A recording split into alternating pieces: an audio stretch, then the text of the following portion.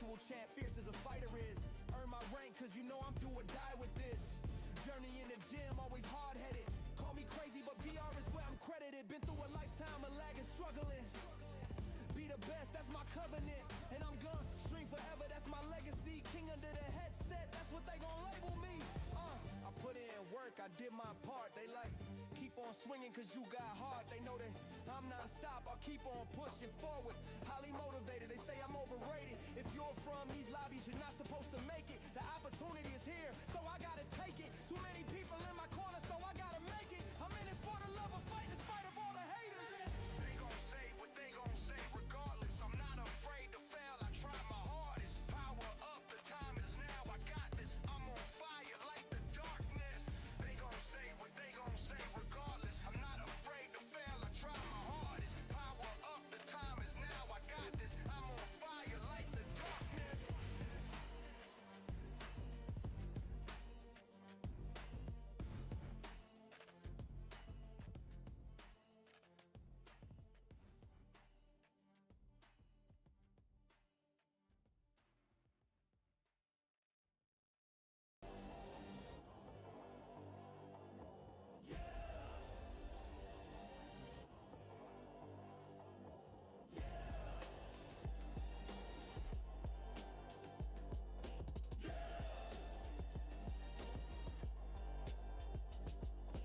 Came up in the lobby, put the hours, no cap.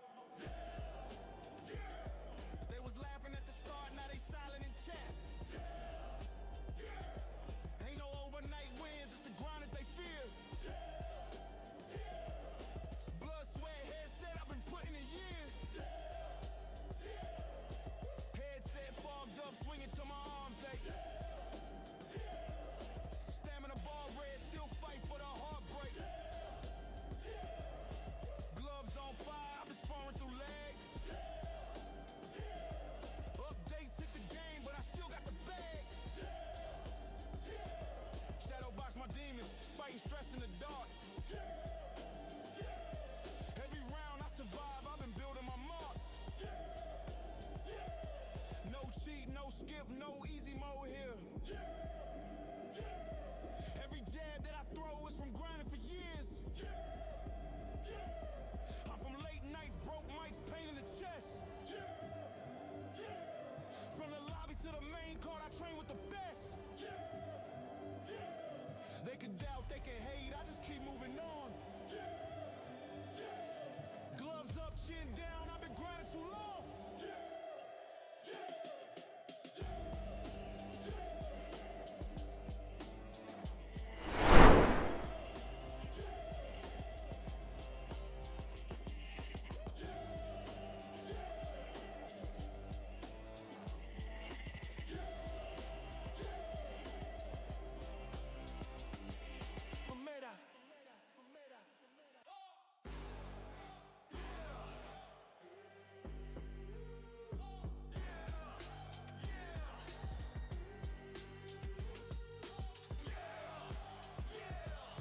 Came up in the lobby, put the hours, no cap. They was laughing at the start, now they silent in chat. Ain't no overnight wins, it's the grind that they fear. Blood, sweat, headset, I've been putting in years.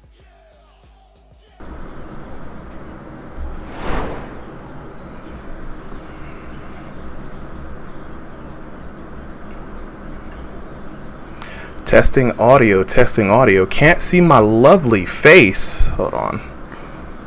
Go to host cam real quick.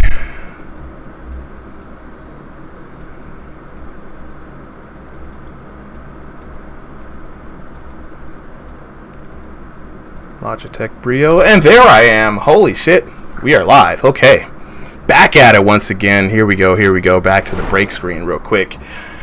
All right, appreciate you guys for chilling through the wait here. Let me go ahead and get a little adjustment, put myself back in frame.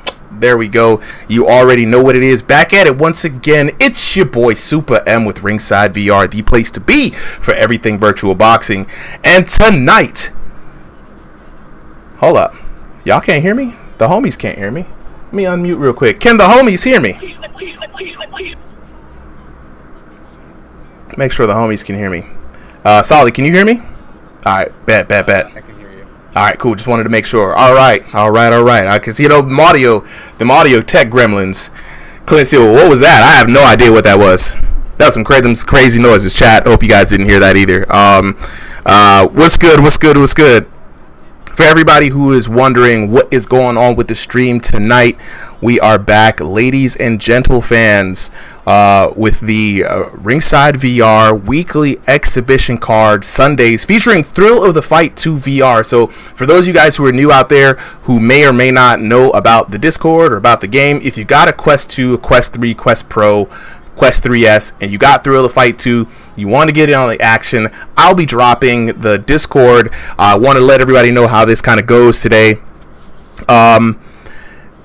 It's going to be a weekly exhibition card. For those who are on TikTok, they still see King of the Hill out there. I will fix that later. We did King of the Hill last week. This card is already have our 30 boxers signed up for the night. So if you're just now seeing this, please just stick around for your viewing pleasure. We got some of the best in the Discord, duking it out here, throwing fake hands in virtual lands, as we like to say, with some VR boxing action. But for now, let me go ahead and get the Discord chat up, because the homies, they're getting reckless out here, man. So Discord chat be wilding, y'all.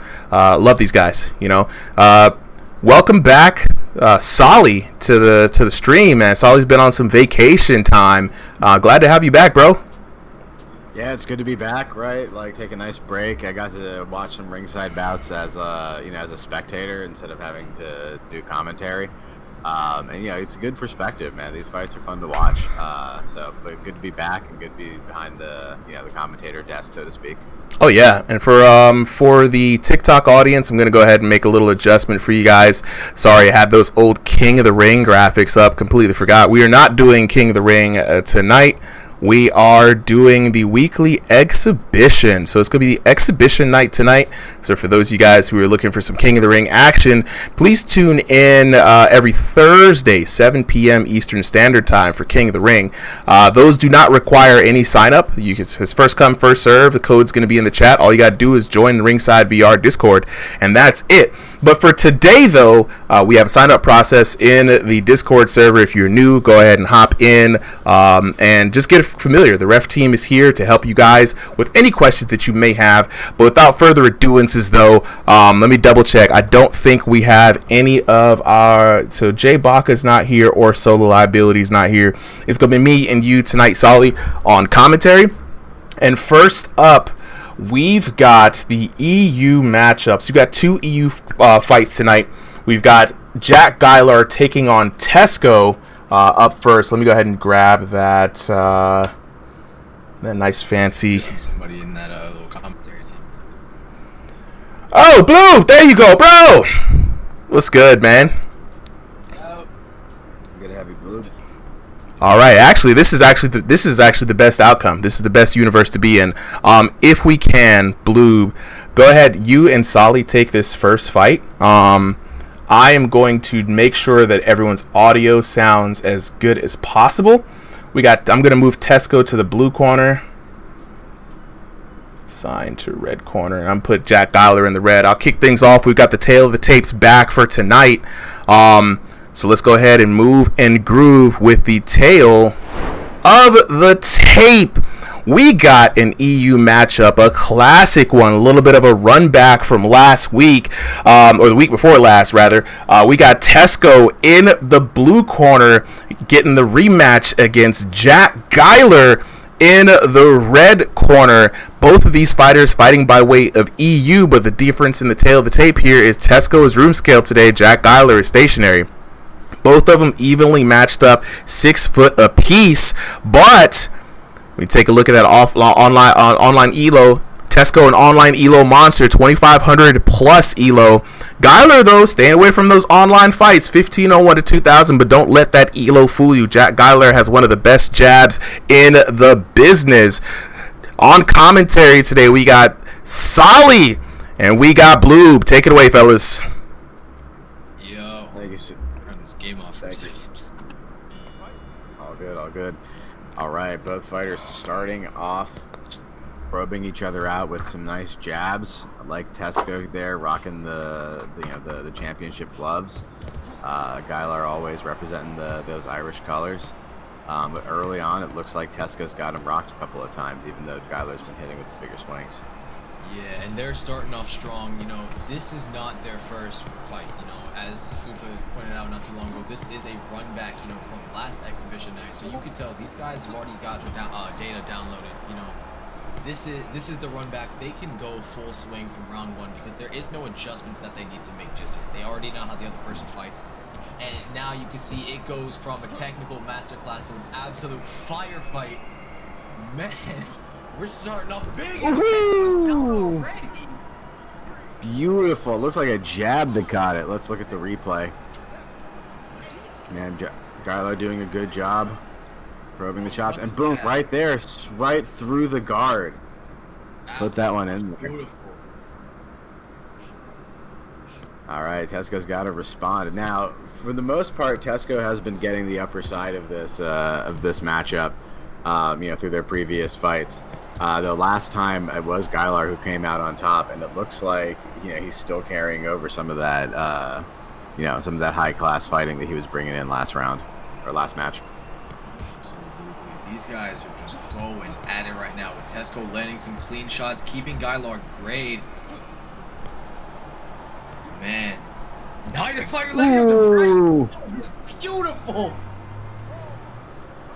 Again, clean, and again looks like it was just like a little probing jab that got the knockdown at the end there. Oh, that was a short little uppercut there. Oh, I see what you mean. Yo, that was more of a lead upper. Beautiful shot there from Tesco.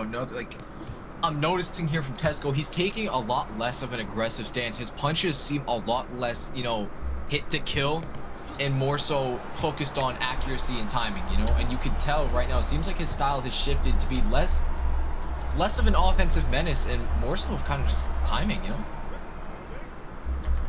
Yeah, I couldn't agree more. He's got you were saying before, right? This is already the adjustment round in a lot of ways for them because it's like the end of this round. They both had a knockdown that's kind of have a clean reset, so they're both just trying to figure out the ways to. Ooh, there it is. I don't know, commentators curse there yet, but Tesco resounding little two-piece there, putting Jack down on the mat.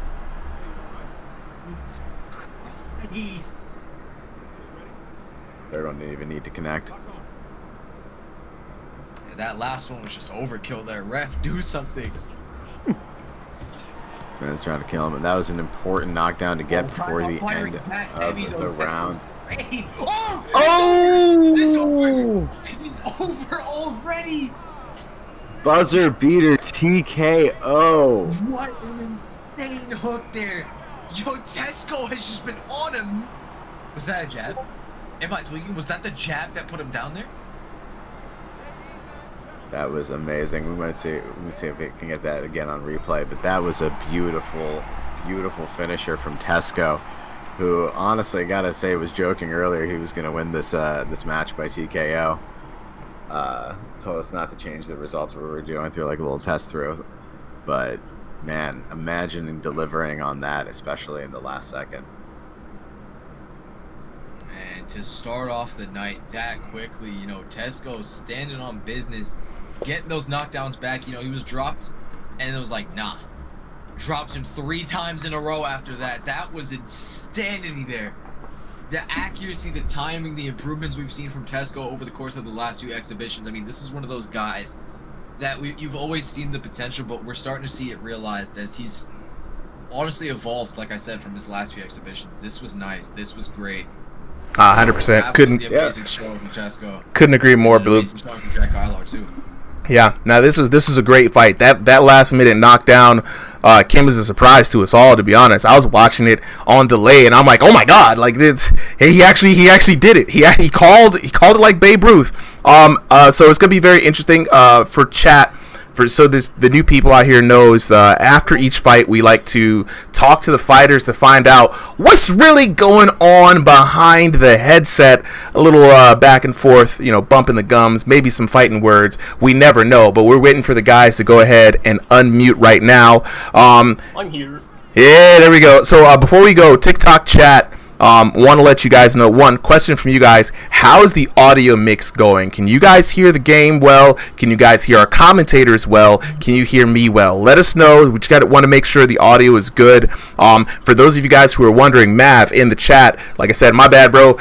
Been really slow on getting back to the messages. We got so many messages here on TikTok. But how do you get in on the action? All you got to do is join the RIngsideVR Discord. I'm going to drop the link in the chat. Drew, Sell It, appreciate the roses. You guys are amazing. We love the support. Every bit of support keeps the channel going, guys. You guys don't know how much it means to me that you guys are showing up, showing out, dropping support, sharing the videos, adding the follows. I appreciate y'all. So if all you got to do, step 1, join the RIngsideVR Discord. Step 2, talk to one of our referees, anyone with a referee tag. There are our moderators, or just honestly just jump in the general chat and be like, how do I sign up for a fight? The community will let you know. It's very simple. You go to the event signups at Sundays, 3 p.m. Eastern Standard Time. In the chat bar, you type in /sign up. You will see the command. You hit sign up. It'll take you to a form. You fill out the form. If you're one of the first 30 boxers that day, you will get in on the card. If you're up to 40, you might be in on our backup list. And beyond that, got to try again next time. But I got to stress, guys, jump in there at 3 p.m. Eastern Standard Time on the dot. By 3:01, 40, 50, sometimes 100 people have signed up, and we really can't help it. It's a very small amount of people we can do per card, but that is great. C-Style says audio is great today. Thank you so much, C-Style. With that being said, though, we're going to take it back to Bloob and Solly, who commented that last fight, to find out what's really going on behind the headset. Fellas, take it away. Morning. Here we go. We got Tesco in here. We got Jack in here as well, I believe. So first question's going to go to the winner of the match. Oh, yeah. Tesco, how are you feeling about that? Last time that you guys fought, I think Jack got the dub. Was this, was the revenge on your mind, or were you just taking it, like a totally new fight? Well, our last fight was a draw. And unfortunately, the ref kind of cucked me with that. But he fought really well. His jab was just absolutely demolishing me, but I knew this fight coming in. I could not let that jab work. He got one knockdown, and I was like, well, I got a jab of my own, and I knocked him down with my own jab. So, yeah, I went in there, and I told you what was going to happen, and it happened. Absolutely, dude. Great predictions. Yeah, go ahead, Blue. I've always joked about this, where some guys will talk about their jabs, and it'll just be a lead overhand, and they'll be like, oh, my jab hits so hard, and it's legitimately just a lead overhand. And then you look at these guys, and this is the only case that I think you could legitimately make a case for saying, oh, my jab hits hard. Because this is the one time I've seen a jab knock somebody the fuck out 3 times in a row, and it isn't just blatantly a lead overhand like a John jab, in the chat, John jab, yep. No, that's true. That is very true, Blue. Like, a classic textbook jab in this game is so hard. For those of you guys who don't know, it's really how the game is coded, right? How the damage system is coded. It does not favor jabs very well. It's hard to get damage out of this. So anyone who can make use of that, honestly, is probably one of the best weapons to develop in this game, because you're going to throw it out more often than not. And for those of you who are knockout artists, got to beware. Someone with a fast jab hit you with those counters, especially since new counter systems coming on the way, guys. So got to be looking out for that. But let's. I just want to say before I go real quick, shout out to Jack, obviously really good opponent. Shout out to my boys Vector and Clint for getting some training in the last couple of days, and of course I can't forget to shout out Lando Norris. Got me in a good mood. Baby, let's go. Nothing like being in a good mood before your fight. You know what I'm saying? The spirits is high. But let's talk to the challenger for this fight, Jack Geiler. Where you at, bro? Yo, what up? All right. Yeah, man, make it quick. Mike is yours. Yeah, I mean, he just beat me. There's nothing really to it. He clearly put the work in from what happened the last time. And I kind of went in with the same thing that I tried to do last time. And I suffered for it. Got a little bit confident when I got him the first knockdown, and then I rocked him at the end of the first, and I was like, fuck, I'll just go for it. I wanted to be 2-2 on knockdowns. And then I rushed too hard, and he caught me. So, yeah, I mean, it's always fun to fight him. This time he got me. Last time I just tried to use what I implemented in like the last round and the last fight. But that won't happen again. So look, we might see the three-peat. We might see the run back again. Yeah, I mean, on this season it's 1-1. Yeah, So, so this season, 1-1. We're on 1. And guys, if you want to do what the audience did the last time, you know, Yeah. what I mean? If the audience thought I won that last time, I'll take it as that. no, absolutely, absolutely. So now you know, Tesco, you can't really take too many chances. You got to outbox him next time. Can't scrap with him. He's got hands. You know, you got to try to outbox him. It's going to be a while, unfortunately, for our second one. I mean, my next couple of weeks, I'm going to be working Sunday, so I won't be able to play. Oh, it's all good. Yeah, I'll be back well, after I 2 might weeks. see you in ranked. I might. Maybe. If you hop on ranked, you'll see me. Yeah, well, we always end up in rank, so. Hey, look, Yeah. whenever you guys can make it happen here, you know, Yeah. I'll be happy. I'll be happy. Great fight from the both of you. Let's go ahead and get our next 2 fighters up. We're looking for John Jones versus Davis Sion, right? AKA Division. Division. Yeah, Division. Division. John Jones. We got John Jones in the blue corner already. We're looking for Division. Check your messages, Division. If it's the first time you received a message from Solly, it'll be in your message requests. But go ahead and hop up on in here.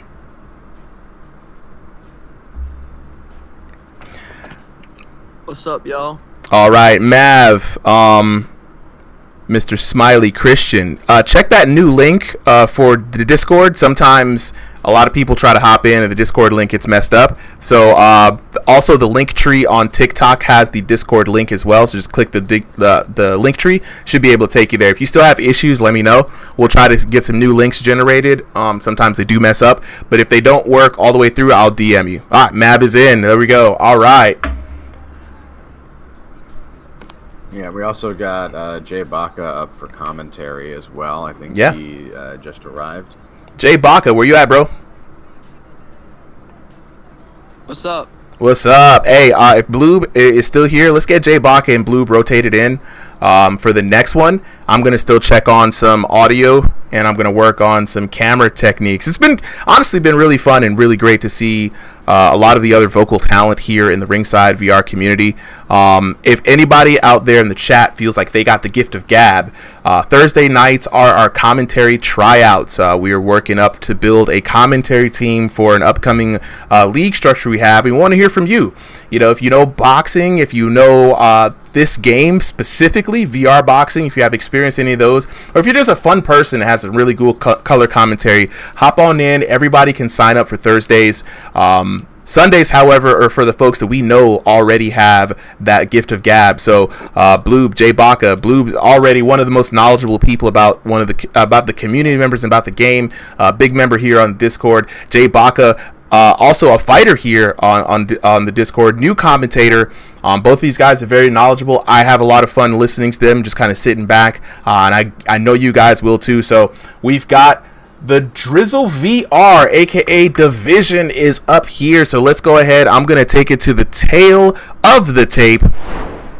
Up next, we got Division. Oh no, taking on John, Mr. Bones Jones. Both of these fighters are EU fighters, our second EU fight for the night.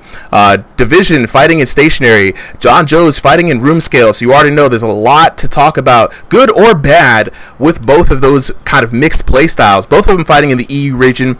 Division coming in at 5'9", John Jones coming in at 5'7". Both of them in a very similar online elo. So 1501 to 2000 for Division and 1501 for 2000 for John Jones. For all those who are asking, how do I fight? I'll let you guys know after this bout continues. But for now, we've got Jay Baca and Bloob up on commentary. Ladies and gentlemen, take it away, guys.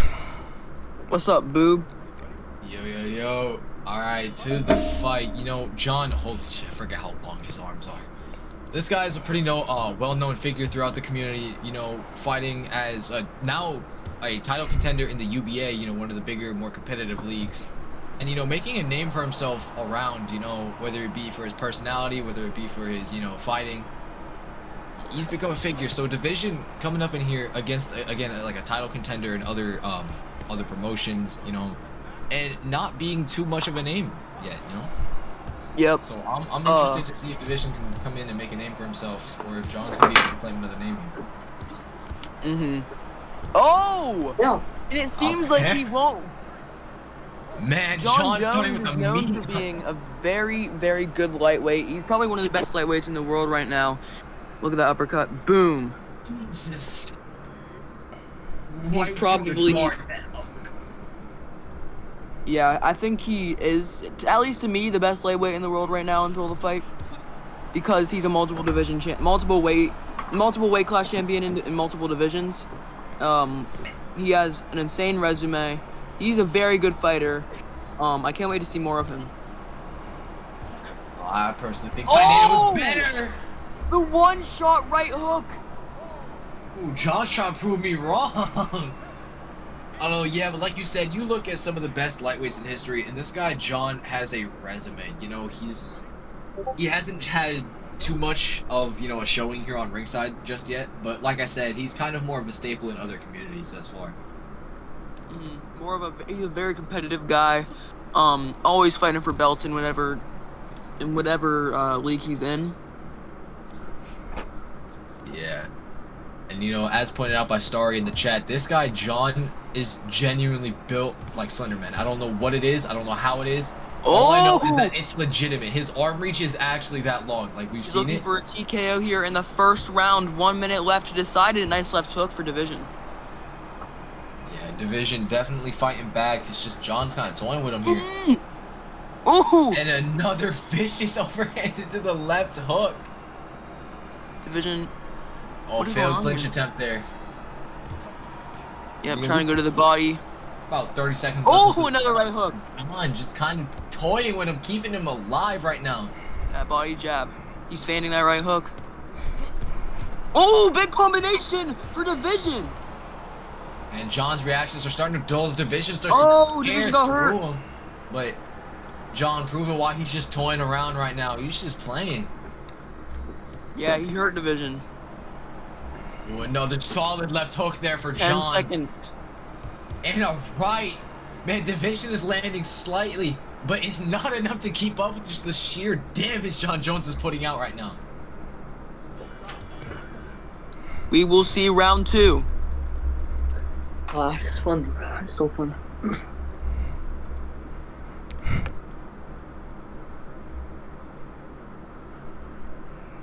And while I wait for the next round, for everyone in the chat right now, I wanted to say I appreciate you guys for locking in with us tonight. We've got the commentary stylings of Bloob and Jay Baca. If you're wondering how to get in on the action, if you're on TikTok, hit that link tree. It's got the link for the Discord. Join the Discord. That's your first and most important step. If you're on any of the other streaming platforms, the link should be in the description under the stream, under every video, and in the channel. Shout out to Division and John Jones putting up a really good fight, guys. What is your opinion on this first round? Man, I mean, it's a clear dominant showing so far from John. You know, I think Division, I don't know if there's much he can do here. I feel like he needs to change up a lot of things, up the pace. Something like this, just kind of bring John a new fight instead of sticking to the old style where he was just getting picked apart. You know? Yep. Shout out to Jared City in the chat. Is that going to be a fight in the future for me? Man, looking, you know, in the chat again, Starry pointing out some good tips in the chat. You know, pointing out the Division really has to get to the inside. He needs to make this more of a dirty boxing match. You know, he can't afford to stay to the outside where John can outreach him, outpunch him, and outland him in pretty much every capacity. Division needs to blitz him. Yep, and he's doing that right now. He just can't seem to get past that defense very well. Absolutely. You can see that head stuck on the center line where John's just able to pick it apart for free eats right now. Division needs to change something. Yep. Right now it seems like he's playing too passive. He's struggling to generate power, or maybe it's just John Jones' defense. Yeah, John has some pretty solid defense right now, using the Philly to react to some of these punches. And dropping Division with a clean combination! Jesus Christ, that was vicious! We are watching probably the best current lightweight put on an absolute masterclass. Yeah, like I said, man, it just looks like this is just free for him. John Jones is coming off of a win versus NT in the RFC to win the welterweight title. Yeah. Oh, but Division has him hurt. He's walking him down. Oh. We're starting to see Oh, Division. no, Division's hurt. Timing. In a body And shot he to the shot to loses the it. liver. Crumbles Division.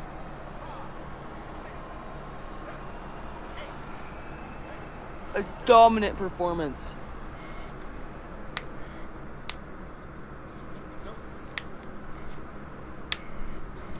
Yeah, man. I don't know if Division has anything here for John. I mean, it's only the second round. We cannot confirm that for sure. But looking at it so far, it's just I can't think of what Division would need to do that it just isn't out of his current skill level right now to contend with John. Yeah, very difficult situation for Division. He probably is going to need a TKO. There's probably nothing he can do to win on points. So far, he's definitely way too down on points. He definitely needs that TKO here, whether he wants to, even just a knockdown to prove that he, take that mental victory, to prove that he has a fighting chance here. But right now, it just seems like he's just kind of pawing away at a guard and just waiting to get caught by one of John's accurate shots, Yeah, it's honestly, Oh! Big combination for John. Division that starting left to find hook his again. timing there, but I think that's just John getting lazy. Man, Division needs to capitalize on that cockiness and start to find his rhythm and his timing for his shots, because otherwise, like I said, he's just taking turns with John where he's pawing at his guard and then getting caught for free. Yeah, another 10-7 round in the books. This is one of the best cards we've had in Ringside VR in a long time. We have Adonis versus Yo-Boy. That one will be We got me interesting. versus Bodie. We got Boz versus... we put- Yo-Boy's not fighting. What? Yeah. Are you serious? Ah, Too late for him, so he can't fight. come on. That one hurt me. I wanted to see that one. I wanted to see Yo Boy versus Adonis. Like how late can he stay? Because we could maybe put that one up a little earlier, switch it up. Because we specifically made that happen because we've been talking about Yo Boy needing to kind of face a tough challenge. Wait, y'all ever notice that every single time he has to fight someone good, he doesn't really show up? Yo Boy can crush it. Yeah, this is pretty much confirmed. Yo Boy just can crushes. That's very interesting. I don't know how to feel. To be fair, he was very ready to fight when it comes to oh my god! Oh my John goodness! interrupted me saying, nah, watch the fight. Big right hook. And John calling out in the chat, he's not winning this round. I'll finish it up here, Boom. saying he's gonna That take was so the fight clean. out here. That was so clean. He went to the body, he slipped a Division's punch, and then went to a right hook, right to the jaw. John is pouring on the pressure now. Oh my gosh! What a performance! The straight right. Let's watch this again. There's that jab, enters, boom, right hook, and then the left behind it. Man, he's putting on a masterclass right now. He on the last knockdown slipped through the right, right there, stepped out through the right again. It's just Division truly has nothing here for John. Yeah, it seems like John Jones isn't really looking for a TKO. Oh! He absolutely is here. Oh! And that will do it! That will indeed do it! A TKO in the third round after a masterclass performance by John Jones, the best lightweight in the world. Arguably. I still put Tornado over him, but teach their own. Tornado is not the best. Oh, it looks like Tesco's gonna have to fight John one day. Tesco, don't get slaughtered. Man, red corner indeed. What a great fight, guys. Let me take a look at the details for that action. John Jones coming away with perfect scores on them SATs. Man, 30-20, 10-7, 10-7, 10-7, 10-6. A dominating performance all the way through. 2 knocks in the first 2 rounds. Getting that TKO there in the third round. Quite a show for John Jones, showing why he has the pedigree that he has. Let's take a look at the damage here. 1689 to 901, 1587 to 909, and then in that third and final round, Whoa, what happened to the observer here? Observer mode getting glitched out a little bit there. That's one of the things I do want to see a fix to. Yeah, the one of the things I do want to see a fix to at the end there is the observer mode. It's high time we had some updates to that. But John Jones, your winner out of the red corner. We're going to take a moment right now to let these guys get from out of the headset and jump back in on comms. And we're going to find out what was really going on behind the headset, guys. Because I need to understand, right? I need to understand what was going on. John Jones looked like he had an easy night tonight. Let me address the folks in the chat real quick. So for those who are wondering, how do I get in on the action? If you're on TikTok, look at the channel description. We've got the link tree there. The link for the Discord is in there. The first thing you got to do is join the Ringside VR family. Become a member of the Discord. It's free. It's fun. We got a lot of cool things going on. That's going to be your first way to get in on one of these cards. If you want to get on the next one, sign-ups are going to be next Sunday, 3 p.m. Eastern Standard Time. All you got to do, go in general chat, ask anybody how to sign up. The community's wonderful. They will definitely help you. And if not, the referees will help you. Either way, what I'm saying is you'll figure out what you need. Just join that Discord, right? Appreciate everybody who has been locking in with that match. How y'all feeling about that last matchup, guys? I had some people in there. Somebody said that fight wasn't fair. John Jones is clearly on steroids. Hey, John Jones will never beat the allegations, right? Somebody was just like, John Jones got to treat this his opponent like his girlfriend. Boy, yeah, it's wild, bro. Exactly what happened. He treated it like it was his wife. Wild. Hey, John Jones will never beat any of the allegations, y'all. But it's not allegations. It's right. Look, at this point, you know what I'm saying? It's facts. Straight facts. At this point, it's not allegations. They're all true. All facts, bro. So if you want to join in on the Discord, get in on the action. Like I said, just join the Discord. The next stream is going to be Thursday for King of the Ring. Open signups for that. No need to sign up. Just jump in on the chat. And yeah, just like I said, guys, so we're going to hear from the fighters here in a bit. For the Q&A afterwards, we're going to leave it to Bloob and Jay Baca. I'm going to go ahead and tackle some of the next upcoming fight. So up next, we've got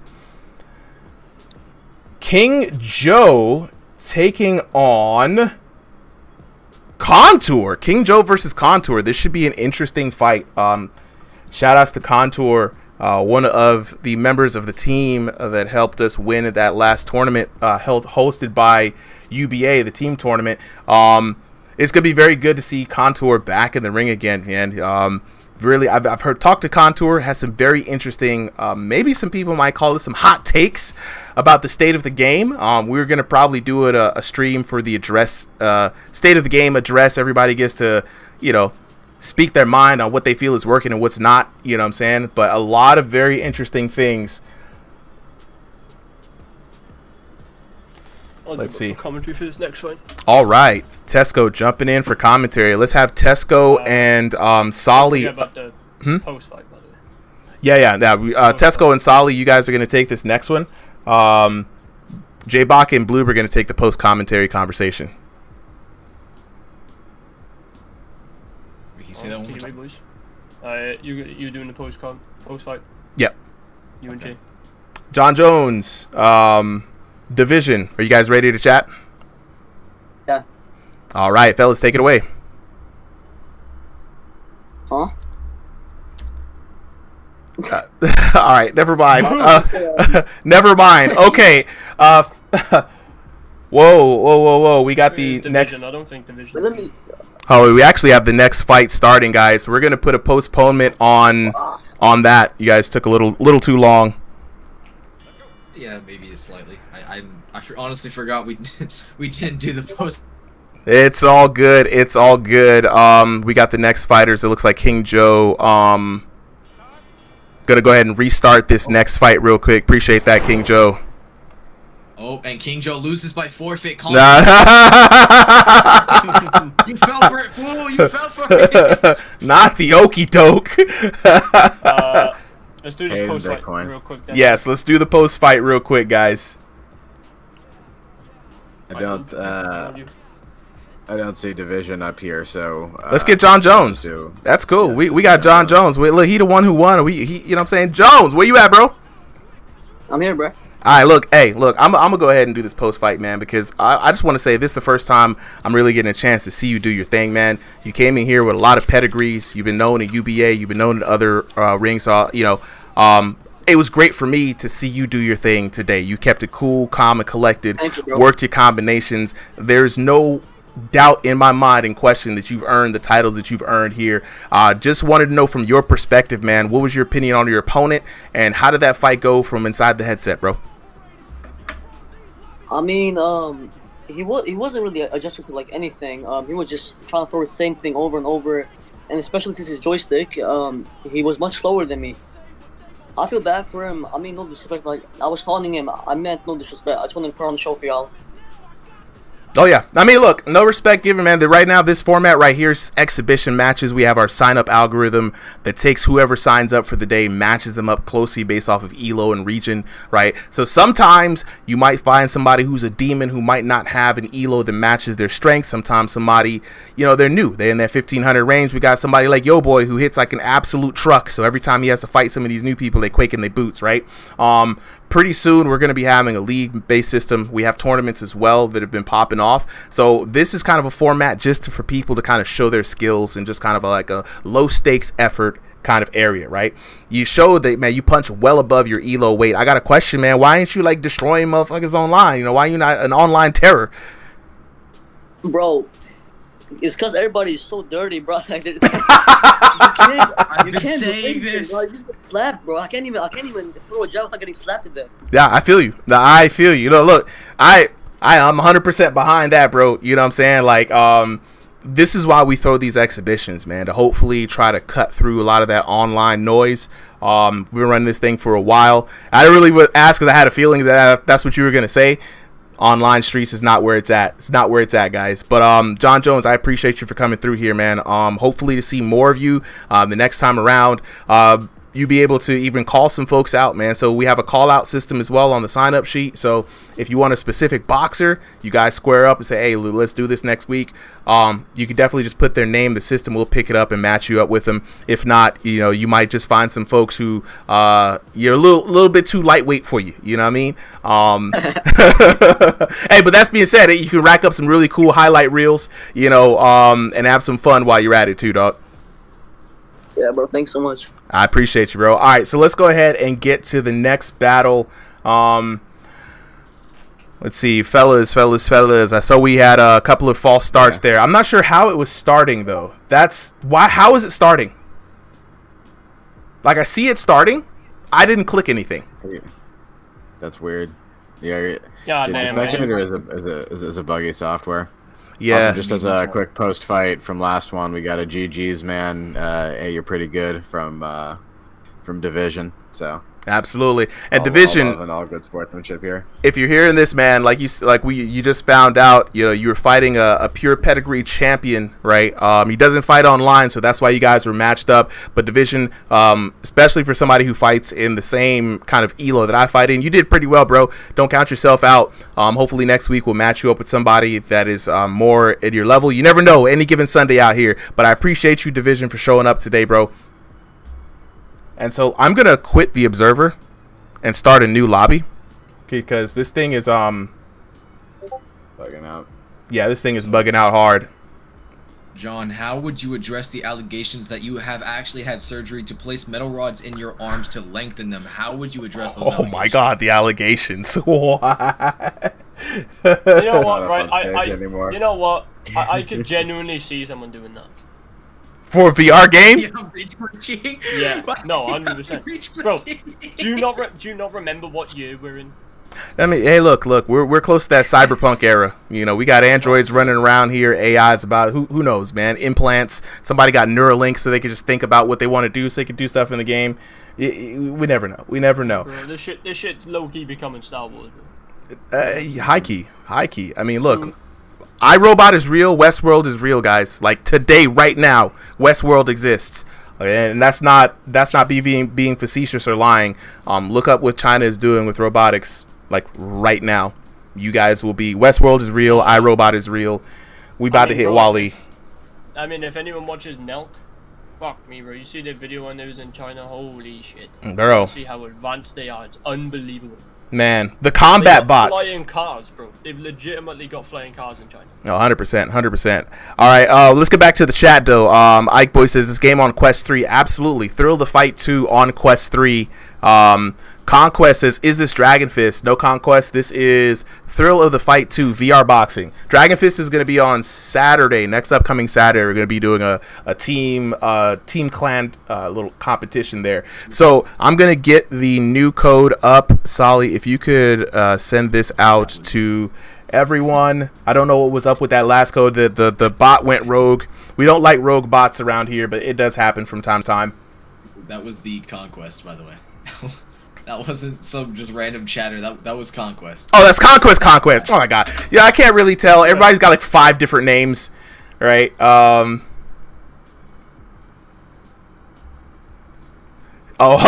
Pork Demon says, no, you just got to put your controls on the opposite side of the room and then make sure you calibrate before that. Then you got the John Jones build. So that's how. Yeah, that's actually how he did it. He did, in fact, admit to... No, I'm playing. Okay. Poop's gonna start rioting, bro. We have officially permanently banned John Jones for... Oh, Kofax says, who y'all got, Tio or Shakur? Shakur all day, baby. Easy money. It's easy. Easy money. Game right there. What do you guys think about Crawford? Getting his belts taken away from him on some BS technicality. I feel like his rant was much warranted. If y'all seen his rant in the car, I'm not gonna repeat what he said, but I stand with Crawford on that. Like, come on now, y'all acting crazy, y'all acting wild, bro. Y'all out of here. The man already won. You know what I mean? That means Inoue is the only undisputed champion right now in the world. Technically, because Usyk got rid of his belts. Crawford stripped, so it makes Inoue the only undisputed champion. Yeah. Jaden Ball with the follow, appreciate it, man. Mav said, I've been here for like 20 minutes and I already really love this. This is like the virtual UFC. Hey, we appreciate it. We out here trying our best. All right, speaking of, let's unleashed a group of fighters who we don't stay up till unrealistic We've just started a new onslaught of midgets that are built like John Jones. Oh my god. Look, we have to start them boater streams real quick. Get them freak body builds. All right, so Tesco, Bloob, you guys are was it Tesco or Solly? Tesco, Solly. Nah. Tesco Bloob, because Bloob, you were this is gonna be an interesting one. King Joe versus Contour. I'm gonna take it to the tail of the tape. Let's go ahead and get on with this real quick. All right, you guys already know what it is. Time for the tail of the tape. We got the King in the blue corner, King Joe taking on Contour in the red corner. Both of these fighters fighting with room scale play space, so hopefully plenty of space to move. Both fighters fighting by way of North America West. King Joe coming up is a staggering 6'4", probably the tallest player that we have in the Discord, taking on Contour at 6'3", and both of these boxers, pool sharks, unranked to 1500 elo. Do not let that fool you. Both of them, also make note, fighting out of the Rising Star Academy. Contour has been working with the King to work on his style, so this is going to be a good match. We got Bloob, we've got Tesco up on commentary. I'm going to go ahead and start this match and go ahead and get up out the way, fellas. I hope you guys are excited for this one. This one proves to be going to be a really good one. Be a good one. I just want to point out that what is that height measurement, bro? 6 billion feet tall. 6 billion. It's accurate. Yeah, no, his height was measured in ancient hieroglyphs. That is on the fault of our translators. Our translators are actually toddlers. Yes. Bro enchanted his height.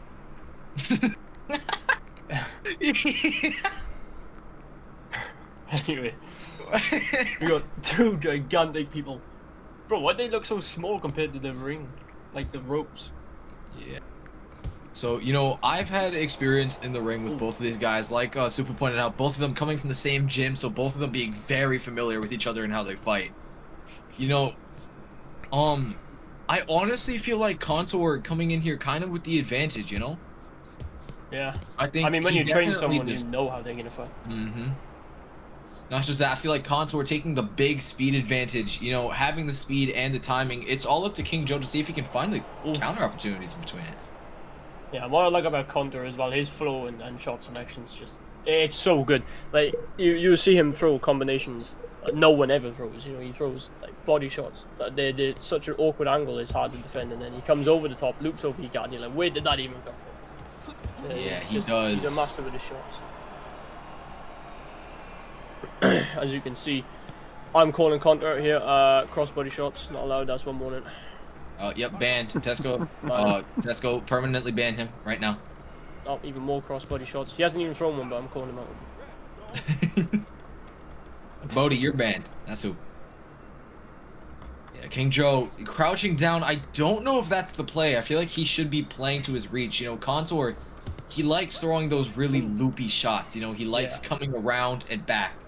And, you know, when you're crouching down like that, you make it a lot easier to access your head. And, you know, you're making him not have to punch up. You're giving him the full usage of your reach, you know?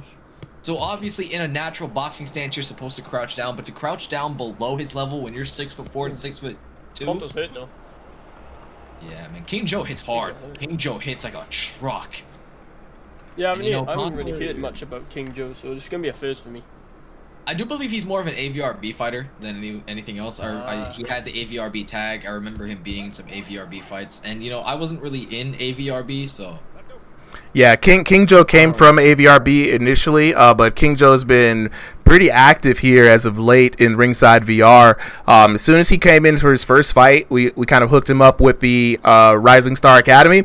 He's been a regular, man. He's been doing a lot of work too. Very much pairing him up with Contour is really the right move. Very much of an intellectual fighter, uses his frame a lot, likes to sit back and kind of observe what's going on, and then formulate a plan sometime around round number 2. So it's going to be very interesting to see how these two match up. Yeah, so I'm seeing a note, like, he's keeping his distance from Contour. He's not letting him come in a lot and throw those looping shots to get around his guard. He did at the start, but it seems like he's gotten around that now. Yeah, and you could see a big speed difference here. You know, King Joe not just preferring a slow pace, but truthfully, I don't think able to hold a higher pace for very long, you know? This is his natural style. This is where he fights, and Contour's forcing him to up the pace. And we're just not seeing King Joe adapt to that, you know? Yeah, I think with Contour, he's so unpredictable, man. Like, his movement, he's always... Yeah, 1 second he'll be hitting you with a jab, and then, you know, by the time you've blinked, he's on your left, and here comes a fucking massive right hand.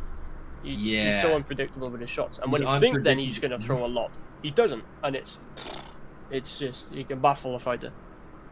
Yeah, and not just that sporadic, like, unpredictable movement, but again, like I just said, it's sporadic, it's quick, it's twitchy, it's difficult to tell what's gonna come out next because, truthfully, the beginning to all his punches are damn near the same. Yeah, I mean, like when you think in terms of like when you watch it and stuff like that, there's only a certain amount of shots you can throw, but it always comes down to how you use your shot selection. With Contour, you know, he does use a majority of the same shot quite often, like the same sort of combo. But I feel like that's him drawing you in to think he's going to keep throwing that all the time.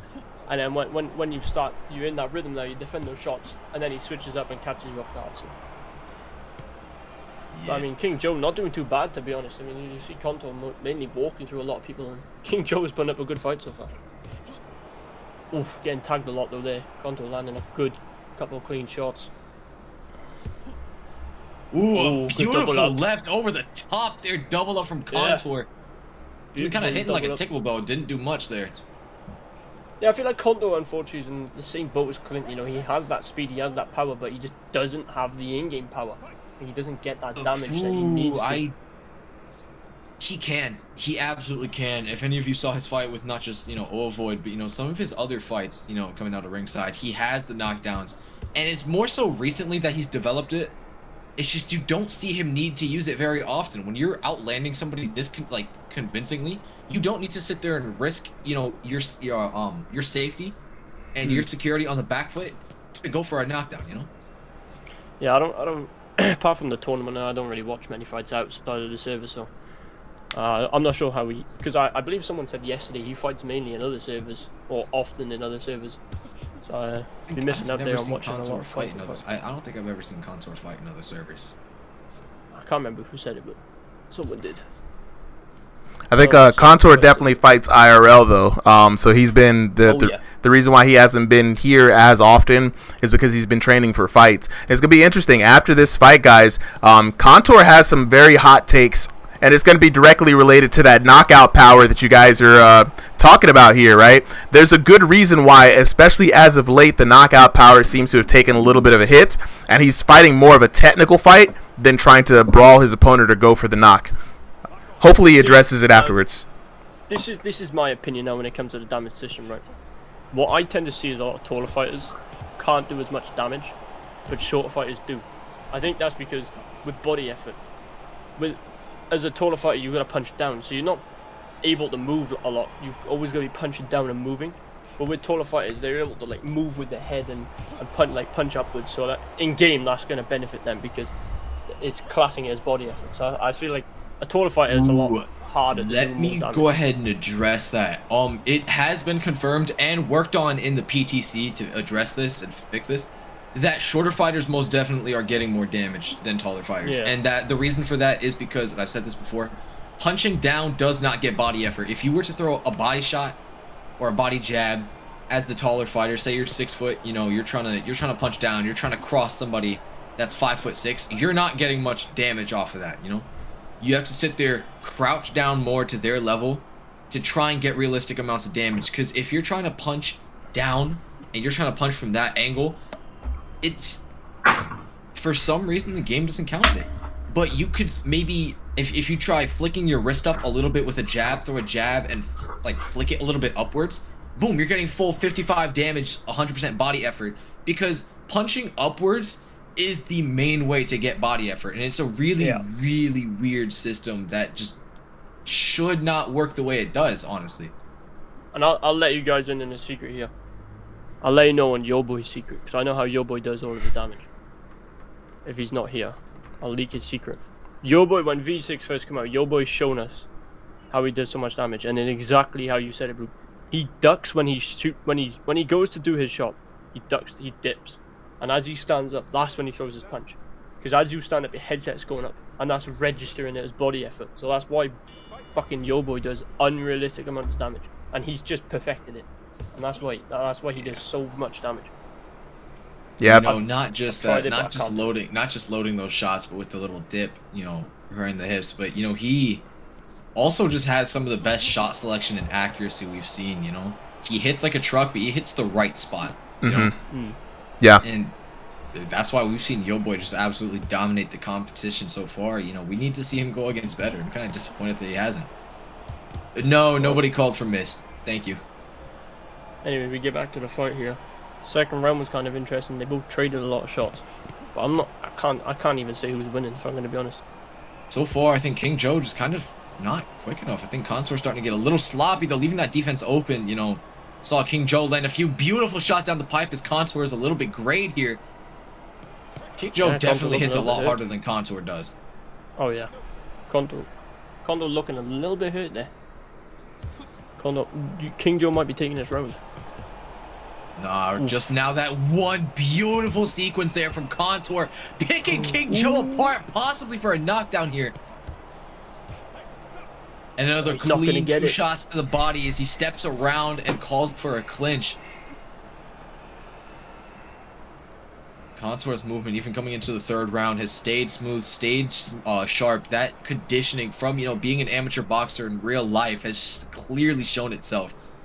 You know, this guy in his damn shadow boxing, you know, for 5% off of a Deadeye VR glove, you know, use code RSVR5, Deadeye VR. And that is it. Sponsor. Oh, I thought that was it then. What the fuck? Okay. Nah, we still have another minute to go in round 3. King Joe put his hand up, like, I was like, what? Yeah, King Joe looked a little confused there. And Tesco, you know, in this last minute, you know, who do you have winning so far? And if so, what do you think the last fight, you know, the losing fighter, in your opinion, can do here to take this in this last minute and look for a knockdown? I'm gonna go with the underdog. I think King's won this, if I'm gonna be honest. I think Contour's gonna need a knockdown this round. It's looking like he might. King's looking quite hurt. Yeah, no, Contour, I mean, he definitely does seem a bit more aggressive this round. You know, the shots are seeming more front foot. Ooh, a beautiful shot there. Good exchange. Both fighters were coming out of that exchange great. And Contour starting to slow down. You standing still for, buddy? Ooh, King's popping off. And Contour's having a little bit of Lagging a connection little bit, issues. I I don't think know so. I don't know what's happening. He just stood there and ate those shots for a second. The stream might be lagging right now. Oh, back to normal. All right, the fight resumes normally. You know, Contour definitely eating some shots, possibly losing the round my over God, that. they're As Contour trading starts heavy. to swing with him. Trading What an heavily. exchange! Holy shit! Oh, if that doesn't bring Contour back the damage, I don't know what will. What a fight! Let's see who took it. Contour Oh, I was so wrong. with So the fucking wrong. dub.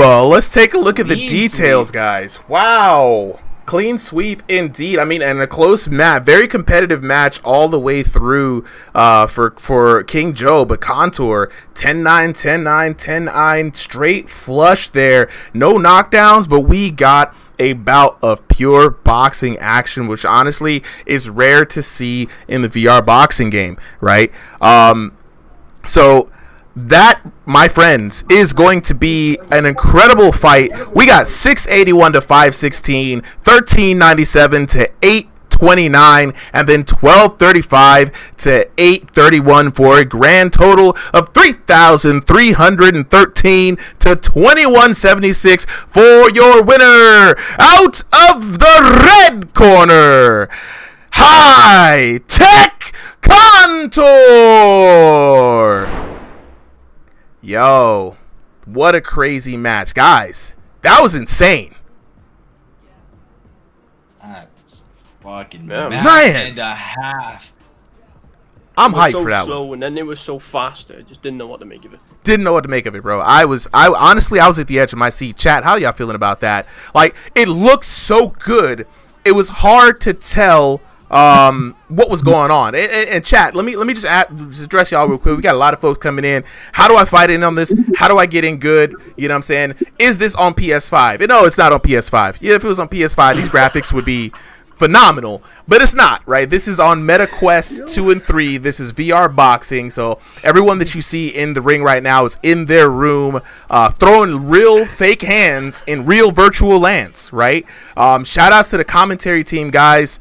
You guys were getting a lot of props there, so I'm gonna leave it with you guys to take it away. We're gonna find out what was going on under that headset. I'm fucking dying, bro. Who the fuck asked if it's on PS5?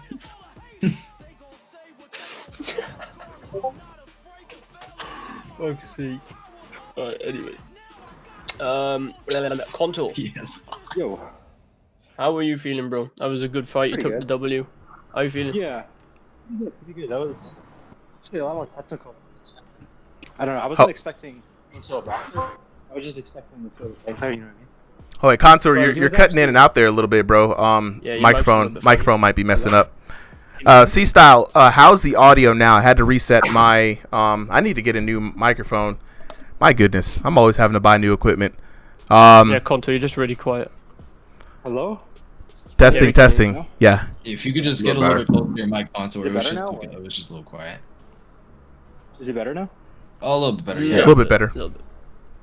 Here, let me just hop on my PC real quick. It'll be like 2 seconds. that works. That works even better. We can go ahead and get to King Joe in the meantime. Yeah. Yeah, y'all go ahead and take on King Joe. J Baka, your mic is bugging right now. If you could just, Right, wait, we got so wait, many King people Joe. on this stage. Can we go ahead and clear out Yo. the stage over here? King, Well, go no, ahead they're and unmute, they're brother. the people for this fight and the people Yo, for what's next up? fight. Alright, bro. Unfortunately, you did take the loss against your coach there, Contour. But from what we've seen, you know, you put up a really good fight, bro. How are you feeling after that? That was a good fight. You know, I thought I did a lot more damage. I ain't gonna lie to you. It felt like I was doing a lot more damage during the actual fight, Mm. especially the first and the third round. I thought I had him Yeah, hurt I a mean- couple times, especially looked the third really good round. in I the don't know. fifth. I think it was. I think I was lagging on his end or something, because there was like a 10 or 15 second thing where I was just throwing punches. Yeah, we saw that on the And- spectator. He was glitching a little bit. Oh, It looked more so to okay. be on his end than yours. Okay, because I was you like, looked damn, good, because though. yeah, I was trying my best. Tried my best. Yeah, bro. I mean, obviously, you know, Contour fights IRL, so he's definitely got that boxing experience. How was it trying to deal with that, you know, that high flow, high intensity amount of shots, you know? I thought I maintained it pretty well. He showed me a lot of stuff that I can't do that he can do. Like going to the body with his lead hand. Like in my brain, I wanted to do it, but I literally just couldn't. Like I just couldn't figure out like the mechanics. I was trying to like figure out the mechanics midway, and I think I got him with it a couple times, but he showed me a lot. Definitely with the lead hand hook, the body, the high low. That was nice. The spin, he started spinning me, and I was like, nah, I gotta back up, cause normally I'm the one spinning somebody, but he started spinning me. I was like, damn, that's how I was not used to that. I ain't gonna lie to you. Yeah. He started spinning me. I was like, damn, I gotta back up, cause I started getting dizzy.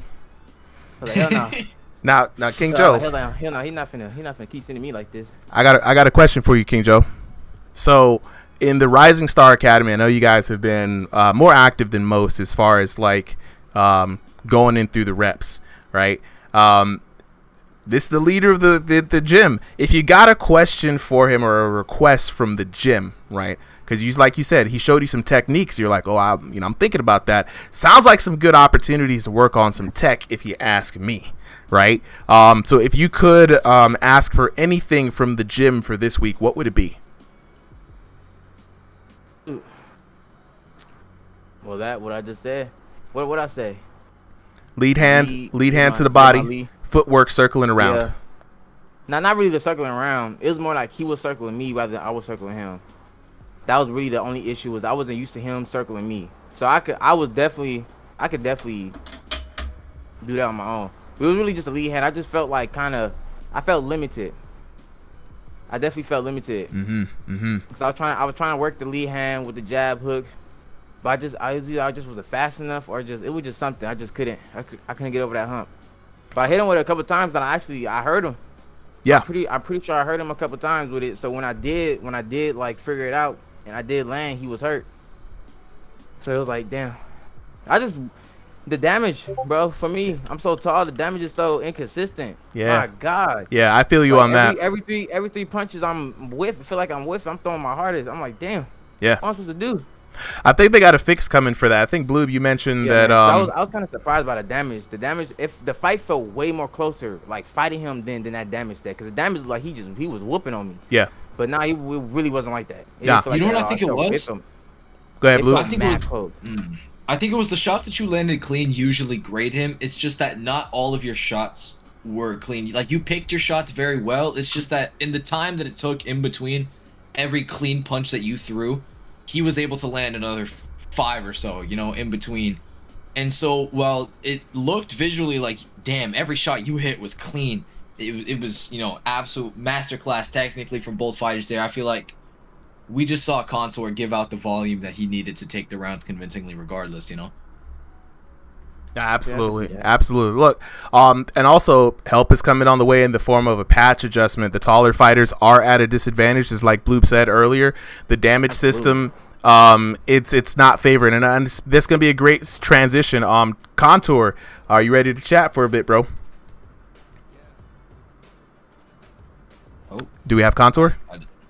Contour? Yeah, he's there. Can you hear him? I cannot hear him. I can hear you. Okay. I'm gonna leave the stage or rejoin the stage real quick. Then the Super, you should probably do the Yeah, same. I'm gonna rejoin the stage. So I definitely want to hear what he has to say. Hold on for a second. Let me go ahead and rejoin the stage. Give me a second, chat, because Contour has an interesting take on the current state of the game. Yeah, I can hear you, Contour. Yeah, let's get Super back up in here. All right, Contour. Yo, hello. All right, we are back. Okay, Contour, first of all, congratulations on the dub. And then as well, I didn't get to thank you personally for representing Ringside VR well in the last UBA event, but we got the posters up right now. So Blue, I'm dropping the file. There's two versions of the poster. One version with just the 3 combatants, and another version of the poster with the combatants, the subs, and the coaches. Right. So full team, partial team. They're both print ready files, and so it's gonna be easier just to share that file with you. You guys can download it and then just Send it to whatever print shop you want. It's 2x3, so it should be a big poster. So let me know if you have any issues with that, and I'm going to be dropping desktop background versions of those in the week. But to move on to that, well, real quick, the Grudge Hammer in the chat, happy birthday, big chillin' birthday weekend, chilling today, watching streams. I appreciate that you chose to use your birthday. I know you working hard, bro. You know what I'm saying? So out of all the busy times, you chose to use your birthday time with us. Appreciate it as always. And again, we got to lock in with the chat, man. I want to get Shannon hooked up with the stream tech. Like, I want to see what you guys do with that. But so Contour, you have had some very interesting takes on the state of the game, especially as it relates to damage, right?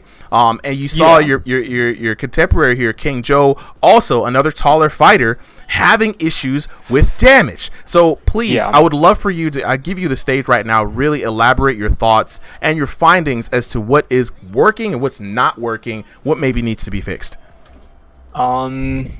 Well, the biggest thing is that it doesn't really benefit rotational power at all. It more so benefits ground up punching. So ground up punching is fine. It's just, if I start learning that in real life, if I start to hop into every single punch, believe it or not, you're kind of off balance. Yeah. So if I'm coming up trying to throw a big shot in real life and I come up into another punch, that's called, what was it called again? I can't remember what it's called, but going into a fast moving object while you're moving really fast yourself will hurt you really badly. It happened to me against a heavyweight this one time when I kind of got used to hopping with my punches. He turned my head completely. I looked like 360 behind. I saw like behind me completely. Yeah, so yeah, you don't want to do shit like that. You don't want to get into the habit of like getting good at throw of the fight and it's compromising your actual technique. And that's one thing I don't like. It's really hard to accurately measure the rotational force unless you're moving your head with it. And there's another issue with moving your head. You're also moving into hooks potentially. Yeah. So that's my issue. It's just that you need to have over-exaggerated movements for the game to pick it up. And I think that's very, very bad. I think that's, well, like it's hard in on itself to actually like measure rotational stuff without using your head, without using all these other techniques. I get it. But then again, like I said, it's not helping me because the biggest reason why I like this game is because, you know, I can use it for real life training. But at this point, I'm really just useless unless I learn this gamey style of having this power. Yeah. And I do call it gamey because you're literally needing to copy the exact code measured in order to have power. That's very gamey. Yes. Much agreed. I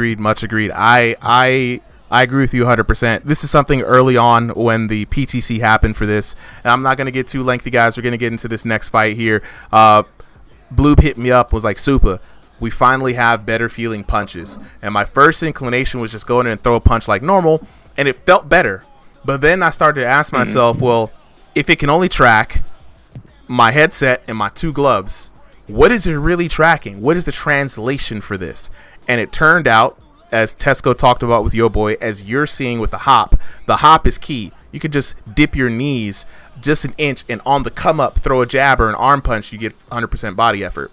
Now, the biggest thing was like people were saying, hey, you know, it's a very like cheap way to play and just throw the regular punch.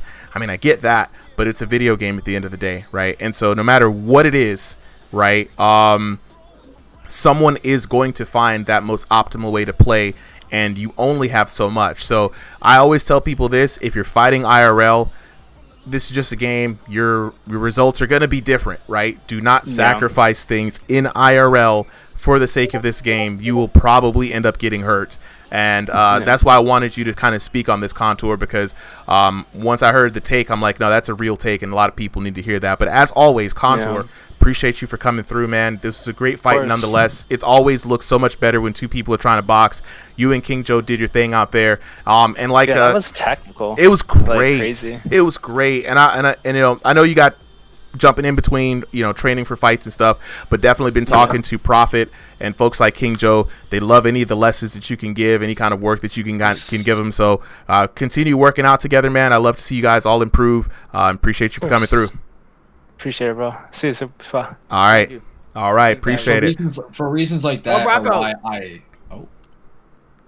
what was that? Anyway, Blue, what were you saying? Am I tweaking? Nah, you weren't tweaking. I heard that too, but I wasn't really sure what that was. But yeah, go ahead quickly. What you were saying, and I'm gonna go on to the tail of the tape. And this is why I feel like Thrill the Fight 2 is one of those games that, like you said, you have to treat like a game, but you also can't play publicly. Like, you have to play in the leagues, or this game is genuinely insufferable. Yeah. Yeah. Like, it's either you're a league fighter, or you're a bum until proven otherwise. Trademarked, bloop. We're gonna put that up on a plaque somewhere. You're either a league fighter or you're a bum until proven otherwise. Hey, look, we're gonna do that quotable. All right, so who's up on commentary next? I know Jay Baca wanted to hop back on. Solly hasn't commentated in a while, to be honest, right? So, Solly. Yeah, and we also got Kobe in the audience asking if he can come up. For now, we're full with commentators for tonight. Solly, Jay Baca, you guys go ahead and take the next one. Sounds good to me. Yeah, Kobe. All right, got a server on you, Jay Baca. All right. Sir, Jay Baca, you good? Okay, cool. All right, so I'm gonna go on to the tail of the tape. Next up, we got JT Prince taking on the man with the master plan, Prophet. Rare opportunity to see Prophet. Shout out to Prophet helping us on the back end here. Both fighters fighting in stationary, so a little bit of a different style for you guys, right? JT Prince fighting by way of North America Central, Prophet all the way out in the West Coast. JT Prince with the the quotes, the TMs, 5'7" TM, all right, taking on Prophet at 5'10". Both of them kind of evenly matched, right? JT Prince brand new to the game, unranked to 1500 elo, stationary fighter there, and then Prophet coming in 1501 to 2000 elo. So a lower elo fight, just to give you guys a bit of a different contrast here, but it's gonna be good all the same. I'm gonna let it go to the commentary team. Fellas, take it away. All right, good to be back on the commentary desk. Jay Baca here with me. All right, so we got Prophet straight from our Ringsider tech team, fresh off of building this wonderful system that we have to help get these fights organized. Get like 15 matches in a night. Pretty solid card. JT Prince, on the other hand, here coming in, bit of a newer fighter, lower elo, but the servers reset, so anyone has a chance to make an impression here. Any early impressions, Jay? Prophet's using his jab right now really well. He's definitely I think he's fighting out of the southpaw stance, using that right hook, using that right jab. It's working well for him. Yeah, that's a good point. So just to look, JT in the purple and white, Prophet rocking the blue and white with the white trim, with the yellow gloves. Gotta love the bug. Gotta respect the bald look. Us bald guys gotta stay together.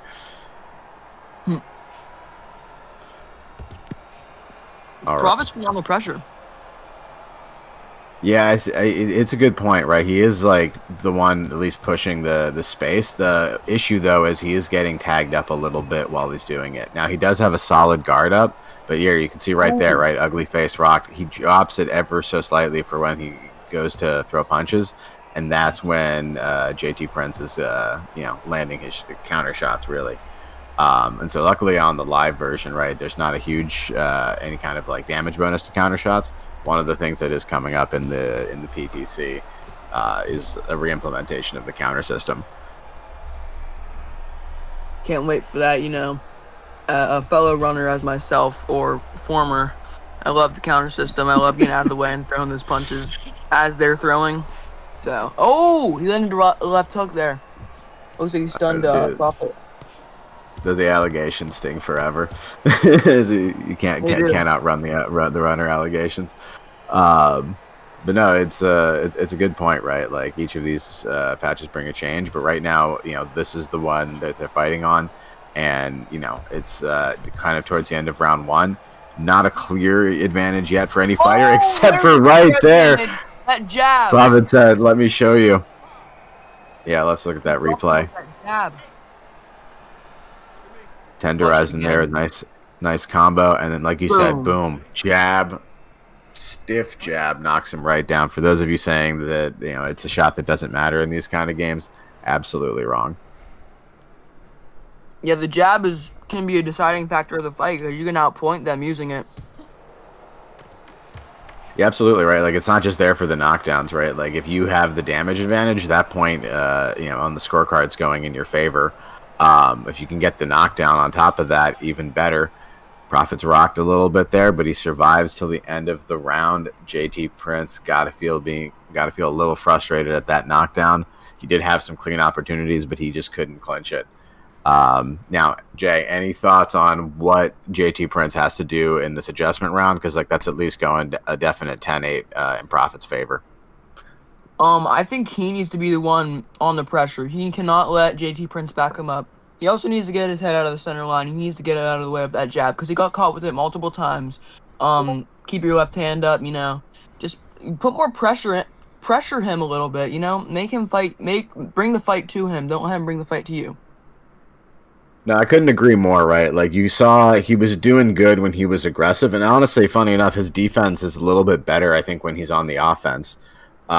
But when he was, caught off guard, stepping back, that's when Profit was able to capitalize, and he landed a clean combo, backed him up, and then boom, knocked him right down with the jab.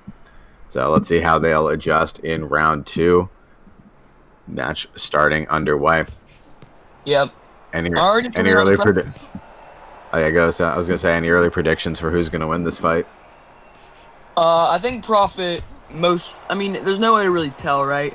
But just how it's been going so far, I'm gonna take Profit. But it's not looking it right now. JT Prince landing huge combos, putting the Profit on the ropes.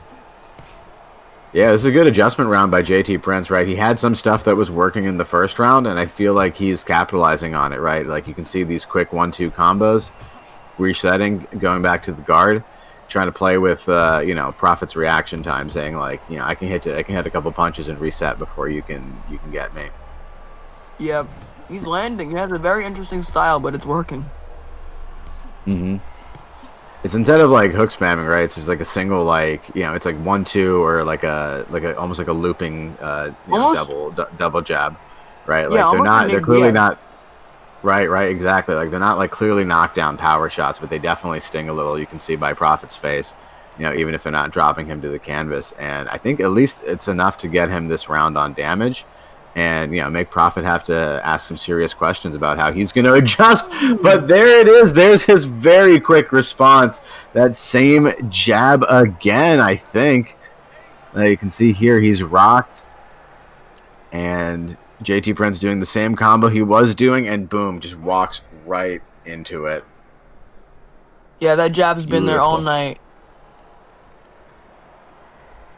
That is a shame, because that was a lot of damage and advantage going into JT Prince's favor that is now going to get completely undone. And if he can't get another knockdown, that's going to be another 10-8 round in favor of the Profit. He has 1 minute, so he can do that. Oh!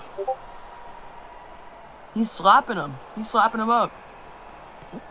Yeah, he's got a solid strategy, right, in terms of like getting the hit, but I feel like he either hasn't maximized the like the way that you have to do damage in this game, right? I feel like he's punching a little bit upright. Super was saying, right, got to bob a little bit into that head motion. So I think that would give him a little bit more power. Yeah, but then the other. Yeah, you can tell, right? Like it is hurting Profit, right? Like these aren't nothing punches. That ugly face is there very prominently, but it does seem like none of them is quite landing either with enough damage or at least in the right spot, right? I feel like he's just doing something that I see a lot of fighters do, right? Like they just go for the hit instead of waiting a little bit and going for the critical shot. Mm-hmm. And here we go towards the end of this round. Now, knockdown's definitely going in Profit's favor. Jay, what do you think about the damage, though? I would say in that round, right, like I feel like JT Prince, at least just in terms of volume, had to have been winning out on the damage before that knockdown happened. Yeah, I'm sure he absolutely did take that round on damage. So dominantly that I think he could have gotten a 10-9.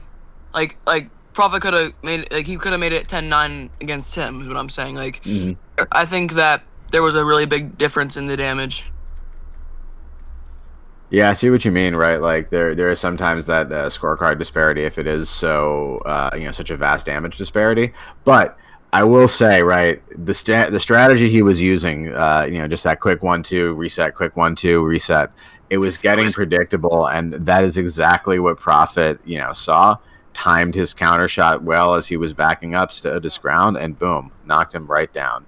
So, at this point, probably looking at, TKO as your only hope of salvation, or at least, getting like a 2 knockdown round with like all the damage. And then a point deduction. Trying to win maybe a point deduction, but you can't really force those that much. Mm-hmm. Prophet. Yeah, it looks like JT. Going back to that. Sorry. I was going to say JT Prince kind of adjusting his style, right? He's not doing the exact same combo he was before, although trying to refer to it every now and then. But I saw that he was mixing in some other shots there. I like the little short uppercut he threw earlier, like right there. Mm-hmm. Throwing a 1-2-3 instead of just the 1-2. He's starting to work different strategies, and I like that he's not rushing this round 3. Oh no! A counter. I think it was another jab. If it was another jab, we have to watch out for this dude, because those jabs have so much power in them. See, he landed that right there, and then again, right there. That's 2 jabs in a row. Boom, another jab. That's 3 in a row. That's beautiful. I love the doubling up of the same shot too, right? Some people just don't expect it. And yeah, JT Prince at this point is just flooring it, right? He's already knocked down. He's lost 2 rounds already. He knows that he's had, close to knockdown shots with the rocking the ugly face. He's just giving it his all at this point. You gotta respect the heart. Very Nate Diaz-esque style. I like this style. I know a lot of people are gonna say it's like slapping, hook spamming, but the game's registering it, and it's like he's not going 100% with the shots. It's kind of like 50-50. He's kind of like 50%. He's singing every time he hits you. Yeah, and again, right, like there are people, like you say, that punch like that, and I think it makes a very, it makes a more fun game when you can have a lot of different styles that all still work, as opposed to like everyone has to fight exactly the same way. Otherwise, right, like we're missing out on the optimal damage, right? Like that's something that, oh my god, that's just been shown in this night. It's just how many different ways you can fight, how many different ways you can get these knockdowns. Prophet saying jab every time, please. Ooh, another jab. That's 4 jab knockdown. Yeah, and let's see if he's still got 30 seconds left in this round. He could, the fact that it's a jab means that this knockdown could come out at any moment. Now, the one thing that I think has been pretty consistent is that JT Prince is walking into these shots, right? Like it's not the super long range jab. It's just perfectly timed and disrupting JT Prince's rhythm each time here. Yeah. He has 10 seconds. Let's see if he can do something big. J Prince is already lost though. That's terrible. He's surviving, and that's the victory in itself. Sometimes you just gotta stay upright at the end of the match. Yep.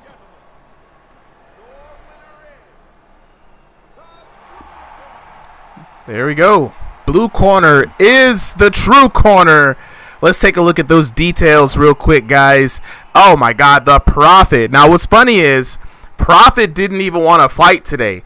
He had a new headset, and I was like, you got the upgrade, bro. Try it out, and look here. 10-8, 10-8, 10-7. This is Prophet's best fight on Ringside VR to date. 4 knocks, 2 in the first and second round, 2 more in the third round. Again, looking at the damage was pretty close though, guys. So even though we saw a lot of slap demon technology coming from JT Prince actually out-damaged Prophet in 2 of the 3 rounds.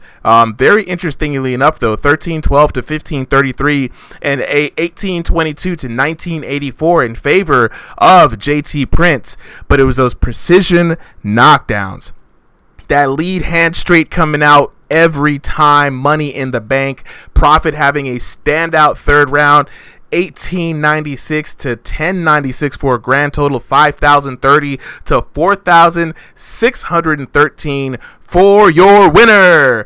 Out of the blue corner, the Prophet. Chat, make some noise. Prophet is the mad scientist in the tech team, working in day and night nonstop to make sure that this production runs as smooth as possible. Glad that he got a dub. We're going to give everybody just a moment to get back on the comms here while we find out what's really going on behind the headset. And Prophet, I got some tech notes for you when you do show up there. You know what I'm saying? As always, but next, can we have Jay Prince and Clint Steele up next? Jay Prince and Clint Steele.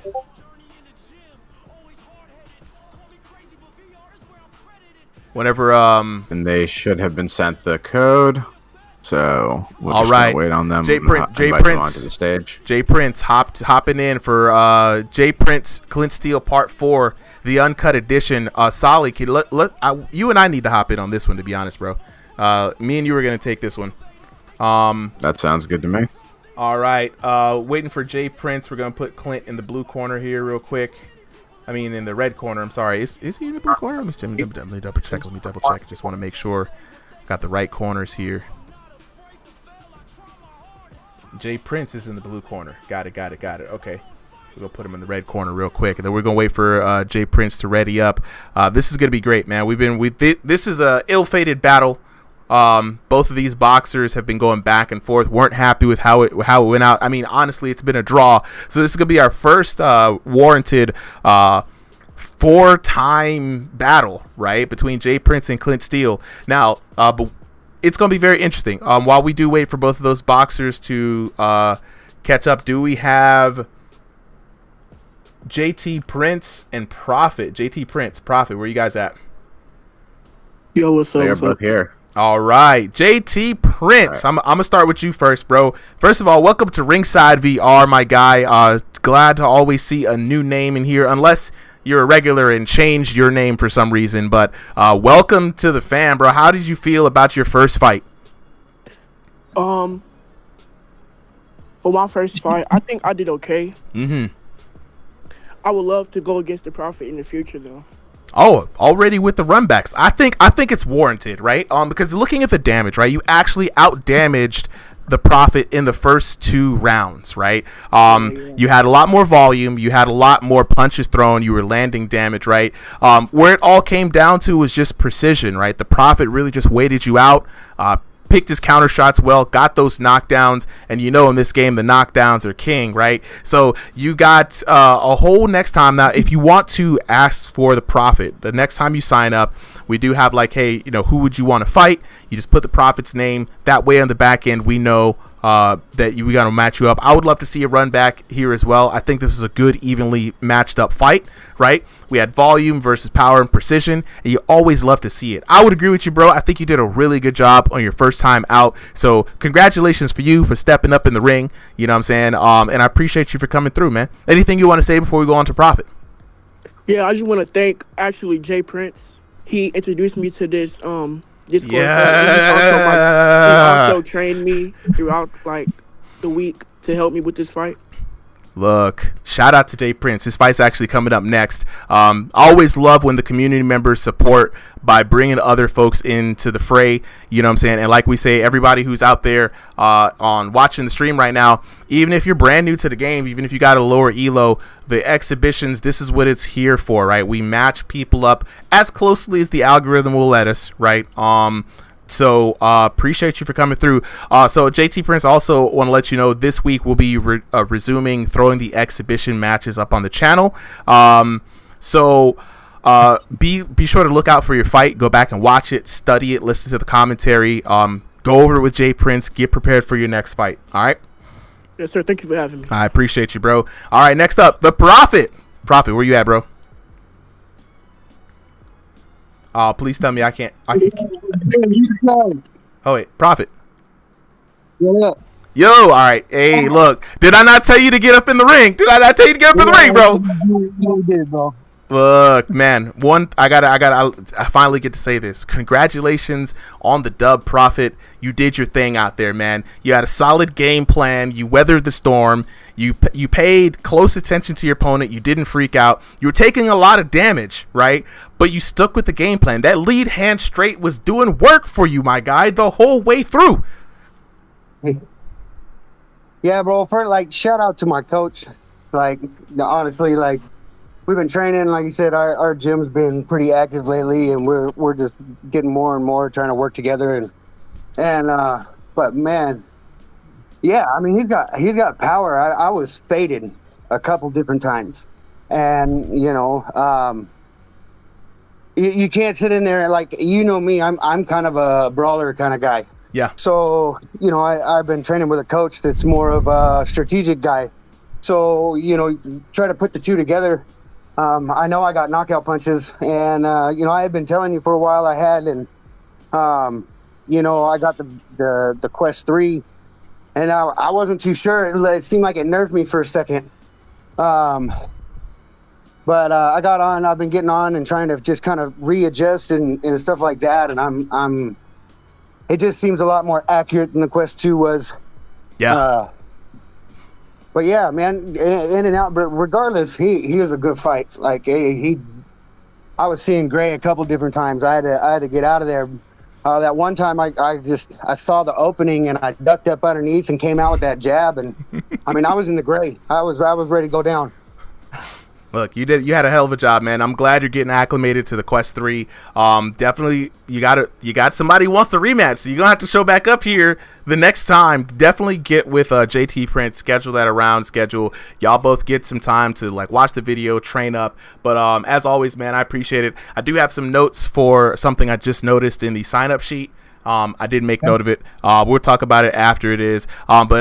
Appreciate it. We're going to go ahead and get on to the next battle. This time it's going to be myself and Solly, the original dynamic duo, back at it once again to commentate Jay Prince and Clint Steele 4. This is going to be interesting. Before we do, though, for everybody who wants to get in on the action, all you guys got to do is join the Ringside VR Discord. If you're on TikTok, it is going to be in the link tree in the channel description. If you're on the other channels, it's going to be in the channel description or under every video that is posted. We like to post the link there, but without further ado, though, I'm going to go ahead and get on to the tale of the tape.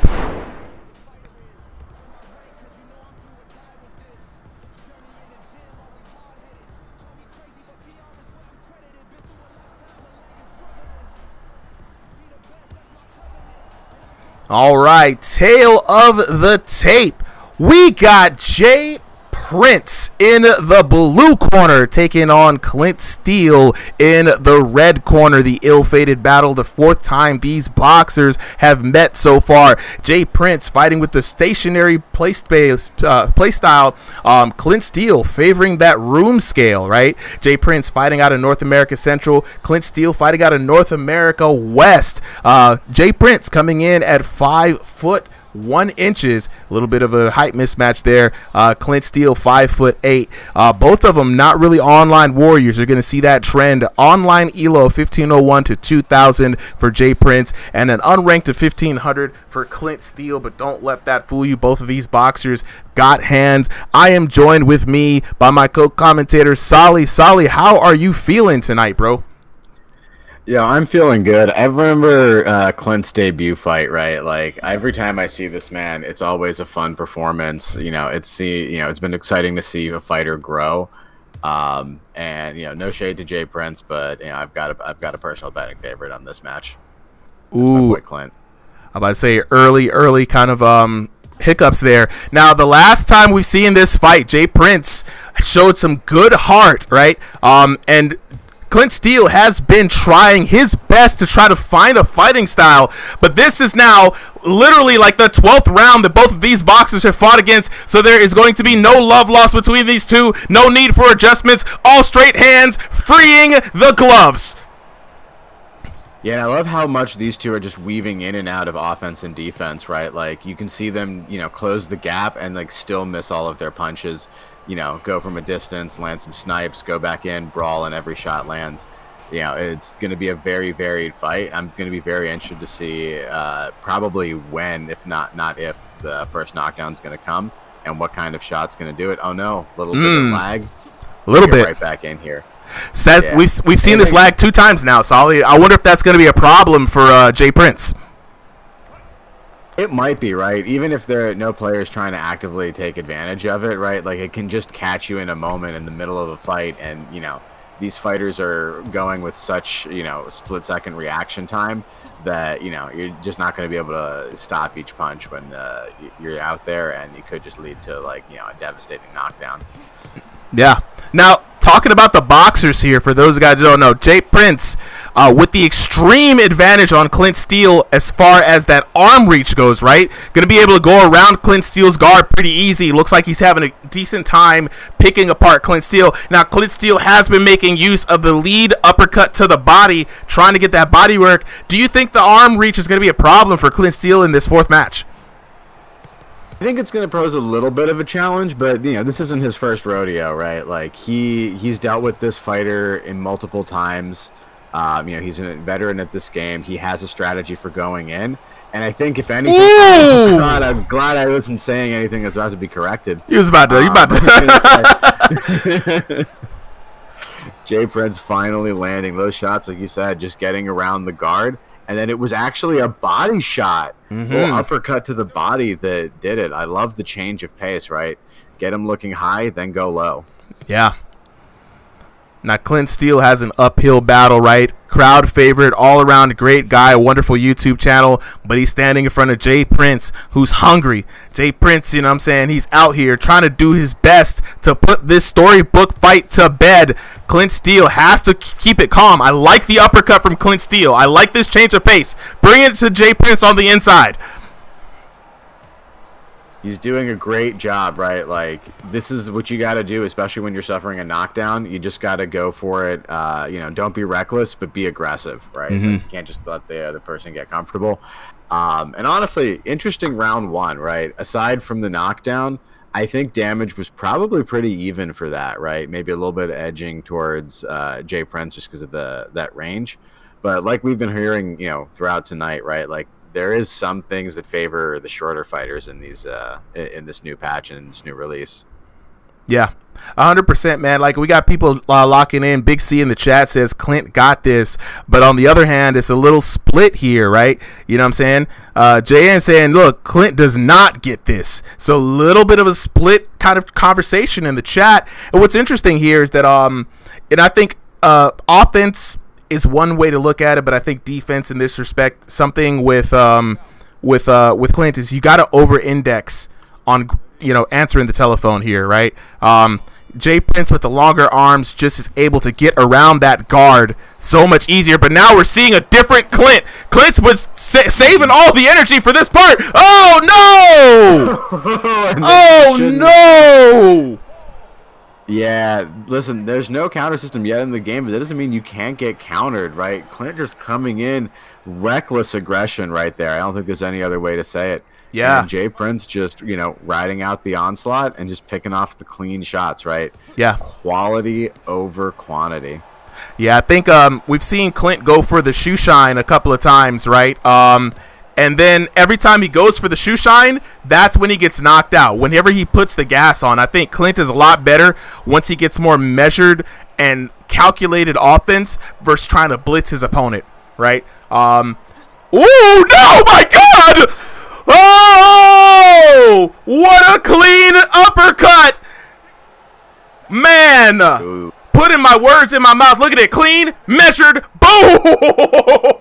Wow, no lead-up shots either, right? That was just raw, perfect power, exactly what the game wanted. And honestly, that looked like a decent boxing shot, right? That was! He was doing IRL, but the form was clean. That was, oh my God, that was clean. Clint, whatever you did on that, you got to just keep doing that. With that knockdown, he's definitely put this second round back into a competitive round. He just has to out-damage his opponent in Jay Prince, and then he could take this round and set himself up for a third round. Like, you got to play chess. It's only a 3-round format, right? Like we say, Solly, it's the adjustment round. And I think Clint made the adjustment that he need. He just has to work on the defense.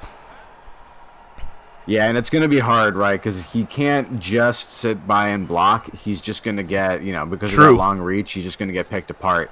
So he's got to be, very, very careful with when he chooses his aggressive moments and really make the most out of them, right? Like, he's seeing this onslaught. He should be throwing counter shots here. Or going for the clinch. Angles.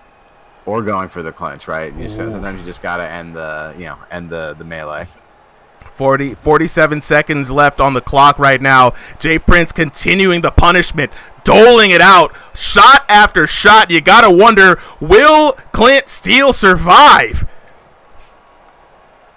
Yeah, it's looking more and more difficult, right? So, like, the knockdowns are even, but I think the damage might be going in Jay Prince's favor if this keeps going, right? Like, at this point, he's got both the quality and the quantity of shots.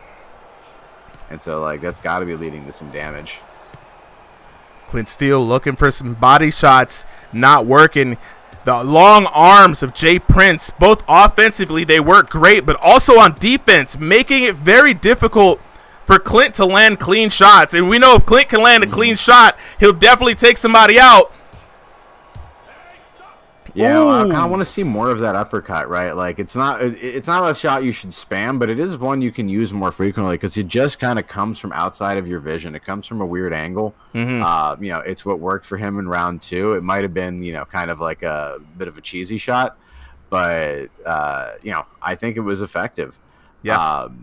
What I want to see more from Clint, right, as we get into this third round, I think he might be down 2 whole rounds. He's got to go for broke. But, don't be overly aggressive, right? Use some feints. Try to get Jay Prince to bite, catch his rhythm, and then, counter shot. Even if they're not bonus damage, they're still going to hit hard. Yeah, I mean, I can't agree with you more, man. Even though Clint managed to get that knockdown in the second round, it was Jay Prince that I had up overall, just doling out the damage. And it's a difficult uphill battle, man. Jay Prince doing a wonderful job tonight, measuring himself, keeping the pace pressured high on Clint Steele, but the shot selection, the timing, using his reach and his frame, man, this is what you want to see, and this is going to be where all the money is laid out, ladies and gentlemen. Round number 3, Clint Steele in the white trunks with the black trim, Jay Prince in the teal trunks. It all comes down to this very moment. Who's going to come out on top?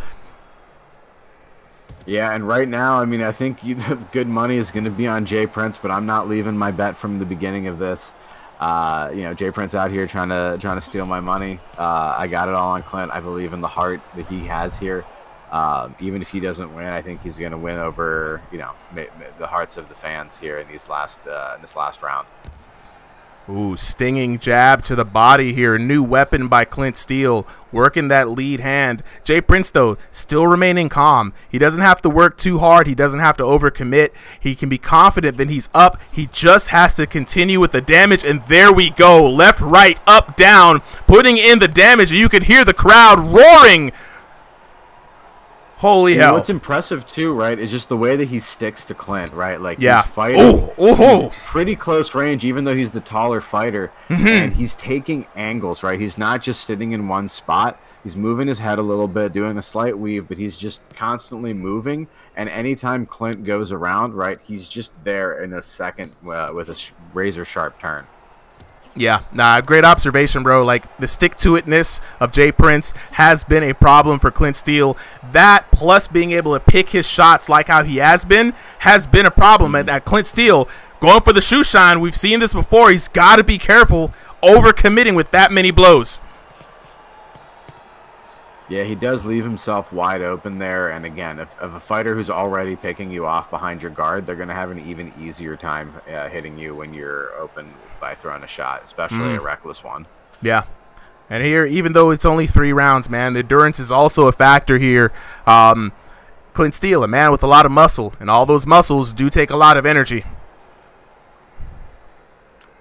And that's a good point, right? Like, the ideal build, in a sense, is something like kind of lightweight. Like, if you're a long, lanky dude with like really lean muscles, like that's kind of the advantage in this game, right? You're not going to tire yourself out over a couple of rounds. You can go for a short burst for longer, and plus you got that reach advantage.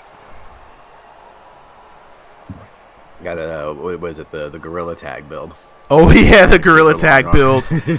Super short body, super long arms. And this has been a good competitive third round here. I think Jay Prince now hurt for the first time in this match.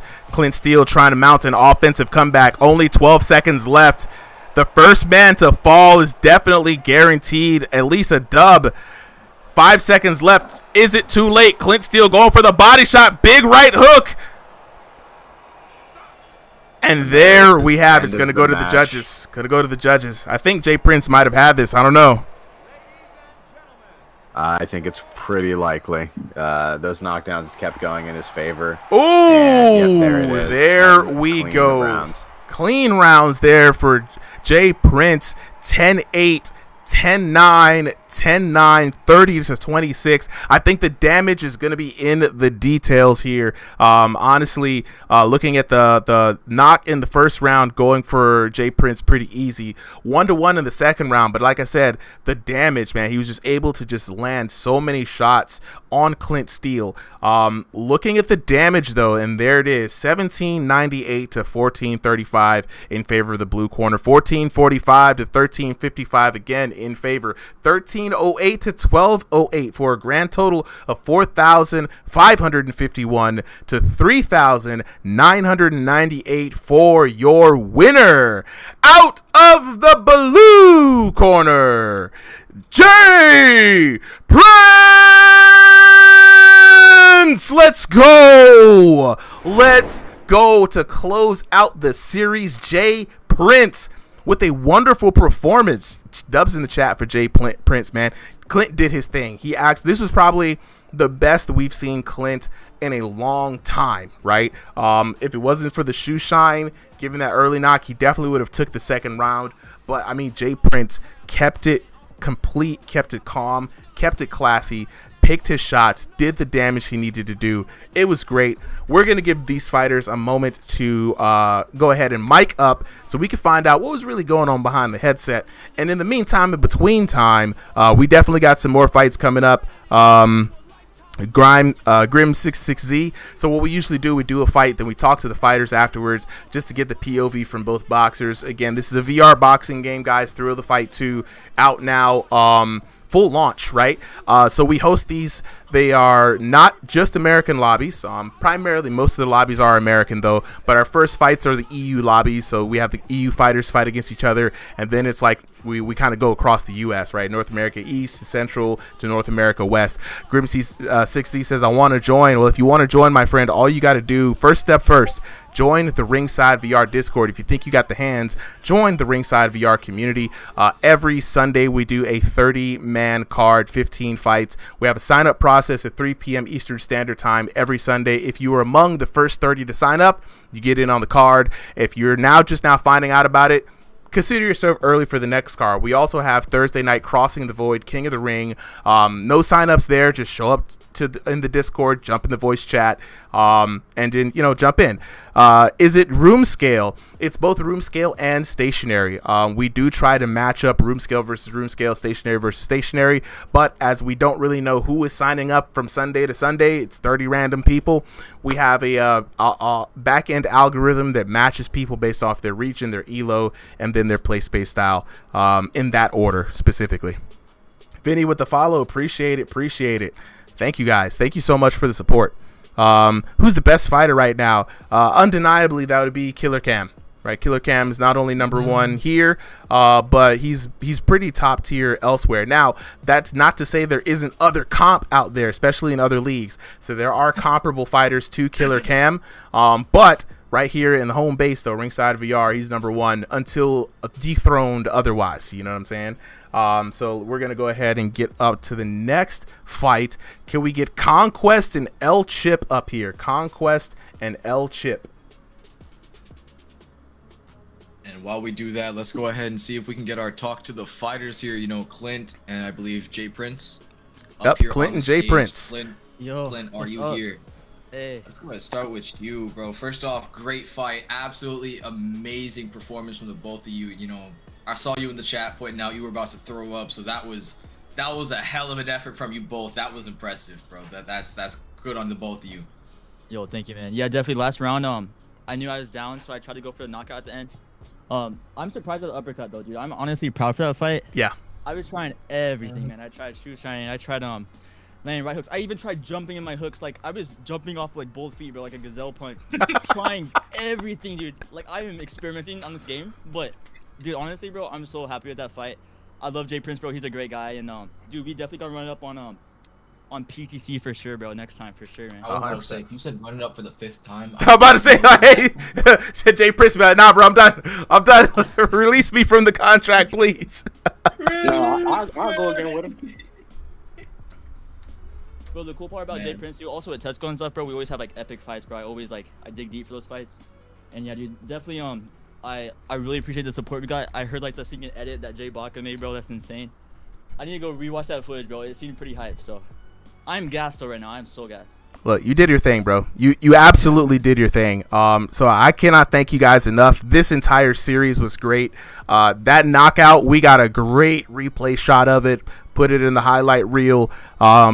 C-Style, appreciate you for letting me know. I'm not sure what the heck is up with my mic. I'm literally in my room screaming at the top of my lungs trying to make up. The mic is boosted to all the way through the top, and I'm still coming in low. So luckily, thank goodness, I got a whole crew of commentators here. We're going to let them take over for the rest of the night because my mic is busted. But I just wanted to jump in here and say you guys are both amazing. Thank you so much for always providing really good fights. But we're gonna take it away. Let's get our winner here, Jay Prince. Bloob or Solly, go ahead and ask the questions, man. I'm gonna be running support. Jay Prince, you came in here, I think, what was the score in the last 3 fights? Because this is what, your 4th fight in the trilogy? Not the trilogy, the quadrilogy. The quadrilogy, yeah. Yeah, this was the 4th fight. The first one was a draw. He won the rematch. The trilogy, I won. 1-1. And I won this one. This was a decider. You won the quadrilogy. Man, what adjustments did you notice that you had to make this time that provided you the win over him here compared to the last, 3 damn fights? None really. I've just been playing a lot more since the game fully released. Okay. Getting used to the game, It did look like you were throwing out a lot more volume. It looked like your punches were hitting harder. So whatever you're doing it correct, bro. You look like you're getting better. Yeah, just to add, right? Like, sometimes the best strategy isn't like, like any specific hook. It's just getting better at the game, right? Like, put in the hours, like, kind of like it's a fighting game. Super always mentions he's got like 5,000 hours on Tekken, right? Like, there are people who have got hundreds, of hours on this game, and all of those minutes are worth it some way or another. All right, but let's get on to our next, to the other man in the match. Clint, how are you feeling after that? Both how about losing the trilogy and what were the things you were trying to do in that fight? Dude, I'm gonna be honest right now. I had the volume up so loud, so I was just listening to what you guys were saying, and I was doing that crap. I heard Solly say, bro, just spam uppercuts, and I was like, you know what, screw it, bro, I'm gonna try it. And I landed one in the beginning because it worked, bro. It worked. I saw Boob, he put in Clinton's gas. I'm like, oh crap, he's right. I'm screwed. So I tried digging in with shoe shining. I honestly, bro, I'm gonna be honest, I was not boxing like I would, of course, real life, of course. I was just having fun, but with Jay Prince, bro, I think it's fun being able to be crafty in there, and I was really kind of flashy for today, especially with the uppercuts. I had my hands all the way down trying to bait him in and stuff. Yeah, this is something I was wondering about. Was there some sort of factor lowering your endurance here? I noticed you pointed out you were about to throw up in the chat, I was throwing my hardest. That's why. I was throwing everything, bro. You wanted to kill with those punches. That explains it. You did look like you were on route to murder that man. Again, that uppercut was... Man, that uppercut was a Shoryuken, bro. That uppercut was a Shoryuken. I will put on business. That man got verticality on that upper, and the fact that it was a solo shot. One shot, no precursors, no setups, just man. That was crazy. Absolutely crazy. If any shot deserved the 1-hit KO, though, I feel like. Yeah, Bring it back, right? Yeah. Clint Steele, you've probably cemented. I thought it was the missed triple uppercut, maybe the Kobenomics triple uppercut, but the solo chin checker, that's it, man. That's the most. That's the uppercut of uppercuts. Thank you guys once again for having me, guys. I hope you guys have a great stream. Absolutely. Appreciate you both for coming through, man. All right, so let's go ahead and get to the next fight. I know some folks in the chat are like, yo, next fight. So let's go ahead and head to the tail of the tape. Next up, we got Conquest taking on L Chip. Both fighters fighting by way of room scales, play space today. Conquest and L Chip also both fighting by way of North America East. Pretty similar heights. Conquest coming in here at 5'10". L Chip 5'9", and not too different on the elo. 1501 to 2000 for Conquest. L Chip coming in the 2001 to 2500 range. So Conquest punching just a little bit above his weight today, but like we said, styles make fights and not elos. Commentary team, go ahead and take it away. Thank you, Supa, and it's good to be back in here with two fighters that I am very familiar with, having been on this channel for over a year. These guys have popped up in different patches in different ways, sometimes in the more competitive scene, sometimes in the more casual scene, but always good to see people of all levels and of all commitments get back in the ring. Any early predictions for this fight, Blue? Truthfully, I have Conquest winning by a lot here. When you look at El Chip and the way he fights, he kind of fights like he's swimming. You can see those hooks. It looks like he's paddling at air, and it's like, I feel like Conquest is one of those guys that's not going to allow him to just mindlessly swing without at least one of Conquest's shots weaving in between there and hurting El Chip. Yeah, I see what you're saying, right? Like they're these big wide shots, and they're kind of good for getting around a guard a little bit, especially with those hooks. But they do leave you big and wide open. And additionally, right, it's not the efficient movement, right? It's not the same as a good fast straight or a good fast jab, which we have seen is plenty enough to put someone down in this match. Mm-hmm. Man, Conquest getting caught a lot here, though. El Chip definitely landing pretty cleanly here. Not getting much graying off on him, but teeing off on the scorecards, taking points away. And, Conquest, I mean, he's firing back, graying El Chip a little bit there for a split second. Having the crowd just absolutely roaring in the background right now. But, no truly significant shots have been thrown this round. Nothing that would put either fighter in danger. Yeah, both of them still staying upright. I think just by volume, right? El Chip literally chipping away at Conquest's health bar. Eventually that might lead to a knockdown, but at the very least, right, if no one gets that key hit, he's going to be the one winning out on the scorecards. So you can see Conquest starting to feel it there and putting in a little bit of work. Another uppercut knockdown. Let's see that replay.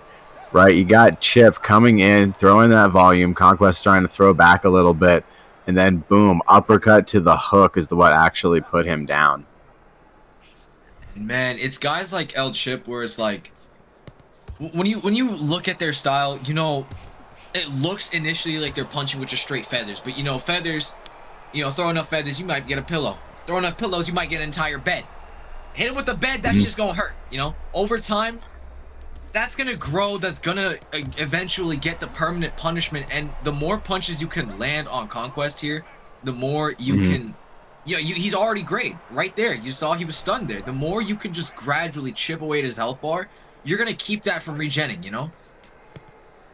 Yeah, and the key is just going to be not get knocked down before, the round ends, right? You can win with 2 more rounds like that if you don't suffer the knockdown that he just did earlier. And, I think to do that, he's got to be a little bit more defensively responsible, because when Conquest is being passive, right, that strategy works. But whenever he starts throwing back, if he's throwing back more efficiently, right, you're the one who's going to suffer. So round 1 going in Conquest's favor. I think damage probably going in Chip's. Yeah, he was waiting for that 10-8. Conquest taking his chance for that knockdown. Again, taking advantage of that timing. I think Conquest might be able to find his shots weaved in between now, taking that round kind of like a study round. I think we're gonna see some big adjustments here for Conquest if he can prove that he has the fight IQ to take out El Chip here. Yeah, I think you're absolutely right, Blue. What are the adjustments that you think each of these fighters would have to make, specifically, right? I think for Chip, I would say it's, work more on defense. For Conquest, I would say it's the opposite, right? You've been effective when you're actually putting the pressure back on Chip, and sometimes that offense is the best defense because it just makes your opponent, wary. Yeah, I think right now, when it comes to Conquest, he needs to find, again, like I said, his timing in between El Chip shots. He can't sit there and punch with El Chip. He has to block a shot, and then maybe same side block counter for like a lead hook, you know, counter him there. Because otherwise, when he tries to punch with L Chip just hits first and stuns him like he did just now. Mm-hmm. And it's like, man, L Chip's adjustment was just to punch more feral. Right. And I think it's working so far, right? You see Conquest is, is rocked. Even with sometimes that beard kind of hides it, you can see these punches are getting to him. He needs to be careful, right? Like, there it is, and then you just let that happen. Like I was saying, right? Like, I think Conquest needs to be more aggressive, right? If he's not throwing anything, at this point, El Chip has literally nothing to fear, right? He's behind on the scorecards. He's got nothing to lose, and so if you don't make him have to like meaningfully fear a knockdown or at least a stunning shot, he's just going to keep hitting away at you, and you're going to get dropped just like that. And that was early enough in the round that like he can start coming back. Like he has got to worry about a second one. He's got to be careful about that, man. Again, the more you see Conquest defenses, the more you realize that it's not blocking those hooks really at all. It's too far away from his face. Yeah, it's it's one of those things that like I think this was a good adjustment from Chip, right? Like he saw that he was getting in like some of his shots, maybe not quite in quality. Maybe he's like putting in a little extra step forward or a little bit different rhythm to his punch, but like he's now landing a lot more significant shots, and as well as like the higher volume. And on the not just significantly changing the volume, but on the outside, you could see it's only when he's on the offensive that he looks like Michael Phelps, swimming at the damn opponent. When he's on the back, you can see an active defense. You can see feints. You can see him looking for the timing to throw the first punch, and then absolutely lose the timing to swing another 4 shots after that. So Conquest, if he can't seem to figure out when El Chip is going to come in, he's going to have to attack him after getting caught by at least one clean shot. And that one shot is enough to gray and bring your health bar down where those, little shots can stockpile and do the finishing job, No, you're 100% right there, right? Like what he needs to do, right, I think is take advantage of the fact that El Chip is swinging with these big wide shots and, keep a tight guard up kind of more by his ear. Don't worry about in the front of your face, right? Just assume that if you see a punch coming there, you can dodge it. Because they're not really coming, straight down the middle. They're more often coming from, around these like side angles, and start taking advantage of the inner angles. Like instead of going away from a hook, right, go through it, and that way you get like the opening shot, and then his other hook has a harder time following up. But that round definitely going in favor of El Chip. So it looks like we got a 10-8, A10 round. Round 3 is going to be a true deciding round. Yeah. Your early prediction, right, that Conquest is just going to like run away with it, I think, is not true, especially after that second round. I think the momentum is definitely in Chip's favor. What do you think Conquest has to do differently, right? Like I mentioned, trying to do like the, control the center, right? Like take tighter angles. Any other advice you have for him? Truthfully, just sticking with what I said the first time, I think he needs to find those counters, stick those shots in between. He's kind of not listening, or not that he's not listening, because obviously I'm not speaking to him, but he's not necessarily following what I think he needs to do in order to take this fight back. El Chip's one of those guys that's so easy to counter, but so easy to get caught up in the offense with. That if you start swinging with him, a chance is one of those stray overhands are just gonna land mean, just like that one did to Conquest's face right there. Man, Conquest is just not caring for these little tickles. Yeah, that's the thing though about El Chip. You mentioned it, right? Like you can get caught up in the flurry. He's got a lot of stamina, but there it is, Conquest finding the shot. Better. And just I was saying, for Chip, having a lot of stamina doesn't matter if your opponent can find the better shots. Love the tenderizing him to the body and then going to the head. That level switch is very effective. Definitely conditioned him to look to the body, lowered the hands, and then came over the top. That was a good knockdown there for Conquest, as he's able to now kind of just ride out the rest of the 2 minutes and try and just avoid a knockdown, which shouldn't be too difficult considering, you know, El Chip has been really struggling to get damage here unless Conquest starts swinging with him, you know? That's a good point, right? And like you were saying, right, El Chip is really easy to get caught up in the fight with. You know, he just has a lot of long-term stamina and intermediate stamina, right? Where like he can just kind of sit and throw like, you know, a 10-punch combo, and you know, you think you can swing with him, and then you're just actually eating like 4 extra punches there. What you got to do, right? If you're not going to keep up with the number of punches, you got to at least, you know, move your head a lot and use your footwork to avoid the other ones, and then be efficient with what you Split throw. down the middle there from Conquest. That right hand was mean. Nasty work there. And now I see you taking that advice, right? He's just trying to ride out the rest of the round. Like he's, oh, never mind. No, he's not going for another knockdown.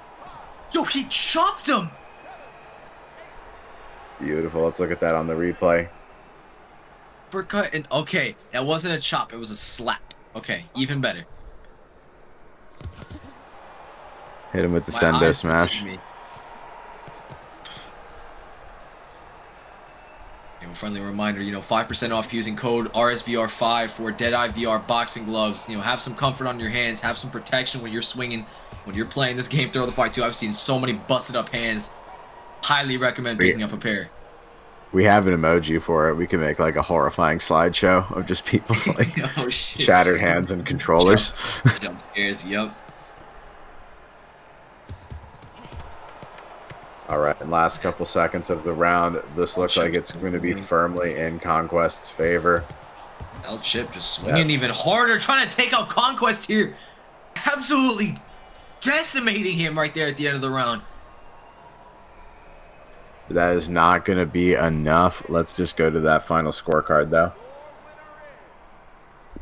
You know what's funny? Conquest was talking about 24 to 27. Conquest said he was gonna call me out if he won this. That was a crazy fight. That was an absolute crazy fight, guys. I don't know if you guys could hear, but man, the ref was putting in so much work. There was so many calls on clinches. I'm so surprised, man. Like, holy heck. Such a good matches. I mean, like, such a good match. It was so back and forth. Between the two. At first, I'm like, oh, well, you know, Conquest is going to take it. Then El Chip with the comeback. Then Conquest is like, what you thought this was? This was my game. You know, looking at the scorecard, 10-8, 7-10, 10-6. Wild swings back and forth in this match. You know, 1 knock apiece in the second round. But 2 knockdowns going for Conquest in the third round, sealing it 3-1. Looking at the damage, 1624 to 1392, 1197 to 1454. Then back at it again, a solid 1800 to 1310 for a grand total of 4621 to 4156 for your winner. Out of the blue corner, Conquest. Wow, what an amazing fight. I'm going to let you guys go ahead and take the post-fight commentary. We're about to give these boxers just a moment to get back on comms to find out what was really going on behind the headset, because we had a lot of back and forth. Chat, I hope you guys really liked that fight. With that being said, though, fellas, what did you guys think about the fight? I know the predictions is going back and forth. Go ahead, see if we can get El Chip in here. There he is up on the stage. Let's go Nice. ahead and start with Conquest. Yep, there you go. Conquest, where you at, big man? Yo, what's going on? Man, honestly, very impressive performance tonight. You know, you showed out, you won. I believe it was 27 to 24. Yeah, 27 to 24. 27 to 24. Interest, like, very impressive. You know, 3-point victory. You know, you had a little bit of struggle in the second round, but came back, found your rhythm, took him out in that third round. Absolutely beautiful performance there. What words do you have right now for us and your opponent? Yeah, you know, it's so funny when I fight on ranked or online. I'm very technical. I'm throwing jab 1-2, but the second I know that the people watching, I'm like, you know what? I want to knock this guy out. I want to go for it. So yeah, I tend to get sloppy when the lights are on me, but you know, I could have done better, but I'm happy with the win. I definitely think you should be, bro, because I mean, it was an exciting fight nonetheless, right? And you already know, like, when you're playing in ranked and you're by yourself and no one's there to watch whether you win or lose, you kind of take it different. But when you know there could be somebody trying to get a highlight reel going on you got to let the hands fly. And that's exactly what you guys both did. And I think it made for an exciting fight. The referee was getting all up in the business, man. Were you worried about getting points deducted? Because they were calling blue corner a lot. Yeah. I got in the second round. He knocked me down, and then at the end of the round, I got a point taken penalty, and I was like, okay, shit. So now I'm down 2 points in this round. So yeah, so I was terrified that in the third round he was, like we were gonna keep clinching, and I would just lose off of like a point deduction or something like close. that, like 1 point in a close fight. It was close. That was my nightmare, but yeah. Look, the ref definitely keeps it interesting, but definitely congratulations on the dub. For real, you did your thing out there. Keeping it exciting as always. Looking forward to seeing more from you. Let's hear from our challenger here for today. Where you at, bro? There's Tywick right there. Okay, we got Tywick up on the stage. El Chip. Yeah. El Chip. All right, we had a very emotional back and forth match here, right? There was a moment where the victory was within your grasp around second round, man. Third round, it all came crashing down, bro. Tell us what was going on behind the headset, man. Where did it all get away from you? Nah, I just felt like he was ducking a lot.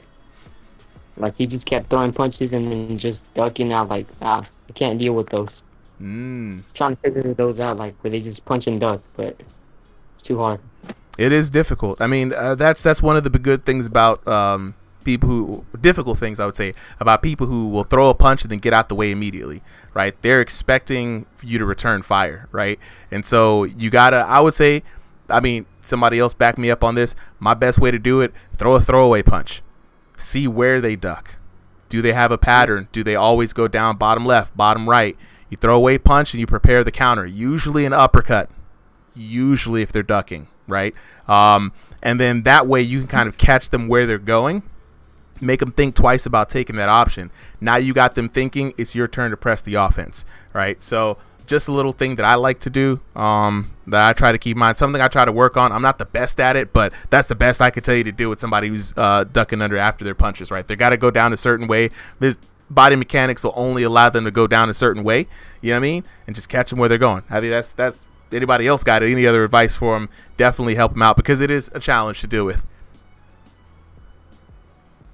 Yeah, that was like the reason, like, it kept clinching, so he kept like ducking and like, it's just hard. It is definitely hard, bro. Well, look, you did your absolute best out there, man. You were able to take away that second round. You kept it interesting. You fought with a lot of heart, and honestly, that's really all that one could expect from an exhibition night. So I always appreciate that you come in, you bring it your all. We actually made this fight initially. I think we had you up against Adonis. We tried to put Yo Boy up against Adonis instead, and I'm like, I had a feeling that you versus Conquest would have been a good fight, and it turned out to be a right gut feeling. So glad we made that decision, and it was a good fight, man. So I hope you had fun. Yeah. Hey, can I just call someone out? Go ahead. I want my rematch with Bodie. Where? Bodie and me had a barred burner, and I want my rematch with Bodie sometime in the next month or two. Hey, Bodie, if you out there, if you listening, bro, the rematch been called out. Look, DM Bodie. Make sure you guys put it up on the next card that you guys plan to attend on, right? Select each other. We have a new system that's going to automatically recognize when challenges are done and try to prioritize those. So definitely be on the lookout to fill that out correctly. But with that being said, let's go ahead and get to the next fight of the night. We got Nato, Ty Nato, the Ego Killer, a.k.a. the God Killer, taking on Tywick, the Battle of the Ties. This should be a good fight. Commentary team. Who do we have up on deck? I think I may have fixed my mic, so I can jump in on this one. Who's jumping in with me? Me. All right, let's do it. All right, you got this. All right, I'm going to go ahead and go on to the tail of the tape.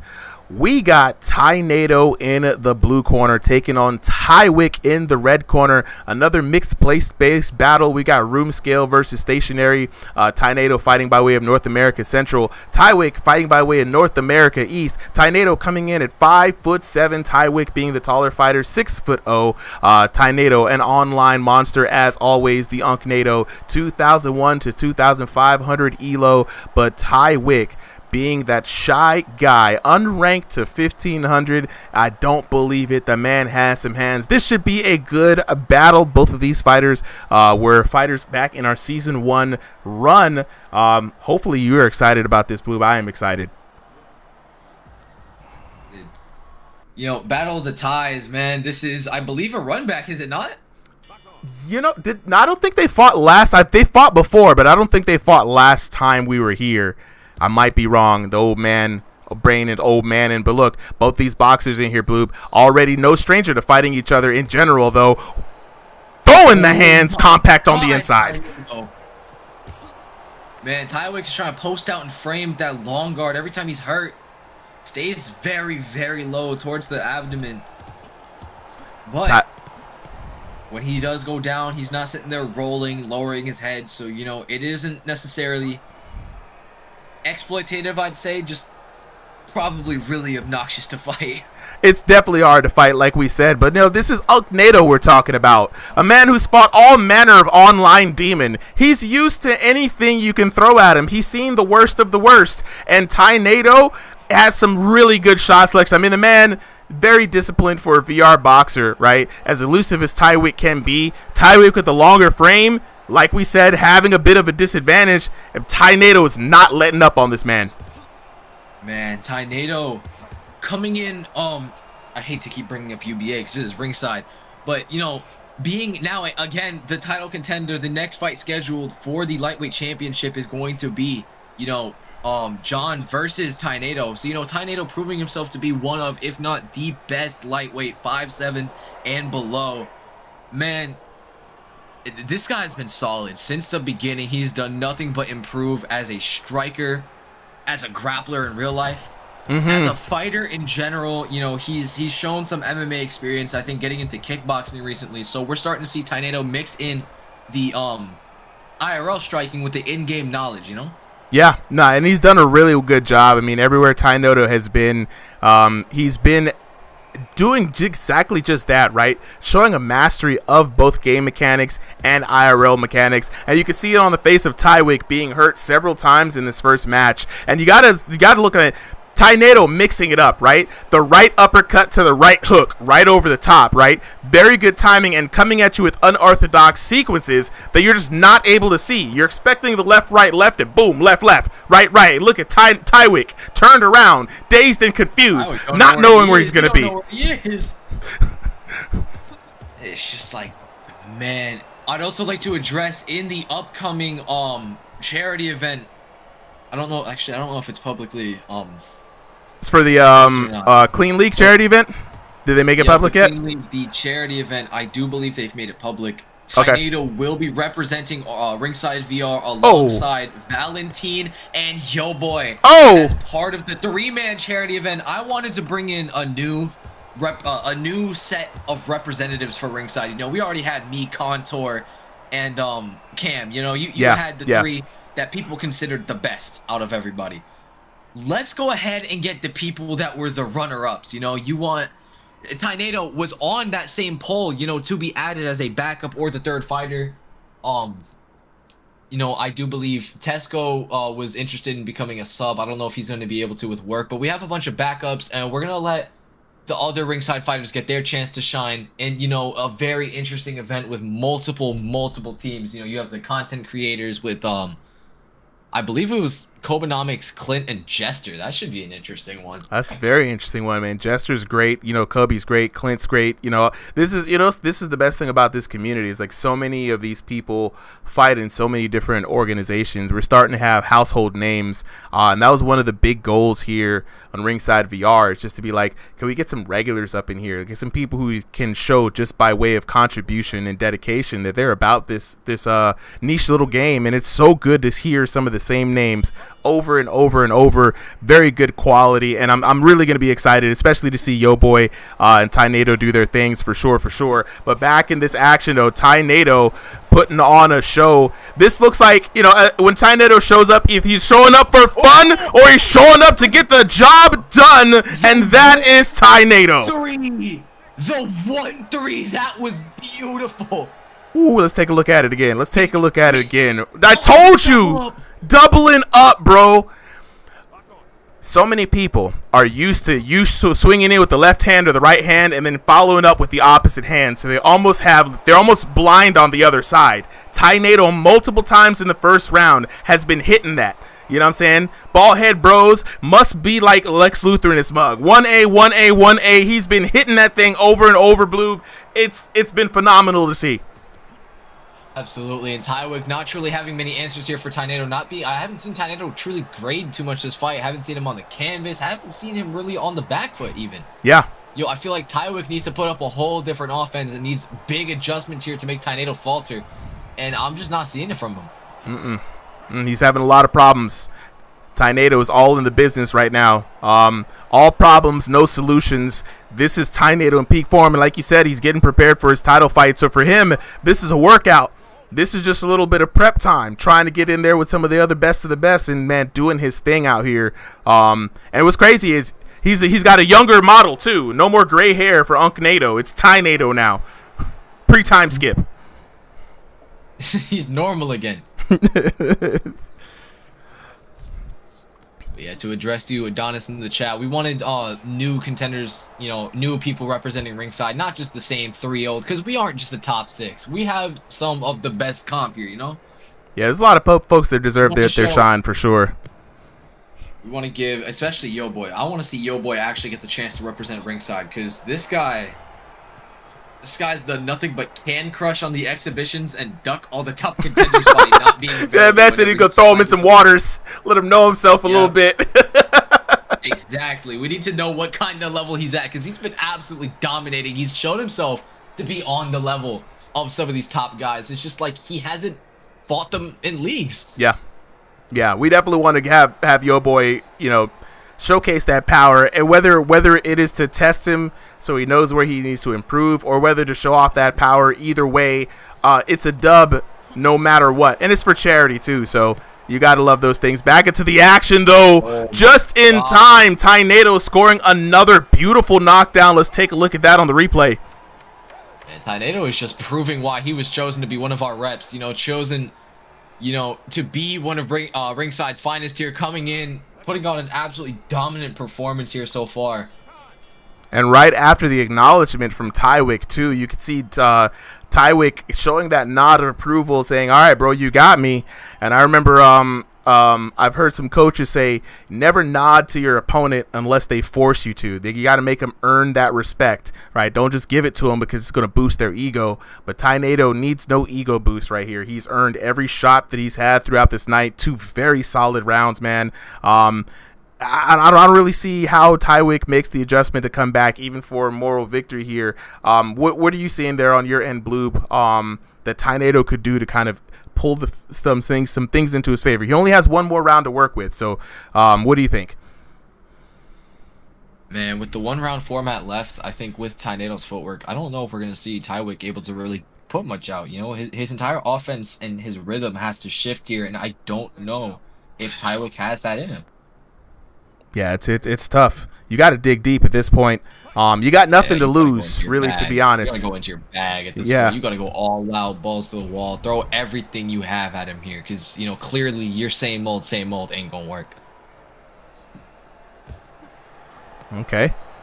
Tywick taking a different approach now, trying to be more careful. And here's the interesting part. Tywick does have the arm advantage, right?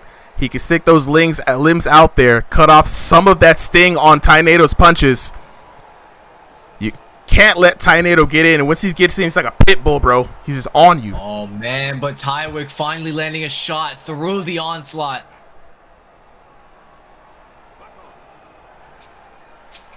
In the past, Tywick has proven to be a good counterpuncher, staying on the outside, waiting for his shot. He's just letting Tornado cross that void a little too much, man. You got to maintain that distance some way around. Use every whiffed opportunity to extend with your longer arms. Absolutely. I'm gonna have to give you. Another Tywick warning there. 1 second. Yeah, I got you, bro. Tywick now 2 warnings into this third round. He's got to be careful. He's getting a little close to Tornado when he's coming in and shooting in. And here we go. Showed over the top. Tornado landed some solid shots. Tywick looks a little hurt, trying to go on the defensive. Big left hand lands for Tornado. Ooh, Tywick is hurt yet again. You can see it all over his face. Body shot leading off the offense. Tornado has him right where he wants him, and down goes Tywick. Man, Tornado has been in control this whole fight. You know, Tywick, I don't see him having any answers here. Tywick with another beautiful, or not Tywick, Tornado with another beautiful knockdown here. Yeah. He's been locked in. He's been ready, you know, and like I've said, I personally have him as the best lightweight right now. He's so good. Possibly of all time. This guy's been nothing but improvements. Yeah. Absolute class act, even when he's serious like this, you know, taking the match seriously, or when he's just having fun and being goofy Nado. Either one you get, it's been great watching him fight, working out. Dang, such heavy shots landed too. That's the insane part. Every shot with body effort, every shot just ripping in, crowd going wild. Tywick trying to shell up, trying to cross guard, trying every different thing. But nothing seems to be working. And you can see why Tornado is picked to represent these different leagues. You know, showing to be one of Ringside's finest, showing to be the UBA lightweight possibly the UBA lightweight champion, representing SGC in the Winter Cup. This guy is a big name everywhere, and you are seeing it now. The reason as to why. 100%, 100%. He's one of the best, man. There we go, coming to a close. No surprise here on who the winner is. Both of these boxers showing love. And again, you know what? Blue Corner's been taking it all night, looking at the scorecard. We got another Blue Corner's the True Corner win. Tornado, the Ego Killer, 10-8, 10-7, 10-8 for a total of 30-23. Tornado with a slow start, figuring his opponent out, setting up his game plan, but man, an explosive second round. 2 knocks in the second, 1 knock in the third. Take a look at the damage, 1904 to 1541, 1390 to 814, 1595 to 1064 for a grand total of 4,889 to 3,419 for your winner. Out of the Blue Corner, the Ego Killer, Tornado. Well deserved indeed. We're going to give these homies a moment to go ahead and mic up so we can find out what's going on under that headset. You know what I'm saying? Yeah, that was a good fight. Chat, how y'all feeling about that? You know what I'm saying? How y'all feeling about that? I know y'all liking that. That was a spicy one. You know what I'm saying? Man, Tornado never disappoints. Dragon, she said, what's this? It's like Thrill to Fight 2 esports. Esports not quite, right? The game isn't at esports level yet, but here at Ringside VR, the channel is dedicated to showcasing the talent of those in the server for Thrill the Fight 2 and other combat games. You know, we're still waiting for some other games to have their observer modes where we can broadcast them, but we do Dragon Fist VR as well on the weekend. So Dragon Gamer says, I wish I had this game. Well, Dragon Gamer, join the Ringside VR Discord. There might be a little giveaway sometime soon for those who don't have the game. I believe the game is it used to be $9.99 in early access. I believe the prices went up, right? It's actually still 10. It's still $10. Still, thank goodness it's still $10, to be honest, man, because I you know, as much as we love the single player, I believe that there's still a lot to be desired for increasing that price. I want more. They want more stuff. So it's good on them for keeping that an affordable $10. So there you go, Dragon Gamer. If you got 10 spare bucks, get this game. I believe it's, if you're spending $10 on the game, absolutely worth the $10 for sure. So yeah, definitely looking forward to that. We're going to go ahead and get the next boxers up. But for now, Tywick, Ty-Nato, are you guys on the mic? I'm here. All right. Yeah. We can hear you. Okay. All right. First off, Tywick, right? Yes, sir. This has been one GG. hell of a fight, man. Good games to both of y'all. Honestly, it's always great to see some of the season 1 folks hop in the ring. I'm a creature of habit, so I kind of know what I'm expecting. But my goodness, Ty-Nato, every time you show up, man, it's always something new. Whether we're getting the showmanship or we're getting a good, clean fight, it's always great to see you, man. But Tywick, got to talk to you first. You had a very tough battle. You fought a very revved up and very focused Ty-Nato today. From your perspective, man, how was it on the receiving of that? Shit, man, he was just the better man today overall, bro. I've been so caught up on stationary that I stopped fighting room scale fights. And then he had room scale master. He did like he was just a better fighter. Yeah. At the moment, you feel me? I got a little bit better at the end, but like still, even with his knockdowns, he was the better fighter in that drum. Yeah. That's all I could really say. My hats off to Ty-Nato. That was our second fight. He was actually the first stream fight I ever had. I had a draw with him. Then I went to every other draw. I went 15-0. I didn't lose until I came across Cam.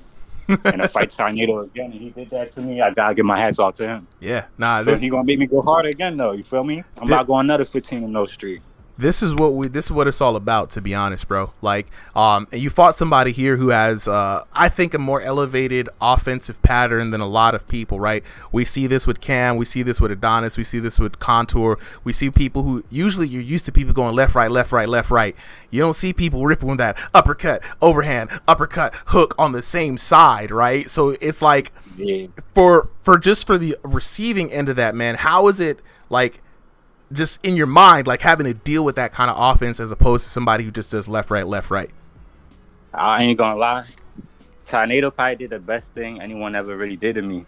I never really seen what punches I got hit with.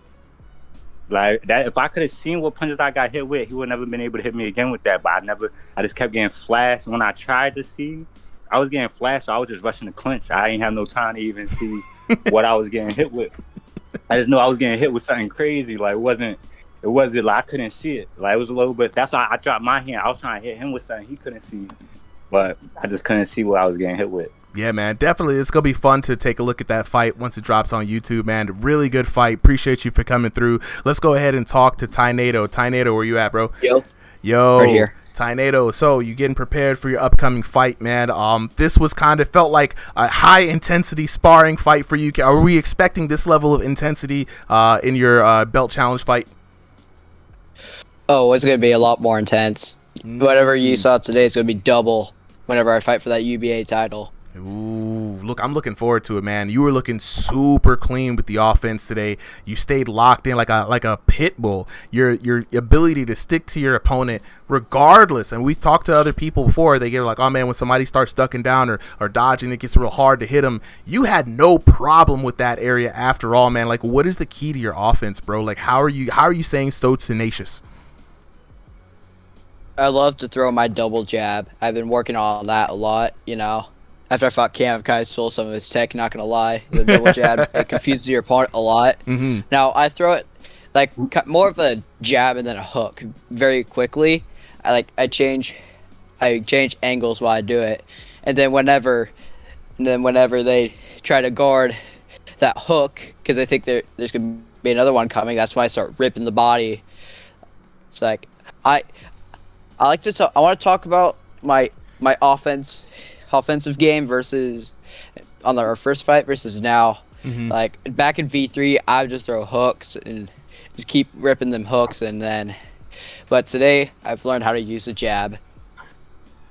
Yeah, I've worked a lot. Very impressive. Yeah, I've worked a lot on my offense. You know, some higher level experience has really helped me with that.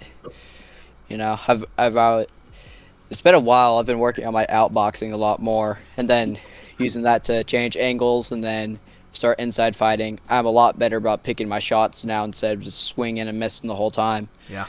But Tywick's defense is very good. I had to use a lot of body head combos to try to confuse him. Yeah. But you know, it was a good fight. What was it, like a 3-2? Really good fight. I think it was a 3-2. You ripped with the lead right hand, uppercut to the body, hook over the top, or it could have been an overhand over the top. I'm not 100% sure. You threw that successfully several times, especially catching him leaning off to the back kind of quadrant there, hitting to the body. He didn't really have any more extra space to move, so all he could do was just move into the hook, and it was very nice. And again, I've only seen that from Cam. I've seen that from Adonis. Yeah, it's very effective if you have the speed and dexterity to throw both of those shots, right? Because you can't recoil. You can't use the chambering of the other hand to come back full force. So to be able to double up like that not only is unexpected, but to throw it with power like you do, very good, bro. I appreciate you coming through. Good luck on your next fight. You already know I'm a fan. Good luck for representing us as well in the upcoming charity event. So looking forward to see that. I might have to get in a wintertime poster this time. You know what I'm saying? So when you guys team up, definitely like color coordinate or match them. Put Santa hats on everybody or something. Like yes. All right, appreciate it. Okay, up next. GG's. We've got Claxis in the blue corner taking on Ember in the red corner. I'm going to tag out on commentary here. Solly, go ahead and tag in for me. No problem. All right. Let's go ahead and jump in. Hold on, before I do, jumping in with the chat. For everybody who's asking if they can get in today, we got the cards set up. Now, that does not mean that we may not need subs later on, right? So I think I saw Bodie, I see Spooky, some other folks. If we need some subs, you guys are already registered. It'll be easy for us to sub you in. So please lock in, stay tuned, check out with us for real, please.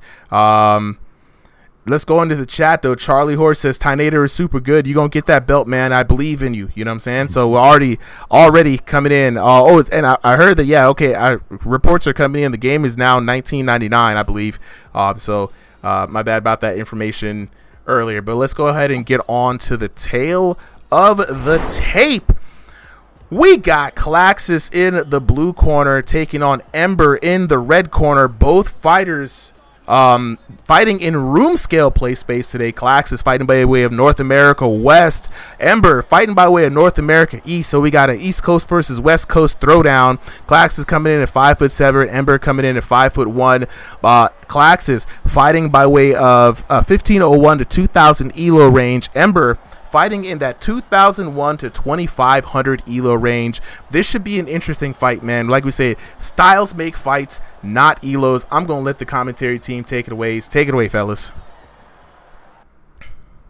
Thank you, Supa. Claxis, I think a new fighter, at least for me. Haven't seen them before. I do like the look, though. Mm-hmm. Got the red hair, got the power beard there. Ember, though, regular on the channel. And someone with a very interesting, different set of skills. I've seen, a variety of styles come out of this man, and it's going to be interesting to see.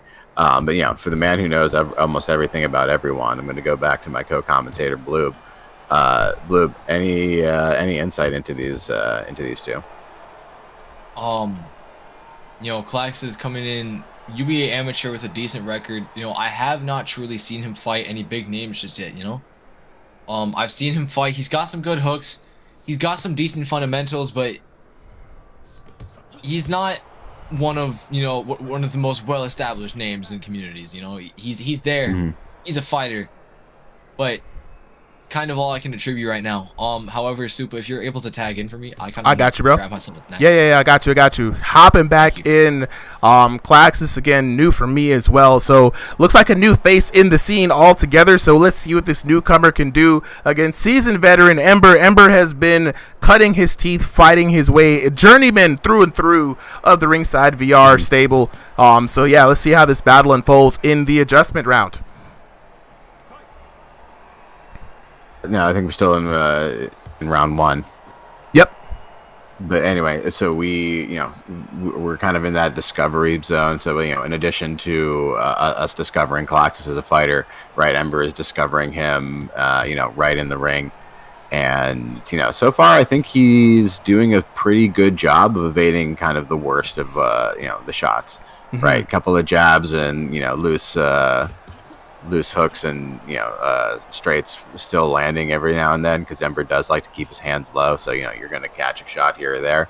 But overall, right, I think he's avoiding any kind of combo damage. I think he's doing a lot of good head movement. Calaxis, on the other hand, I think is just kind of avoiding the punches just by spacing footwork and doing that that good duck to the side.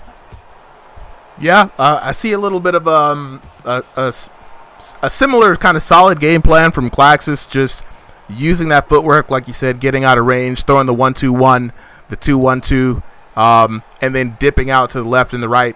He's got to be careful, though. Ember has seen a lot of the tricks in this game, so if he's not careful, he's going to get that counter shot just like that. Ember backing up on the offense, landing that left shot just there. Very good timing by Ember.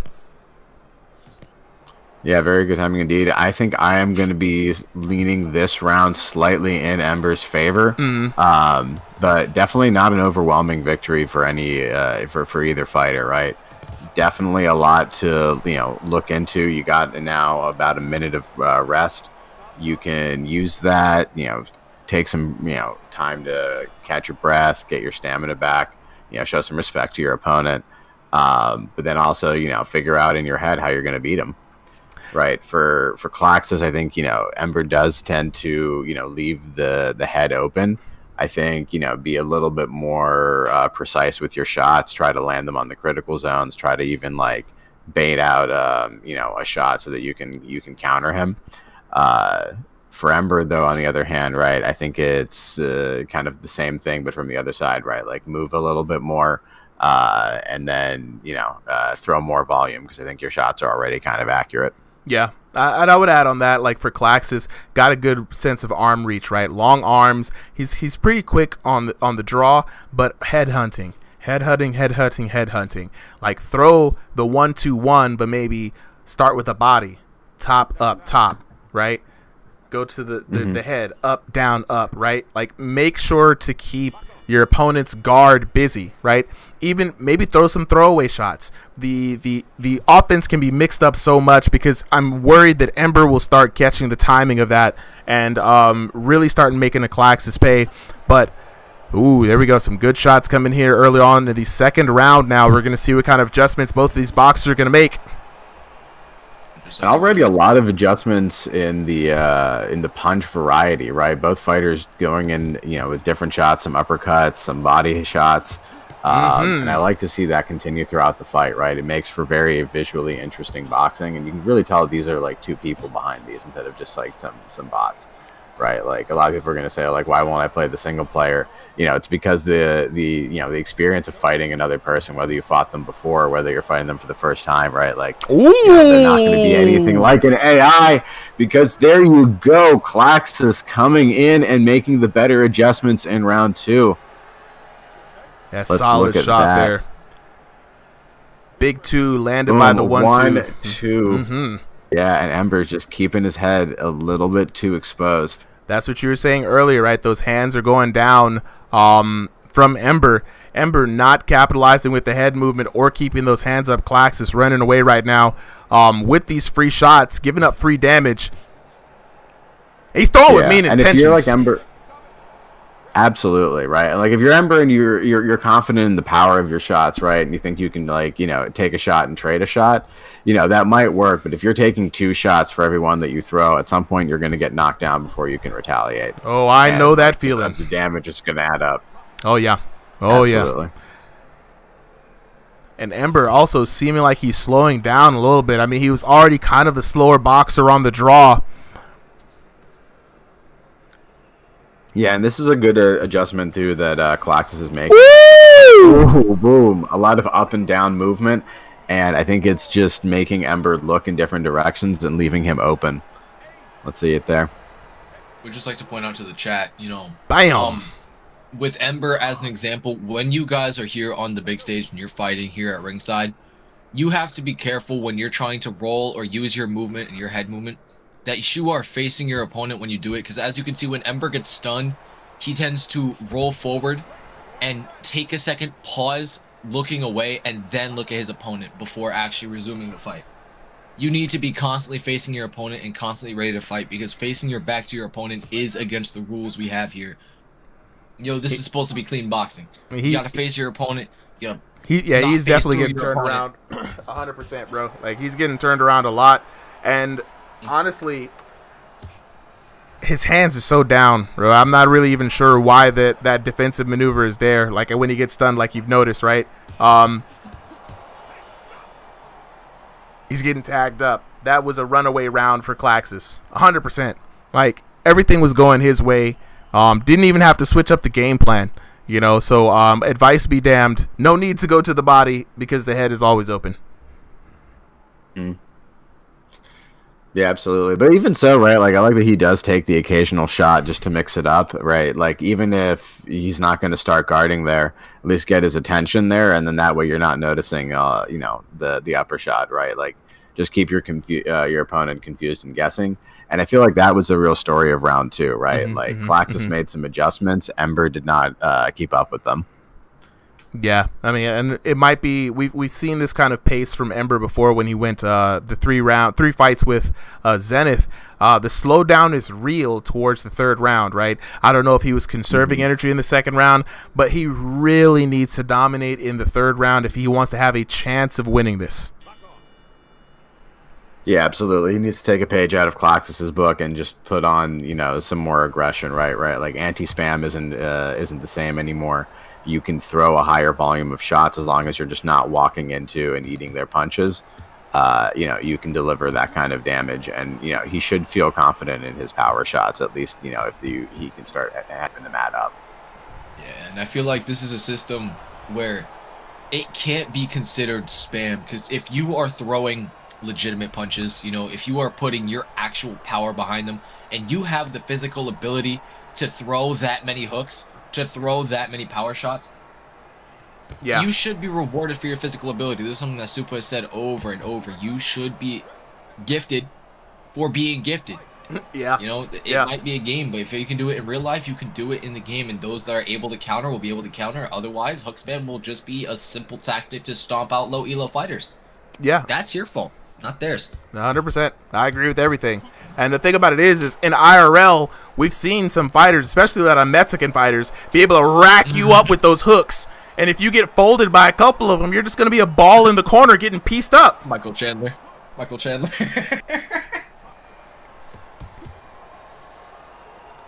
Man, Ember is just swinging for the fences right now, all the way across the body and behind him. What I do appreciate, though, seeing how this is the first time I've seen Klaxis fight, it's a very simple game plan, right? Throw the 2, throw the 1-2, throw the 1-2-1, throw the 2-1-2, right? You know, but he's throwing with such intention with each time, right? Like, there's no wasted swing for him. He is trying to take your head off with either one. You even see it just there when Ember was able to slightly get out the way. Man, you know what? It's simple, but I like it. All right, it's just simple, like, good boxing combo. Right? Like, there it is again. 1-2 hook, knockdown. If it works, it works. Right, like, he's able to get them in before Ember is able to retaliate, or he's, like, you know, getting 3 punches in, eating one of Ember's, and, you know, he's taking that exchange every day. Yeah. And there he goes again, getting the knockdown, and I think really securing this match in his favor. 100%. You know, not a lot Ember can do now. And it doesn't help that Ember's just never, ever keeping his hands up, right?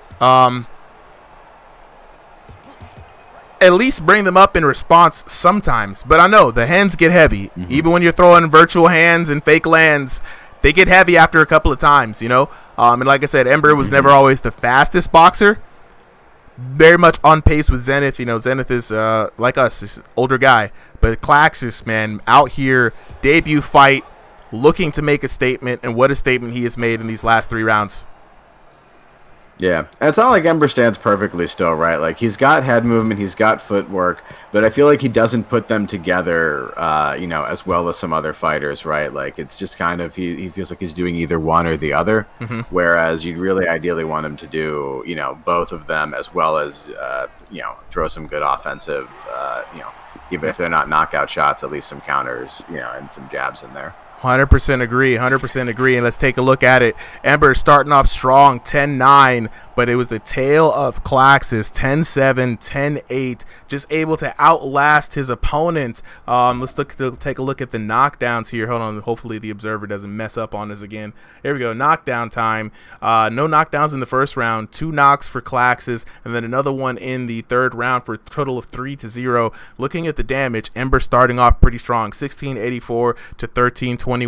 But it was that second round where things turned around, 1393 to 891 for Klaxis, 1450 to 1419, pretty close in that third round, but not enough to usurp the winner with 4,164 to 3,994 out of the blue corner. Klaxis! Yo, man. Dubs in the chat, newcomers all around. I'm here for it, guy. I was a little worried at first. I'm not gonna lie, right? I'm like, oh man, he's headhunting. He keeps throwing the 1-2, the 1-2-1. Maybe I thought Ember might have caught on and started countering him, but man, consistency won the day. So Dubs in the chat. Shout outs to Klaxis. We're gonna wait for the homies to go ahead and mic up for us. We're gonna find out what's really going on behind the headset. Let's lock in with chat. Malachi says, "Let me fight next." Malachi, if you want to fight, all you gotta do is join the Ringside VR Discord. Sign up for one of our cards. We do this every Sunday. Right now, the card currently is full. We've got people on standby, and everyone is already signed up at 3 p.m. But definitely jump in the Discord. Link is in the description of every video and on the channels. Jump in. The water's fine, bro. You know what I'm saying? Everybody can fight, or if they make it in on time. Caveat, but. Hello? All right, Ember, I hear you, bro. Hold on, let me jump in. Make sure I got everything set up. All right, Ember, gonna talk to you first, man. You fought newcomer in Klaxis, had a strong first round, was looking pretty good, but then it just went all downhill from there. Tell me, bro, what was going on behind the headset, man? How did it slip through your fingers? Well, I don't know what, but like every time, maybe it's my accuracy, because my accuracy was on point, but I don't know. Maybe it's just that, I don't know, bro. It's just like my accuracy was on point, but like you could see in the third round, like I was like getting him, but nah. I think on the third round, it's like the points, but I try to get like just win on points or like at least get a knockdown. So, I don't know. I don't know, man. It was rough. Look, one of the things we noticed, you start off strong. You started slowing down in the pace in the second round. Klaxis had a very consistent strategy, throwing just devilish 1-2s, 1-2-1s. You never raised the hands up to block. You was eating the mink doubles like they was on sale. You know what I mean? You did have head movement. You had foot movement. But I will say that the hands being so low and never being brought up like a shield to block, really, you could have mitigated a lot of damage in a couple of those rounds, especially in the third round. Damage was pretty close between the two of you, right? So I think that would probably be it, man. I think the biggest thing that I would see there, he's a bit faster. He threw more volume. With Jackson, what's good? What's good? But yeah, that about it. But it was a good fight nonetheless, man. Kept it competitive. I enjoyed it. You showed the newcomer a really good fight, a really good look, man. Gave him a good opponent. So appreciate you for coming through. To be honest, I was like, hold up, what was I saying? Oh yeah. Anyways, I did not know he was a newcomer, but hey, I'm trying my best not to like set a bad example and just cuss him out, but.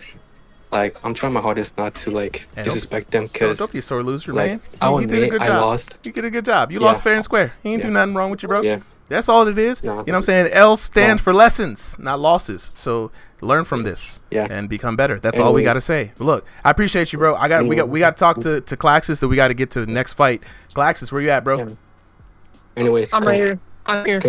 Congratulate him And best of luck to him. Nah, GG. GG's, absolutely. GG, So, bro. Claxis, this is my first time seeing you, bro. And I was worried at first. Yeah. I was like, yo, man, he's throwing the 1-2s. He's head hunting. I wanted to mix it up to the body. And then he was like, nah, bro, I understand it. He didn't put his hands up. So you just kept hitting him and hitting him and hitting him. And they were working, bro. You had a great second and third round, man. Welcome to Ringside VR. Really glad to see you throw the hands. How was you feeling about your first fight, bro? Yeah. I'm happy for my first fight because I won. But if I didn't knock him out, he would have won. I don't know, bro. Looking back at the scorecard, man, you were up on damage 2 of the 3 rounds. So even without the knockdowns, you would have definitely still won on damage. From our POV, it was just you were landing more of the shots of the night.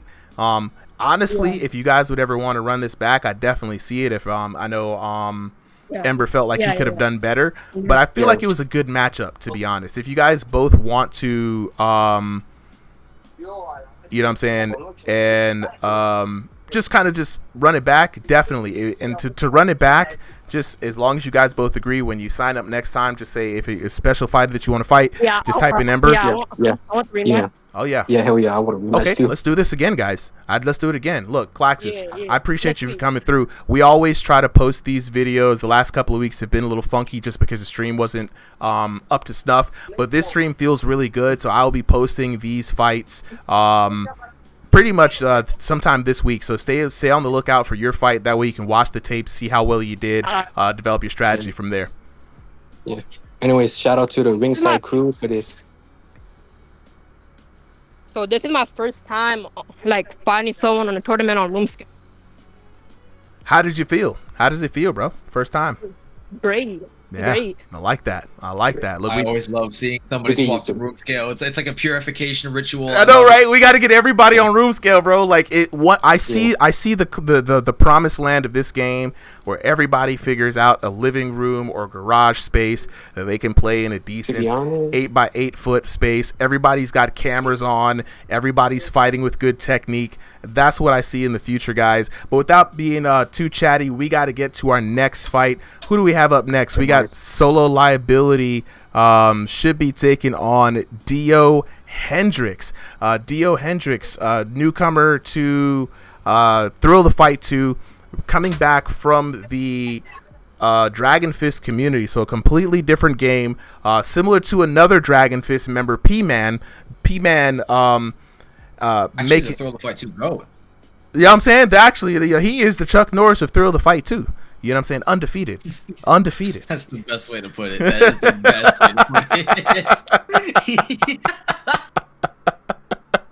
He's like king from One Punch Man. He is. He's king from One Punch Man, bro. Undefeated. His Legends rap sheet is entirely too long. You guys will never defeat P-Man. That's why he don't even compete here no more. Y'all are small potatoes to him. You know what I mean? Like, it'd be unfair to everyone. We just take all the trophies. So, well, shout outs to P-Man, though, and the Dragon Fist community. So Dio Hendricks is always trying to just improve in this game. So he's one of the absolute new folks. He fights a tough opponent in Solo Liability. Solo Liability, man, a veteran here. He's been a journeyman a long time, fighting a lot of folks.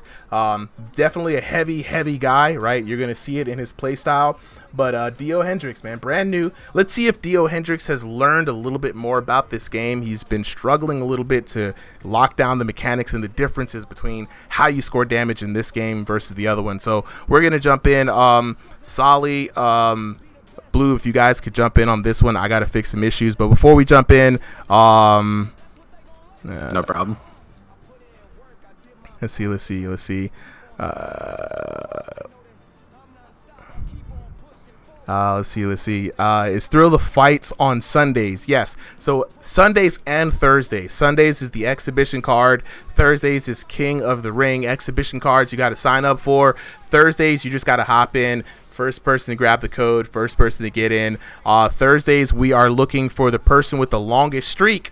Up to 16 people with the longest streak. When I have 16 kings, I'm going to be throwing a special King of Kings tournament for some prize money, throwing some gold to find out who is the real king and who are the fake kings, right? So that's going to be fun for the King of the Ring. And the exhibitions right now are our weekly event. pretty soon, once we get the league back-end system hooked up, we're going to be replacing that with league cards and exhibitions, adding a whole new thing. So it's going to be pretty exciting. Just give the team some time to work on the new updates. But with that being said, though, let's go on ahead to the next battle. Let me get the tail of the tape ready for us. Who is this? Dio Hendricks, and there we go.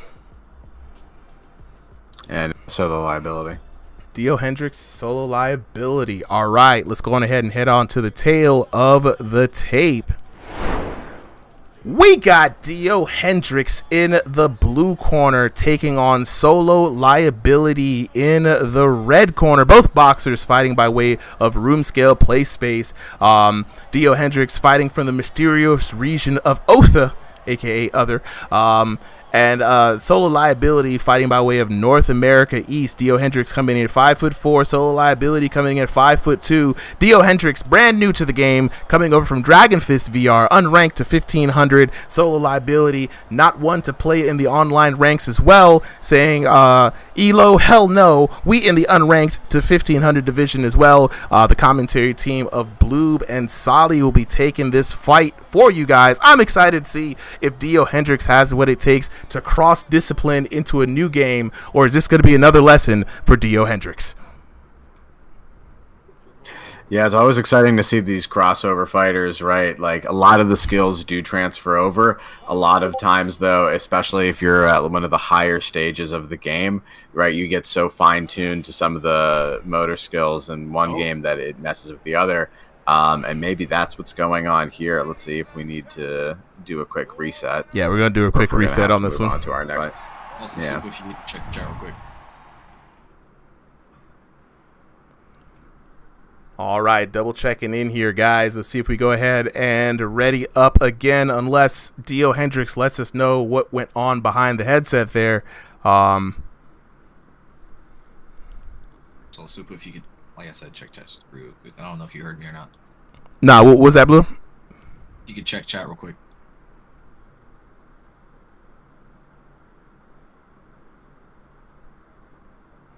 Look out for him now. Now that I know you're looking out for him, look out for him about a minute 30 in each round. All right. Once each round, a minute 30, roughly around there, or in between when a knockout happens. The ads don't overthink it though. The ads can run silent. That's fine. Yeah, usually they can. It's just, yeah, just for predictability, I'm gonna try to get them in around that time until I get an auto script. Just trying to see what's a guy. I think once a round is good enough not to spam them. Dio Hendricks, just checking in with you, bro. Is everything okay?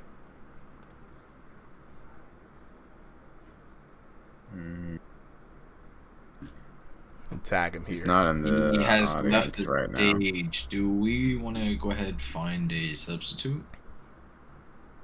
We got some people ready to sub in. You're already fighting Bodie, bro. He's just kind of dead, dude. You can't say the. Oh, Jackson said his headset died. Okay, headset died. Just as a reminder for everybody, headset dies. He's typing it right now. I think he's going to confirm. Let us look for. Take a break here. Let's look for some sub it. All good, Dio. All good. Let's see. Look for a ping to see if we can get more fighters on the stage to be able to sub it. Let's see. Taking a look. We can always move on to the next fight. Yeah, well, let's move on to the next fight for now. Yeah. Let's Solo. We're gonna move on to the next fight for now. Can we get Tomato and Adonis Banks? Tomato and Adonis Banks up next. Tomato and Marf, I think. Marf, sorry, Tomato. I was about to get you murdered. Tomato versus Marf. Tomato versus Marf. See if we can get you guys up on the stream here. Hold on, let me go harass Tomato real quickly. Just there's spam DM him. And outside of Tomato and Marf, we got For that, we're gonna have Charles Dubronx subbing in for Yo Boy if Yo Boy doesn't make it. up against Adonis Banks. Can we and then confirm we with got Kobaname. Can we confirm with Yo Boy so I can go ahead and replace him now, or? I'm noticing this stage is very, very dead right now. I considering throwing a ping in the recorded exhibitions channel, get some more spins. I am perfectly fine with skipping people who aren't here. So we can ping them for sure, but if they're not here on the stage and not ready for their fights, I'm totally fine with skipping them. And then we'll talk to people about it, afterwards, right? But we've got I know we've got Jay Baca and Bodie here, right? I saw Boxing Era Tony earlier. We can message Boz, right? Looking for Eagle. All right, there's Tomato. There's Tomato. Yep. So we can get Tomato and Marf. I know Yo Boy said he might not be fighting tonight because it was too late, but it's only 8 p.m. here, right? So trying to see whether or not, if we're early enough to avoid it, or are we just going to see another classic duck and weave there. Yo Boy, the Can Crusher. The Can Crusher, man. I'm telling you, man. The hammer. But, when them cans look a little too tough, Barry, they'd be like, you know what, maybe another day. I'm like, okay. He be handling the bums for us. Yeah. All right, we got Marf in here looking for Tomato. And then, let's get confirmation from Yo Boy. I'm looking for some new folks here. So, Random Wolf, all right. Texas King Dub. That's Landon Wolf, I think. Oh, my goodness, the name changes. Okay. Landon Wolf and Random Wolf. Okay, Landon Wolf, make sure he's there. Eagle and Texas King Dub. And so we got a few more fights today, but we're gonna go ahead and go on with Tomato versus Marf. Let me go ahead into the red corner. You guys go ahead and take commentary. I'm gonna start pinging some of these folks here. So let's go ahead on to the tail. Let me advance the tail of the tape here. That's Dio Hendricks and Solo Liability. And here we go. Tail the tape time. We got Tomato in the blue corner taking on Marf in the red corner. Both fighters fighting by way of stationary room space. Tomato and Marf both fighting by way of North America East as well. Tomato coming in at 5'1", Marf coming in at 5'7". Both boxers. I don't know why they put their heights this way. Guys, stop lying about your heights. This is not Tinder. Both fighters fighting in 2001 to the 2,500 ELO. So this should be a good fight. Let's go ahead and get it on. From Tomato. Tomato is 5'11". I think he forgot a 1. Okay. That makes sense. It's whatever. It's not too far off. It's a little bit of a height mismatch, but it's not too bad. Not too bad at all. Not too bad at all. Just make sure everybody's muted. Oh. Yeah, we're starting off strong. Yeah, any early predictions, Lube, from the man who knows everyone? Tomato, the Can Crusher himself, will lose to any top competition, but will slap every bum to death. He's kind of the middle ground between good and terrible. Mm-hmm. That's interesting. So I would put in Marf, maybe not as like the top of the top competitors, but definitely up there, right? Like he's got some skills. He's been on here for a long time, and he always shows like a solid performance, right? He's definitely, not just like a slugger. He's definitely put some thought into it. I think he's one of the higher boxing IQ fighters on the server. Right now, I don't know if I'm seeing very high IQ right now. I'm seeing him just kind of trail down Tomato right now. Not truly taking advantage of ring control, just holding forward on the joystick and swinging. Mm-hmm. But, it's working for him. He had Tomato hurt. He had Tomato looking for the counter opportunities and just unable to find it. Yeah, right now still figuring it out, and I would say, advantage slightly in Marf's favor. That being said, Tomato does have some power shots, but if he's gonna eat more shits like that, then not gonna matter. And early for me right now, I'm saying I think Marf is figuring out the discovery round a little bit better. Now, not saying Tomato can't adjust to this, but Marf's definitely giving him like some trouble, right? You can see him moving around, even if Marf's not taking advantage of the ring positioning, right? You can see that Tomato's really quickly ceding ground to him. I have a feeling that right now Tomato is struggling to get adjusted to the fact that I do believe Marf has auto turn on right now. Mm-hmm. So I feel like we're gonna see some adjustments from Tomato made here. Whether he learns to punch down the pipe just like that, hit those slaps somehow at a straight angle. I don't know how he does it, but he loops and ends up straight. The slap is a full question mark. And listen, sometimes those weird arcs are good for, getting around certain types of guards, particularly this one where Marf does sort of leave his sides open. He has not like a constantly up high guard, but he does float it up kind of in that middle area. Whereas, Tomato, kind of more traditional peekaboo, really likes to pop out from behind those, the wall, so to speak. And now round one coming to a close. I think we are seeing a pretty solid advantage here for Tomato in terms of reach, but I don't have a clear winner for me for round one. Blue, any thoughts and any adjustments that either of these fighters do you think are going to make? I feel like Tomato was just, when he landed, he was landing cleaner. I personally have Tomato up that round. I think towards the end, he started definitely picking apart with that range. I think he needs to start using that range. Take advantage of the fact that Marf is not cutting off the ring at all. At all. He's just being trailed right now. Straight front foot marching him down. Tomato's able to kind of pivot around him here. Mm-hmm. I think you're right? I think as long as he's going to get that footwork, Tomato can basically avoid the bull rush charge. On the other hand, for Marf, right, I think you're right. If he can, instead of just trying to go straight, but kind of go and work at angles, even if you don't hit him, right, just know that he's respecting your power. He's going to back off in a certain direction. You can trap him in the corners, and then that cuts away at some of that movement and some of that range that Tomato has. Absolutely. Marf looking very offended in the corner. Yeah, don't tell me how to do my job. I mean, hey, if it works, it works. We don't know who won that round. He could have been up like crazy for all we know. Yeah, that's the thing, right? You can only make so many educated guesses based on how the crowd's reacting, how they sound, how the punches sound, how the ugly faces are going. Yep. But at the end of the day, right, we've seen some, super, like you say, paid in Bitcoin judge decisions, but damage does favor certain types of fighters and certain types of strategies.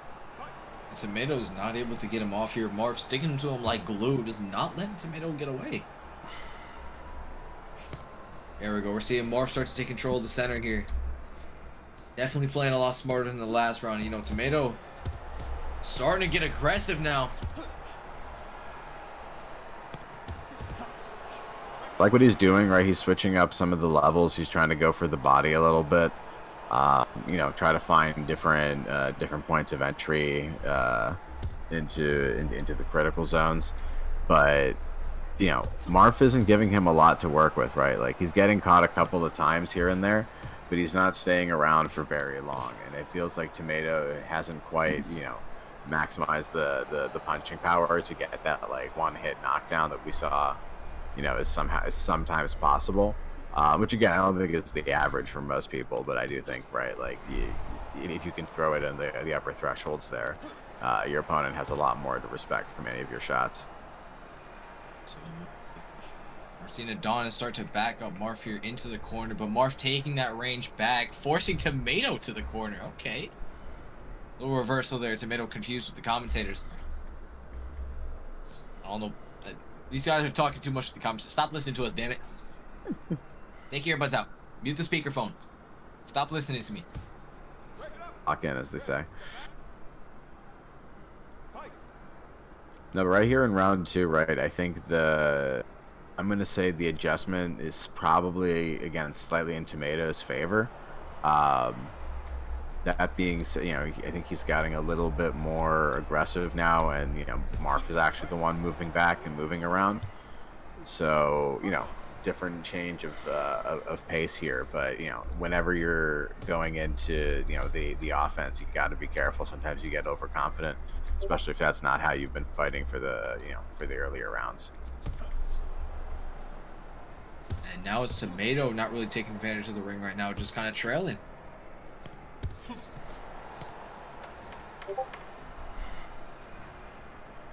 Looks like it. Here it is. Last couple of seconds of round 2. And both fighters staying upright again. No clear, decisive winner yet. And round 3 is going to be where both of these fighters have to settle it. Now, I was going to say, yeah, any experience fighting either of these two? Tomato, I have plenty of experience fighting Tomato. It is odd. He punches from these angles that no real punch is gonna come from. He'll loop all the way out and then back. His punches will look like a hook or an overhand, and it'll somehow come out as a jab. Mm-hmm. It's just nothing about the way he fights is orthodox or correct in any way, and he uses that perfectly to his advantage, you know? He's called the slap demon for a reason. That man, he won't punch you up, but he'll beat you with nothing but sheer tomfoolery behind those gloves. Honestly, that might be the way to deal with Marv right now, right? Like, I think as Marv's trying to do a more conventional kind of boxing style, doing kind of that, out there, more wacky, hard to predict, so drunken fist sort of style, really can reward you, especially if you feel like you've got some of the advantage and the damage in those earlier rounds. You might feel pretty comfortable going for something like that.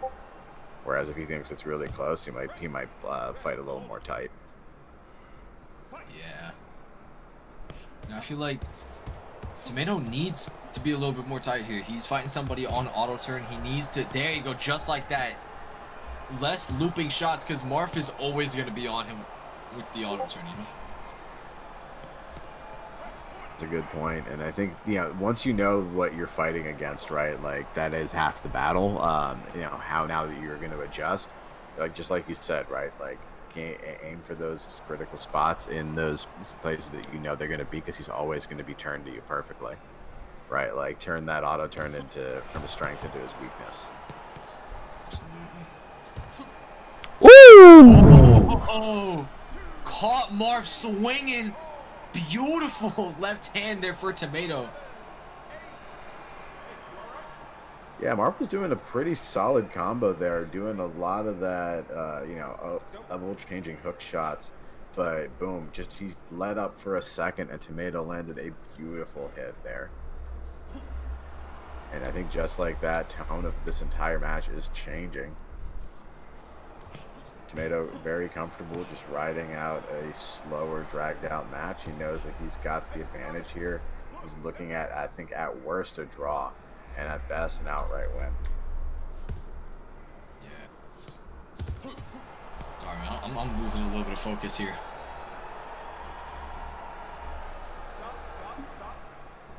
It's all right, man. These nights go on long, but we're gonna keep going as they go. So we only got 1 more minute left in this match, and even in these kind of matches, you can sometimes lose focus just because it's an exhausting experience. You've mentally been battling it out with your opponent, right? Like it's just hard to stay sharp, and you get caught by little hits like that. I think that's really what was going on with Marv, right? Like he was in the middle of a rush, and he just let up for a second, and it just created when you're fighting with someone for 3 rounds and they're so used to your pace, a big opening like that, like they'll jump on it in a heartbeat. Oh, Adonis, or not Adonis. I'm sitting there speaking about him in the chat. Tomato with the spinning shot there. Beautiful left hand actually lands on Marv's face.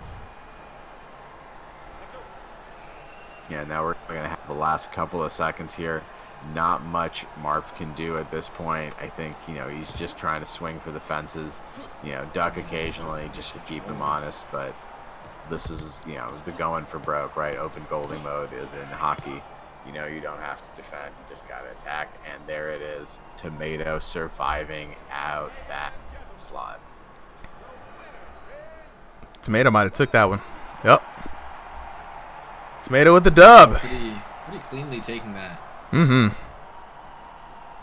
You know, auto turn is a great crutch, right? But 10-9, 10-9, 10-7, Tomato says you might need the crutch. You know what I'm saying? Looking at the knockdown at the end to seal the deal. He was already up ahead. There's just icing on the cake. Taking a look at the damage. 1443 to 1387, 1148 to 495, 1455 to 978 for a grand total of 4,046 to 2,864. Your winner out of the blue corner, Mr. Can Crusher himself, Tomato.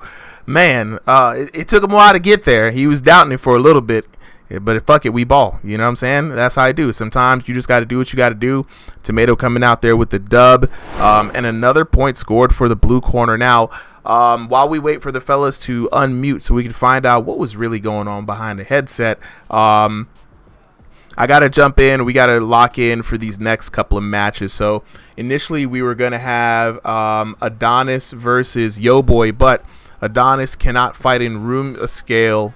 I don't think, right? Is that what's going on, Adonis?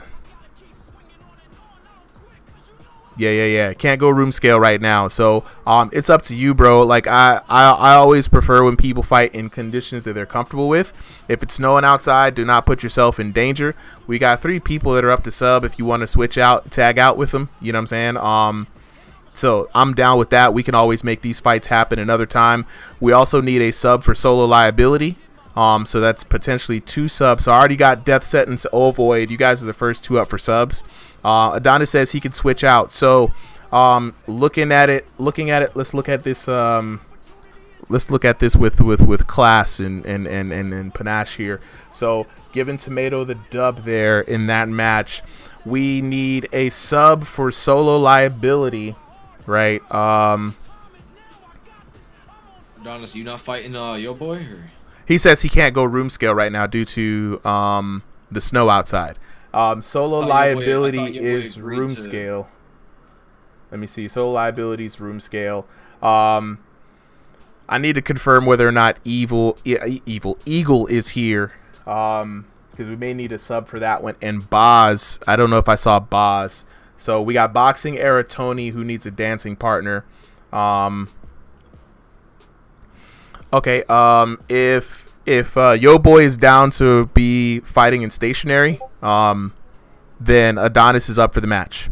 So it's up to you, Yo Boy. He says he can't use joystick. So there we go. Let's go ahead and switch off dance partners real quick. Let's see. Death Sentence, Ovoid, right?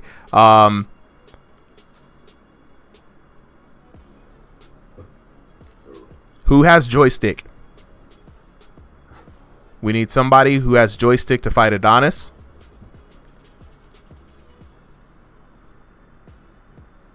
Not ones who have fought already have a match. Yeah, not ones who have fought who have already had a match. Sinvi, what's your elo? Ovoid, you can fight Yo Boy. Who wanted to sub in? Yeah.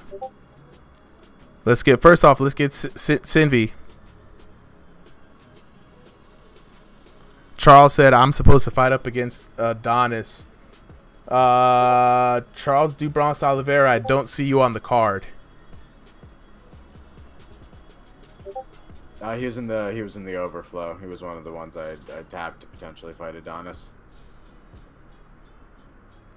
Okay, gotcha. Okay, so with that being said, is he joystick? Let's double check.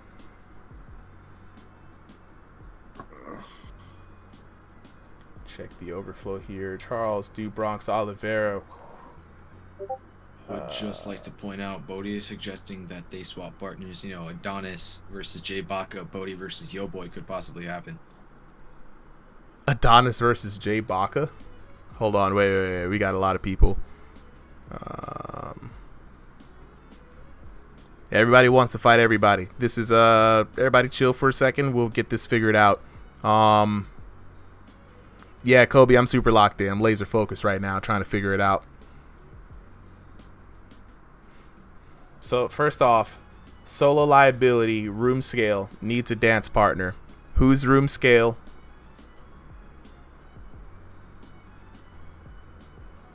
Bodhi, you're already fighting Jay Baca, so we're not switching you out for now. Death Sentence, you're going to jump in. I'm going to have you subbed in for Dio Hendricks.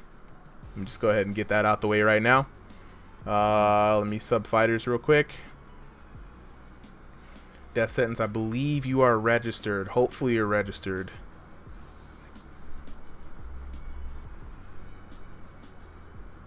I don't see you registered, Death Sentence. That's going to make it difficult for you to tag in.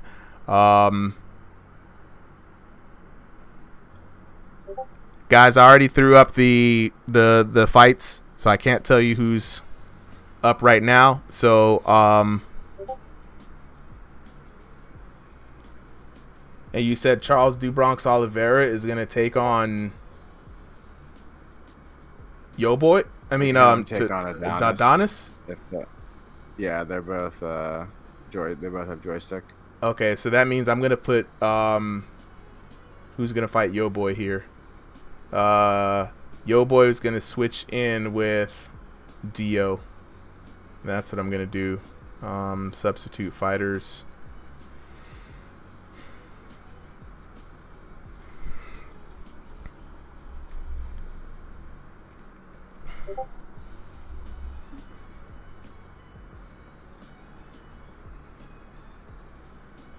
Okay.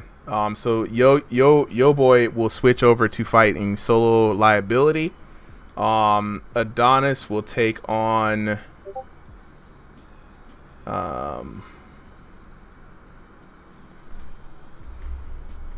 Charles Dubronx Oliveira. We still have Kobe versus Landon Wolf. Is Eagle here? Can we confirm if Eagle is here?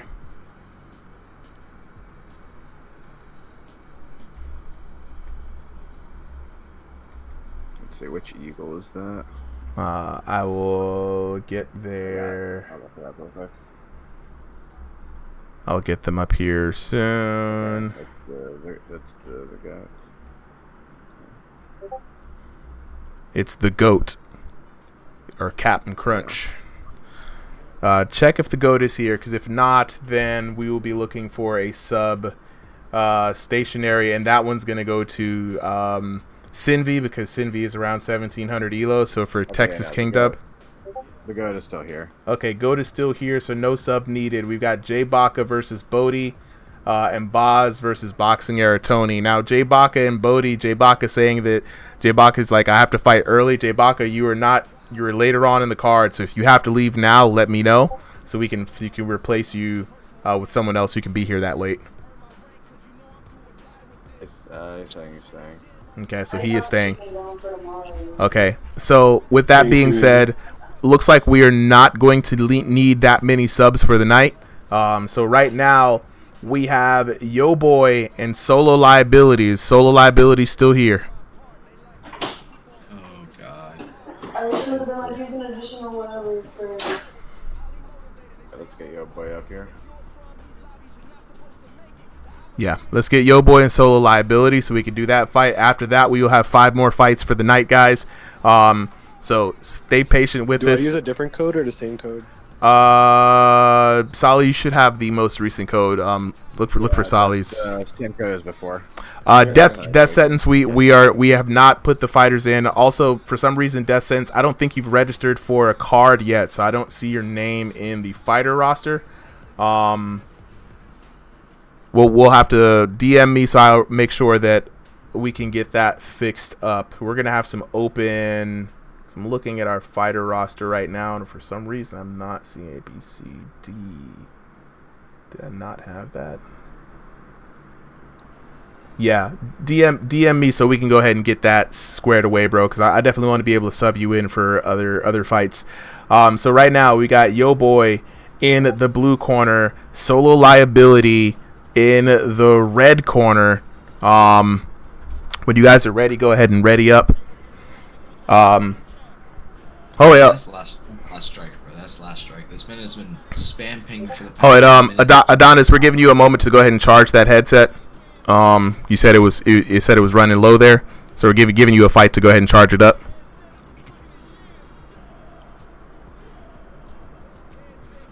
Oh, bro, you said you had went through an 8-rounder. I thought the thing was dying. Yeah, you're gonna be after this one. You're gonna be right after this one. All right, let's go ahead.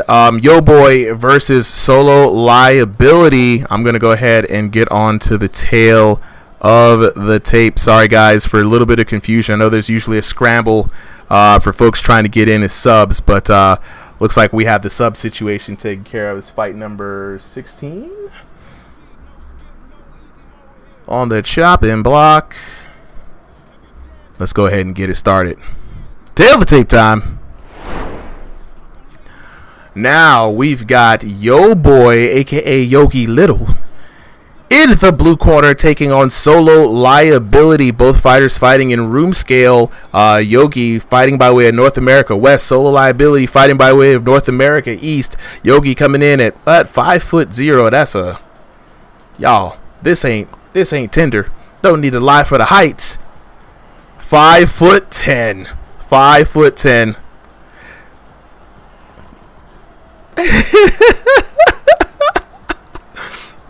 Look, man, I don't know what it is. I think it's the rush to try to get things signed in. Solo Liability with the ancient hieroglyphics at 6'2". Both these fighters 1501 to 2000 elo for Yogi Little. Solo Liability unranked to 1500 on his side. Waiting for Solo Liability to go ahead and ready up. When these boxes are ready, we're going to go ahead and get started on to the next match. All right, Solo Liability is readied up. Let's go ahead and continue this, man. 3-minute rounds.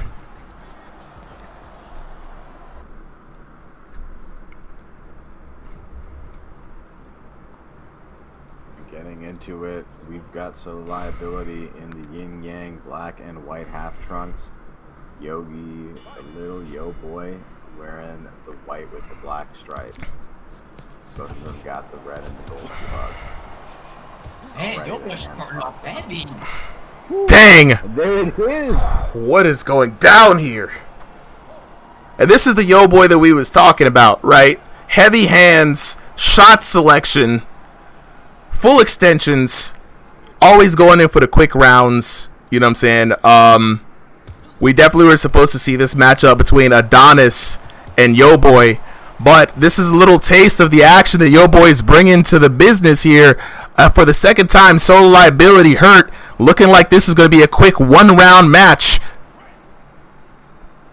And it's crazy. This is just an example of like dominant power shots, right? When all of your damage hits, your defense can be a little bit more open. And it's not even like he's not, doing any defense, right? He's popping up the guard here and there. He's using a lot of head movement. But he's just attacking much more often than he's defending. And, right now it's definitely working for him. So Liability just trying to react at this point.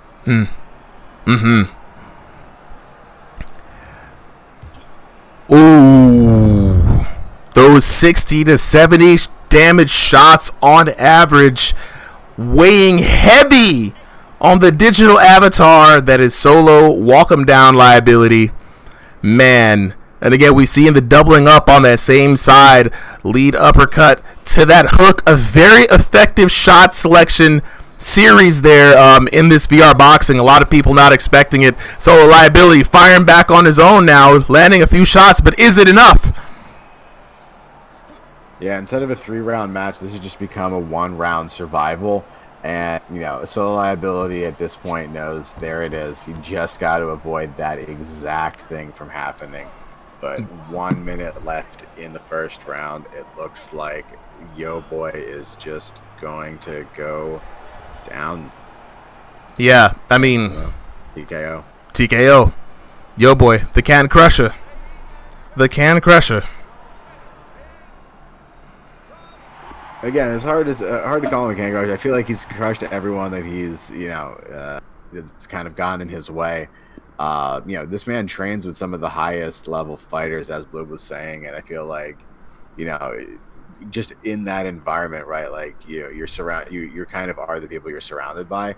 He's just picked up so many good, ways that merge into his own style. I think he's just an anybody crusher. Don't call anyone a can just for losing to Yo Boy. I feel like we got to put Yo Boy against like the top of the Ringside VR, right? A lot of people have this idea of Yo Boy that he's going to crush because of the low elo, right? He keeps getting matched up with people who are in lower elos, but we all know that the ranks have been reset. Not everybody's elo is matching where their skills are at, right? So you not really the most trustworthy stat, if I'm being honest with you guys, right? So like if Adonis stopped, never went into ranked a day in his life, nobody would be like, oh, that guy's an unranked boxer. Please, Cam doesn't go a day in his life. Blue doesn't go a day in his life unranked. We can't trust those. So it's kind of hard. I definitely want to see him go up against just bigger competition, man. Like, I would love to see him fight a lot of people on the server. So we're going to probably, every time we see him sign up, we're probably going to have to match him up with just some dream team matches just to pad the resume or just put him through paces. But as always, man, I mean, every time we see Yo Boy, it is like shot selection. And we've seen it. We've watched him through his headset.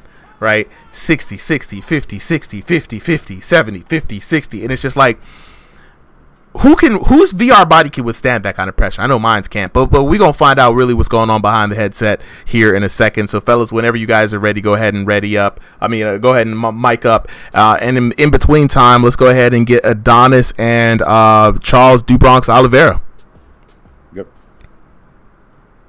You sending them codes. Fellas, what's good? All right, first up, let me go ahead and talk to who's up next. Who's up first? Solo liability. Solo. You. All right. Well, so good.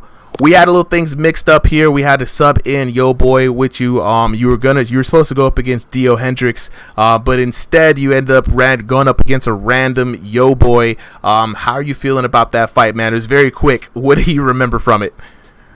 Yeah, honestly, not gonna hold you. I mean, I didn't really expect to go against like Yo Boy because I already knew that was gonna be an immediate loss. But also, I kind of just been under the weather because I just had a tournament yesterday for Star Vault, and my team came in third place. So I'm kind of just like exhausted. Nice. But appreciate it. But yeah, so then we had that, and then yeah, I kind of just been like under the weather. I was like, you know what? I'm gonna just sign up. If I win, I win. I lose, I lose. But GG's like to Yo Boy. I already knew where that match was going the moment I heard him. First, and y'all threw me off too because all I heard was he was like 5'0" because the typo. Yeah. And I was like, y'all fighting against fucking Papa Smurf and his fucking village. Like every person I fight, it's always like they're like almost a foot shorter than me. Dio Hendricks 5'4". Like what? Like y'all like that's crazy. Y'all I'm so sorry, bro. I swear it's not intentional. Like sometimes even online, like people be like 4'8" wanting to challenge me. I'm like, I'm not going to fight you. That's crazy. Yeah. Like can't be caught beating my child. Like, I feel you. That's ridiculous. Like, but yeah, like I said, GG's to him. Whatever. But if anyone out there wants to whoop his ass for me, that would be highly appreciated. And then Dio Hendricks, you owe me a fight. Yeah, we got to run that back. We got to run that back. Dio, you hear that? We next week. Make sure your headset's charged. We got to run it back. You know what I'm saying? But let's go ahead and talk to where's Yo Boy? Yo Boy, where you at, bro? Yo. Man of 1,000 damage. What's good?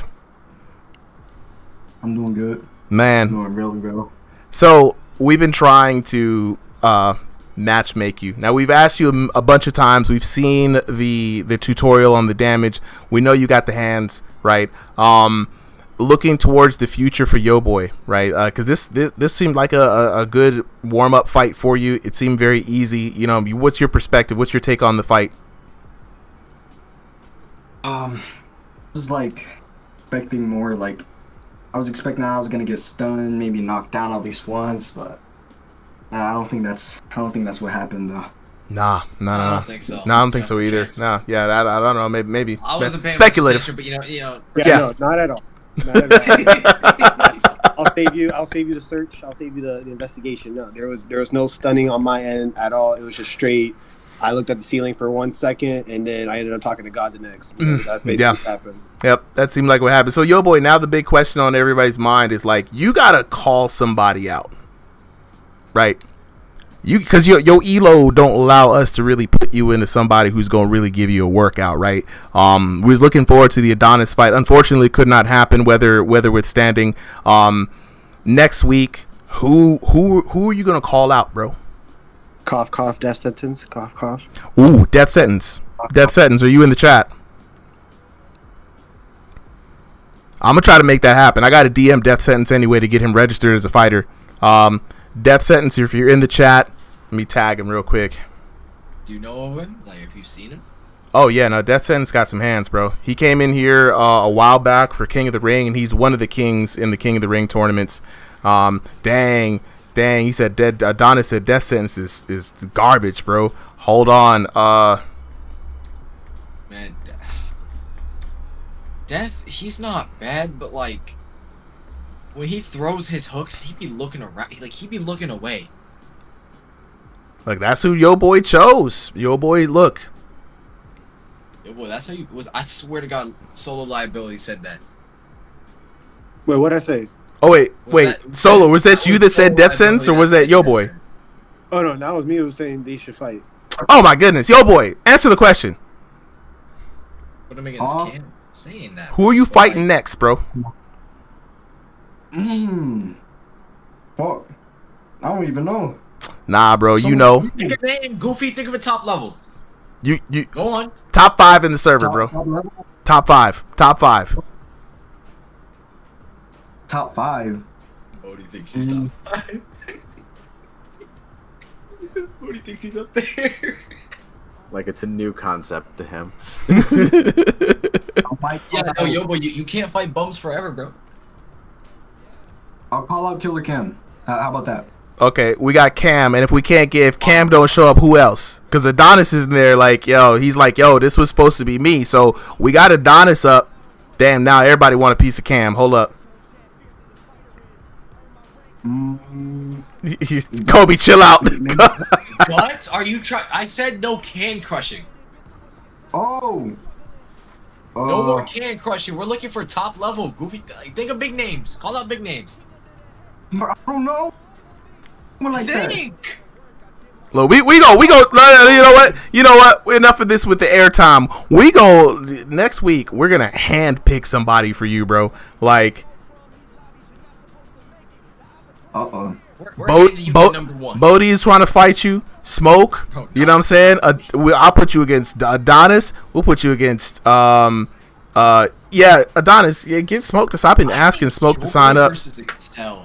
Yo boy versus Excel would actually be really cold blooded. They're literally the same exact fighter, you know. Yeah. Except Excel has better defense. I think Yo boy is just. Yo boy has better power. Yo boy has better power for sure. Excel has speed and good defense. Excel with Yo boy would be crazy. Yeah, well, I won't see any one of those fights, to be honest, because like there's a certain different kind of group of folks that they're different. For the elos be lying, bro, and we already seen what you guys can do, and we want to start seeing some dream matchups. We want to start seeing some good fights. So yeah, I be trying to get people to DM me to sign up, man. At least get you registered for to be able to sub. With that being said, though, I appreciate both of you guys for coming through. Next up, Charles DuBronx Oliveira versus Adonis. Go ahead and back up here. Go to multiplayer because these lobbies are acting crazy. Here we go. We got him readied up. Let me go ahead and go on to the next fight. Tail of the tape type shit. Let's go. That is number 18. Oh yeah, super. Yo. So after 2 months of not fighting, I was actually able to defend my belt yesterday in UBA. How you go 2 months without fighting? Yo, cause they deadass were not giving me fights. I sat there, I waited so many fight nights, and then UBA 9, and then a whole another month. That's crazy, bro. That's crazy. Did you win though? Oh yeah, no, Of absolutely. course. I wasn't expecting less. You know what I'm saying? All right, let's get on to the next battle real quick though. We got Adonis versus Charles do Bronx Oliveira. Let's go to the tail of the tape real quick. We got the tail of the tape. Hold on, wait. We got the tail of the tape. We got Charles do Bronx Oliveira taking on Adonis Banks. Charles do Bronx Oliveira in the blue corner, fighting in the stationary play style. Adonis Banks, going stationary as well due to a snowstorm. Both fighters fighting by way of NA East. Charles coming in at 5'8", Adonis 5'10", because I know he's not 5'1". Charles do Bronx unranked to 1500. Don't let the ELO fool you. Adonis Banks 2500 plus. So this is going to be an interesting matchup because Charles kind of subbed in for this one. Some could say Charles might be punching a bit too high above his weight, but you know, it is Sunday, anything can happen. Everybody's got a puncher's chance. Let's go on ahead and get to this next battle though. Yeah, absolutely. And sometimes it's not even just about winning, right? It's about like showing up impressively. I think one of the first fights we saw with Clint, he actually went the distance with one of like the top fighters, right? And it was just the fact that he had like given such an honorable fight that I think shot him up to stardom for a lot of people. Already starting on Fast and Furious. Charles do Bronx Oliveira matching the challenge for the day, saying, look, I'm going to take the fight to Adonis Banks, but already getting overwhelmed, backed up into the corner. Hopefully he doesn't make the corner his home. Okay! He's doing enough there to push Adonis Banks off. And I think that's important, right? Because otherwise, you're right, he's just going to be, pushed around wherever Adonis wants this fight to be. And now kind of reversing it, right? Adonis in the corner. And Charles doing exactly what I like to see fighters do in this. Be careful. Ceding a little bit too much ground, unfortunately, there, right? But he was trying to cut off the space. And there he goes. Gets him right back in there. Yeah, Charles Zubron's doing a very good job of making this first round competitive. Even getting the nod of respect there from Adonis Banks. Coming in with measured blitz and a strong defense across the void. I like the strategy from Charles do Bronx Oliveira. Looks like he was very eager for this fight too. We were looking for some subs coming in and said, nah, this is my spot. So when you see a fighter that's hungry to get in the ring, you already know that they're ready to make a statement. And I will definitely be looking to see what Charles do Bronx has for us here. Yeah, right. And again, new patch, right? Everyone at most only has a month of experience. Maybe they played a little bit of the patch, so they're a little more used to it. But realistically, everyone here has pretty comparable ranges, right? No one's too far out ahead of anyone. Oh, 100%. Especially if you have been the fighter like these two who have fought through different patches and just generally kept up their their physique and their skill. And this is an very interesting first round. Charles do Bronx looking to overwhelm his opponent, not giving the Maharaga-like mind of Adonis Banks any time to adjust. He's going to keep swarming over and over, staying in, and this is having a very effective output here in the first round. Yeah, honestly, right, I would say they've gone pretty much punch for punch. Mm-hmm. Right? Maybe a slight edge in Adonis's bank favor for the damage, but honestly, right, round one could go either way, and I think, huge credit to Charles. Yes. No knockdowns on his part, and honestly, pushing Adonis Banks around, right? This hasn't been a dominant round for anyone. Ooh, good volleys there in favor of Adonis Banks.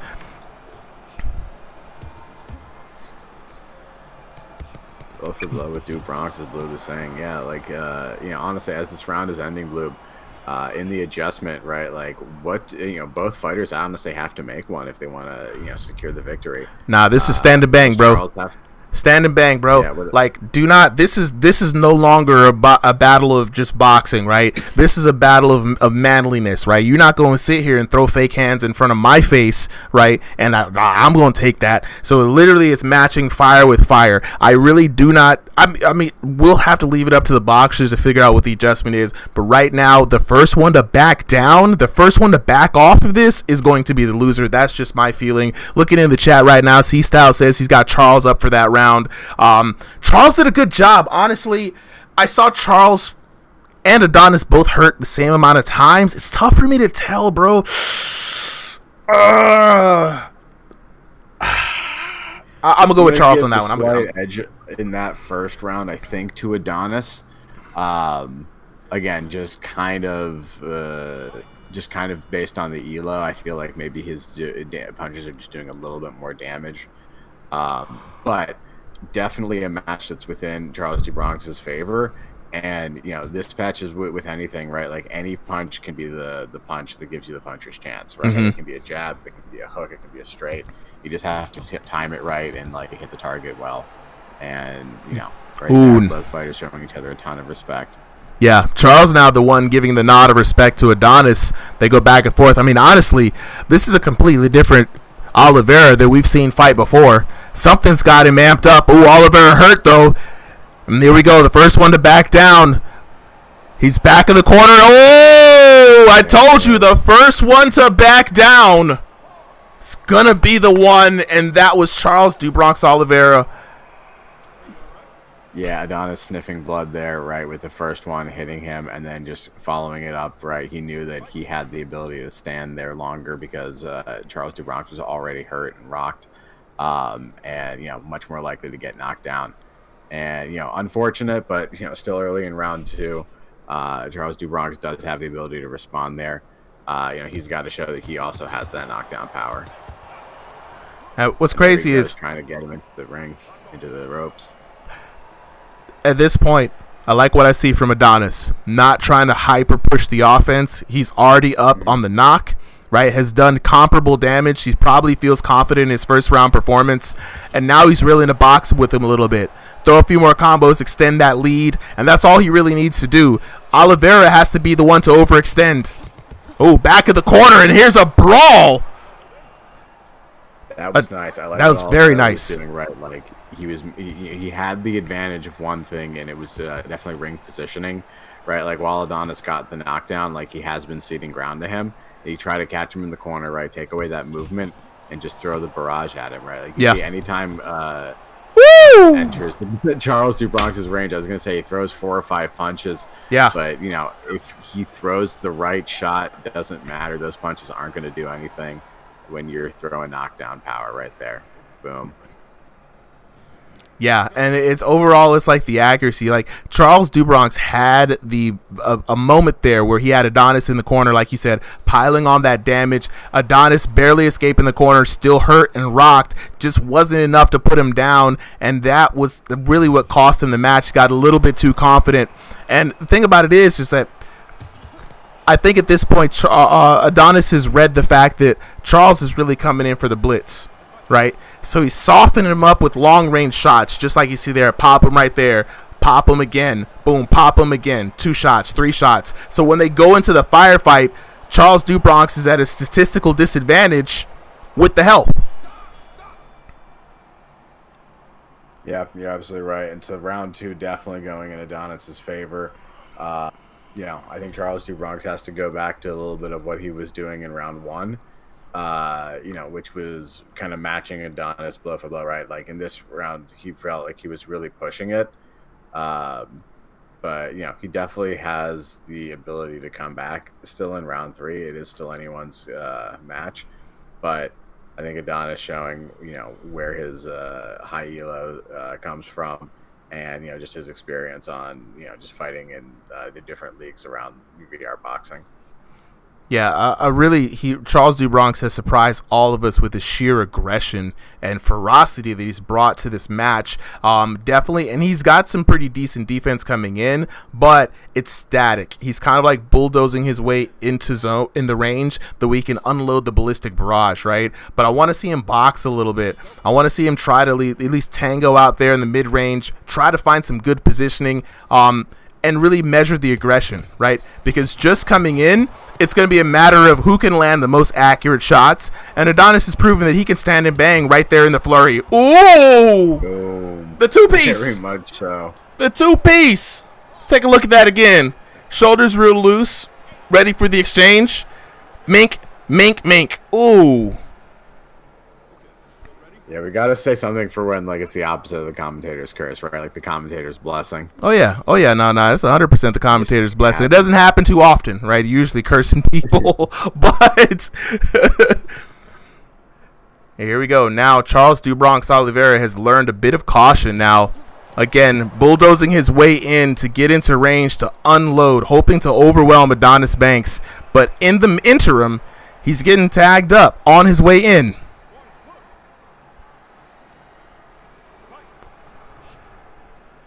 Definitely so, but again, right, like definitely showing up very well for this fight. Yeah, with, like, over 1,000 elo gap, which just goes to show, it's not just about when you play in ranked. It's about like the quality of the fights that you do, and like, when you're on a Discord with a lot of other people, you can just get a higher quality of fight, right? You get to talk more with your opponent. You get to ask like, hey, what did I do? Where are my openings, right? Like, we've had a bunch of sessions on like voice calls where it's just like, hanging out with everyone, like just trying to figure out like different mechanics of the game. You just get a deeper understanding of it more than you could ever do on your own.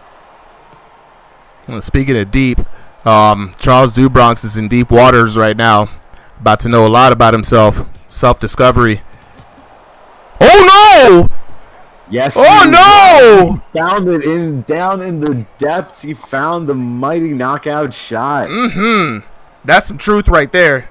That man said, "This is exactly what I'm made of." The moral victory knockout. I mean, this could be him taking this round. If the first round indeed is a contentious round, this could be Charles do Bronx at least trying to look for a tie. He's got 45 seconds left, Solly. Do you think he has it in him for another knock? I mean, he might, right? And like at that point, just take it to the Bitcoin judges. Like they've made crazier decisions before. They have.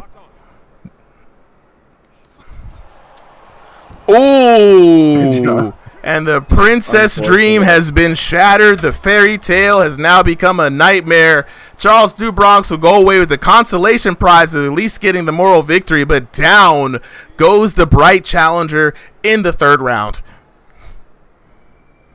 Yeah, in 10 seconds here, not much more he can do but try to hope for a lucky shot to tie it up. More realistically, though, I think these two fighters are going to ride out the end of this 100%. round. Yeah, just the clinch there is going to be the final second. And they're even down to the last bell. They're both swinging with their hearts out. That was a beautiful match. Charles do Bronx Oliveira not happy about that. And there we go. Adonis, Mr. Blessed Banks, takes the win 30-24. Looking at the details, 10-9 for the first round, 10-7 for the second round, 10-8 for the third round. Looking at the mink double knockdowns for the total of 4 in the second and third right there. Let's take a look at the damage. 22-60 to 13-17. It was fast and furious, but Adonis was just even more ferocious. 21-30 to 840, complete blowout there in the second round. 16-73 to 11-07 for a grand total of 6,063. I believe that's the highest point total we've had for the night. To 3,264 for your winner out of the red corner, Adonis Blessed Banks. Let's take a look, man. Let's take a look. The next fighters, we're going to go ahead and get them readied up. If we could have, while I get everybody set up here, if we could have Kobenomics taking on Landon Wolf. Kobenomics and Landon Wolf, you guys go ahead and ready up. Putting up one for the red corner here. Let's talk to the homies. Kobe's already ready. He's ready for this right now. Let's talk to the homies, man. Charles do Bronx Oliveira, Adonis Banks. Let's go ahead and find out what's really going on behind that headset. first off, let's talk to you, Adonis. So, Adonis, you were gonna go up against Yo Boy. You were subbed in with Charles Dubronx Oliveira. Were you surprised by how much he tried to bring the fight to you in the first and second round? Yeah, a little bit, but I adjusted to him. I mean, he hit me with a lot of shots. I ain't gonna lie, I wasn't expecting him to be that fast, but I just kept him at range and countered him for the rest of the fight. Yeah, I believe he surprised us all, to be honest. I was like, when these sub matches happen, we usually expect a bit of a mismatch. But honestly, man, it looked like Charles is trying to make a statement today. He looked at very. We'll talk to him after this. But on that matter, man, how do you think you would have done against Yo Boy, man? Just a little bit of a speculation, because that was supposed to be the matchup that was going to happen. I'll TKO him. Like, all I gotta do is counter him. His defense is buns. Ooh. See, that's why I was trying to make this matchup happen, man. That's what I wanted.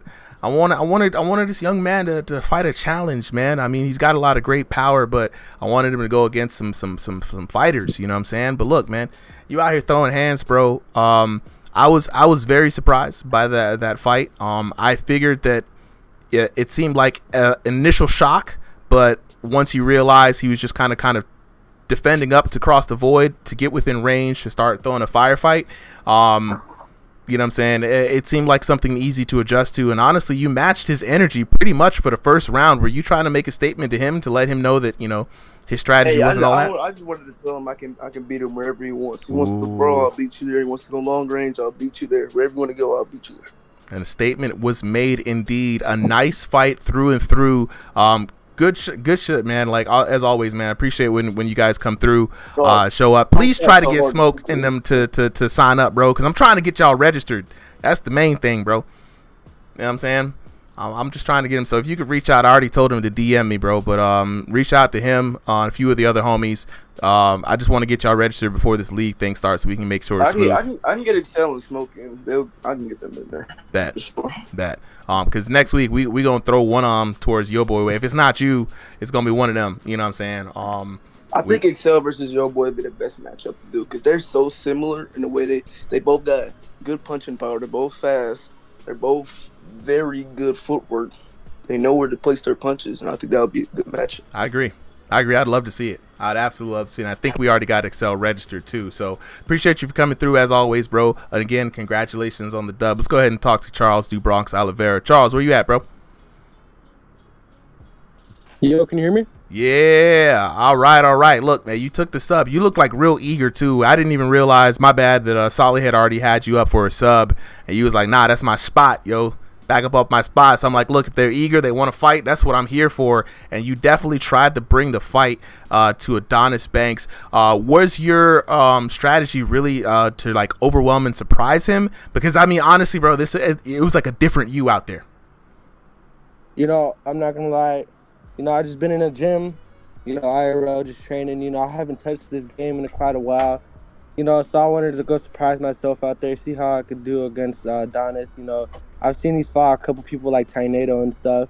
I was like, all right, it'll be a good matchup. And so, I just really wanted to see what I could do out there. And, he really showed that to me, And so I at least got one knockdown, but he got 4. So it's all GG's to brother, he's good. But I really tried, just like outworking him. I tried bringing him that fight because, sometimes in my other fights, I don't really bring that much energy into a fight. I don't really go bring the fight to them. I let them bring the fight to me and, counter off that. But today I just wanted to beat something else and, Yeah, he for sure made me adjust. I'll give him that. Yeah, I think you surprised all of us, man. Win or lose, the exhibitions mostly are about how you show up. You brought the right kind of energy. I saw a different side of you today. Like you said, I mean, if Adonis has to make an adjustment, that's why I made the Maharaga joke. I'm like, he trying to overwhelm him before he make that adjustment, bro. I was like, I don't know.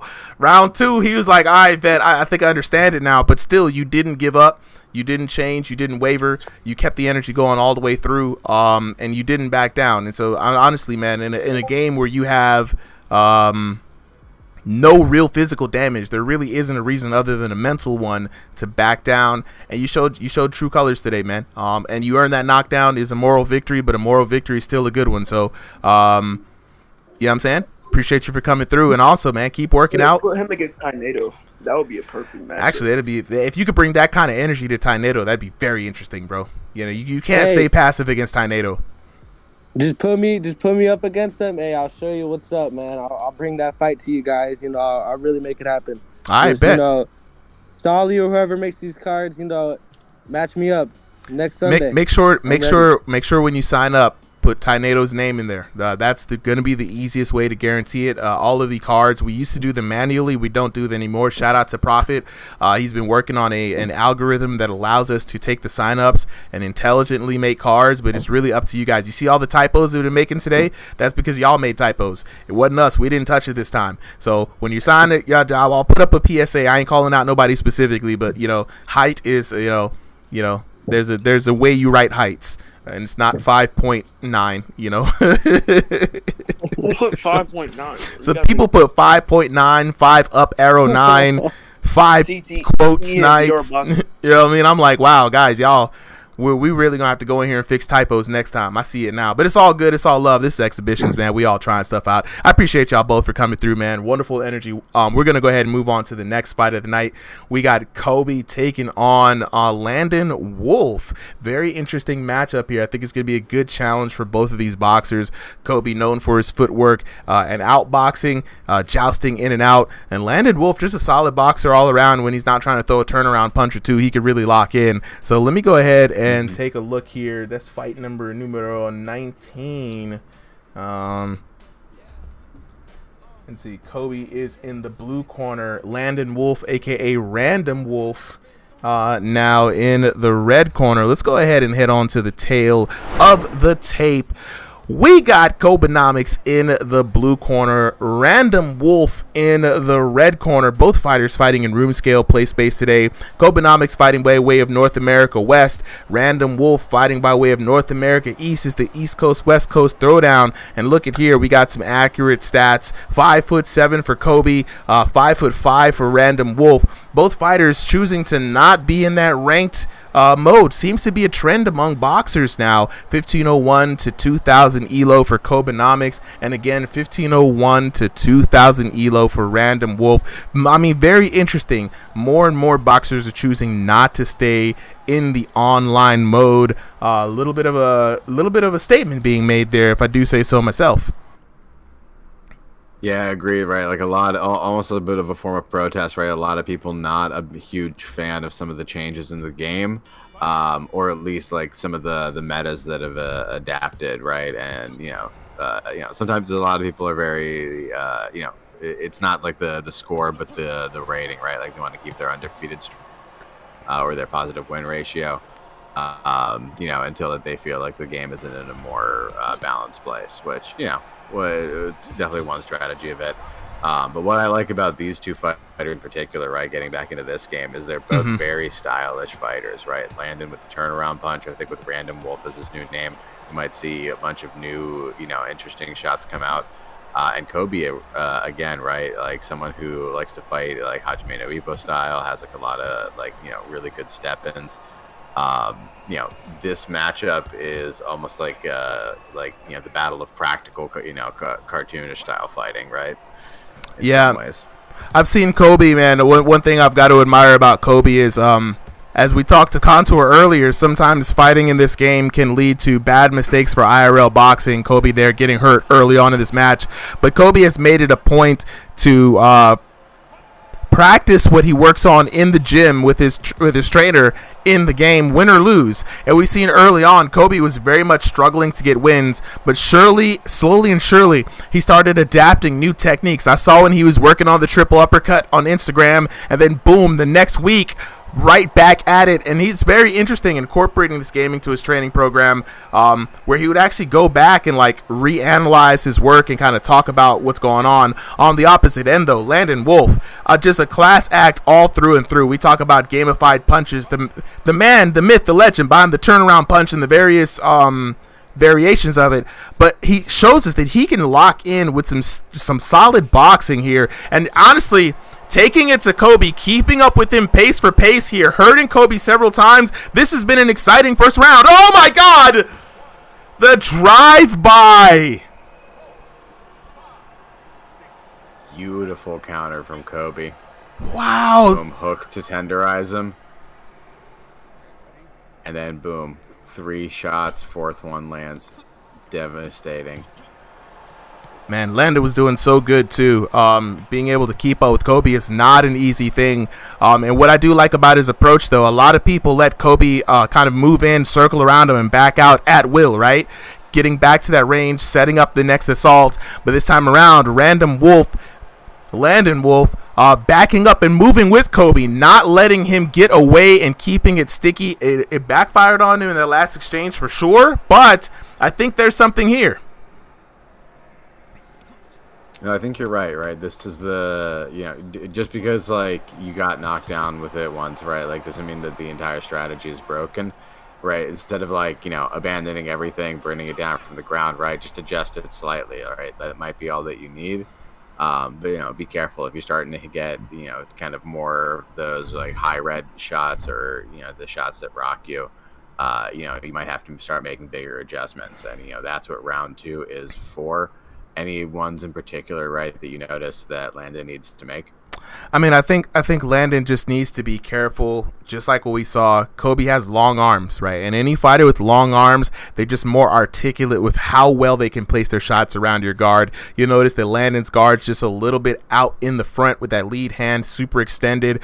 When Kobe's moving, Kobe can move and hit while he moves. That's the one thing that makes Kobe dangerous. So even while he's circling around, it is one of the more vulnerable spots because, again, you don't want to get turned around. You want to move with him. You want to step up, step back, step to the side, and kind of keep him in that kind of area, right? But you also got to keep your wits about yourself, right? Because Kobe can fire off the back foot, and he can fire when moving. So here we go. Back in. I like what I'm seeing from Landon Wolf. Mixing it up, changing those levels. Keeping away from Kobe's return fire. He's mitigating damage, and this is what you want to see. Kobe doing the smart thing, going for the clinch there. But Kobe hurt. This might be a good retaliation from Landon. I like what he's doing with the level shifts, right? He's going big hooks to the body, powerful straight to the head, and occasionally mixing it up there. But you can tell, right, he does want to get back that, those points from round 1, right? He's not comfortable, I think, just going on, like a damage win, leaving up to the big point judges, right? Like, he wants a knockdown to be sure that he can have this match in the bag. Yeah. 100%. And what I like about this is, too, again, dynamic. He's weaving in his offense and defense in this second round very well. Keeping Kobenomics has a certain amount of timing where he's going to fire back. Landon Wolf getting out of the way, not letting him cash that check, and returning a little bit of the extra balance himself. It's being able to keep that offense. But again, keeping your wits about you is also knowing when Kobe's going to move in, go for that clinch. I think what's nice about Kobe, right, like, he has a very kind of honest kind of boxing style, right? Yeah. And, the one side of that is, right, it doesn't always go to the optimized parts of the game, but it does let him use, like, his general IRL boxing skills, right? You can tell here his footwork is great. He's moving all around the ring. Mm-hmm. He's always accurate with his punches. And, he's proving to be a serious challenge for Landon right now. 100%, and this is a much more even fight than I thought it would be. Shout out to Random Wolf. Definitely bringing the fight to Kobe. This is the type of challenge that he needed. This is the type of fight that he needed too. Kobe landing a significant shot, smelling blood, and it's Random Wolf going for the clinch this time, buying him much precious time to recover. That's going to be important here because, again, no knockdowns is the name of the game.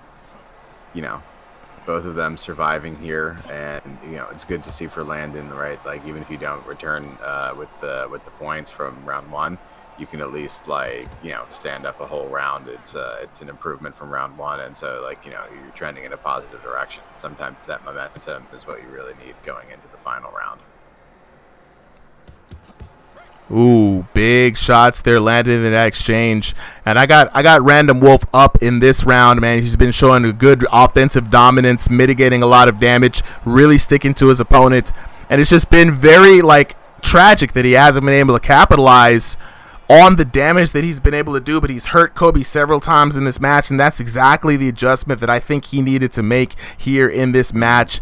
He's got one more round to work with, kind of to go off the big payoff round, round number 3. If Landon Wolf can have a really strong match in this last round, I think he takes it. Kobe obviously had a very strong start in the first round. Second round going to Random Wolf. I mean, Sally, how are you feeling about the chances in the third round? I think this is going to be the one, right? Like you said, like Random to make the big stand-in. It's going to come down to like who has really figured out the other person's pacing and timing better over those last 2 rounds.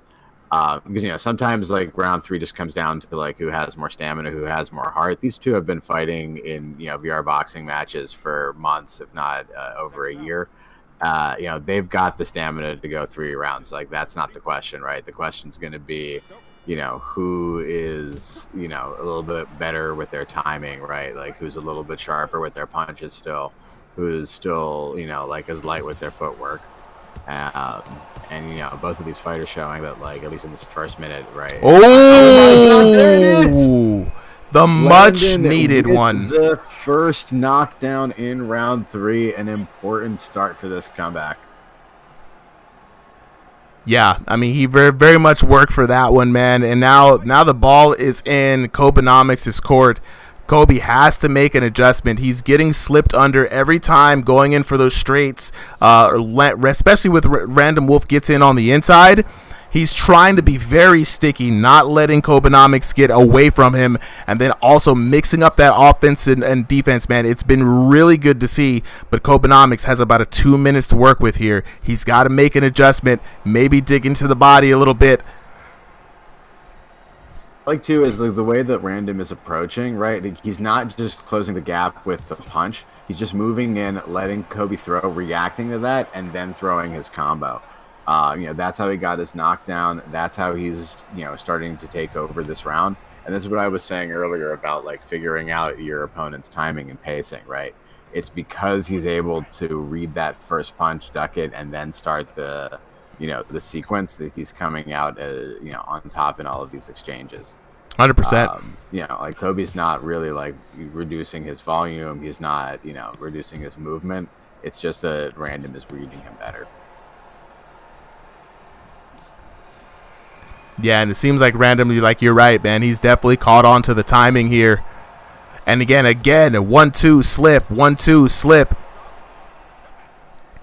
And we've seen a lot of boxers say that type of defense is very, hard to deal with. They're expecting in VR boxing, I punch you, you punch back. But down goes Random Wolf with a minute left in this match. Now the ball is in Random Wolf's court. I mean, we could see a tie here, but honestly, Kobenomics doing exactly what he needs to do. That left uppercut, catching Random Wolf with the head movement. What a beautiful shot. That was crazy. If you saw on the replay, Landon dodged like 9 of those shots only to get laid out by the 10th one. We don't always necessarily see the exact same things that that the fighters are seeing on our version. Yeah. But wow! With 16 seconds left, I think that might be it to seal the round for Random Wolf. there is almost no time left for this to work. Can he get a knockdown TKO in 5 seconds, or is Kobe gonna survive out and we're going straight to we're going to the judges, baby. We're going to the judges. That last clinch sealed any kind of fact. What are the judges gonna say? You know they're paid in Bitcoin.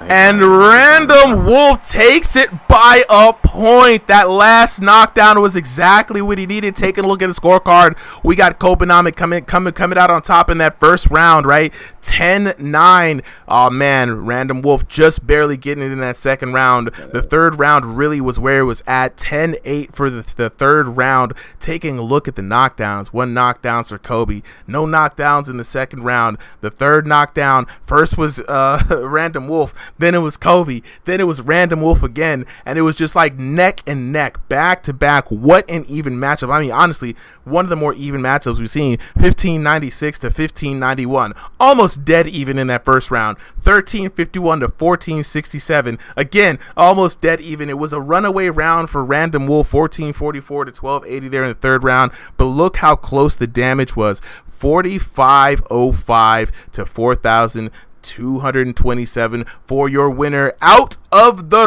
red corner, Random Wolf.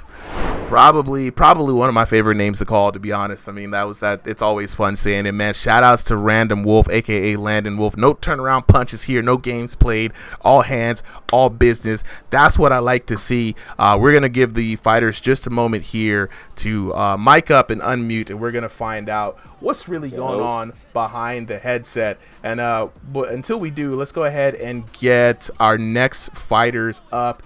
Can we go ahead and get Eagle and Texas King Dub?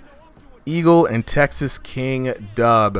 All right, and while we wait for those fighters to get on up here, let's talk to the homies. Kobe, Random Wolf. What's good, fellas? All right, Kobe, I got to talk to you first, right? So Kobe, right? You're honestly one of the most improved boxers that we have here, right? Sticking to your guns, not sacrificing your IRL training and technique and habits for the sake of the game. And you've kind of carved your way into a style for yourself that's been getting more and more effective, right? So you went today and you fought. He came in with the name Random Wolf. We already know as Landon Wolf. Were you surprised by his ability to stick to you as you were maneuvering and also weaving in his offense and defense, man? It looked like he was getting away, mitigating a lot of damage in your offense. What was going on from your perspective? Oh no, it wasn't something that shocked me at all. I was actually expecting it. We fought before, Landon Wolf. I won the first one, right? And I knew, well, here we go again. Kobenomics story time. I get in, and it's the New York boundary again. So I thought he was going to have something bigger last time. He told me he would, but maybe it is.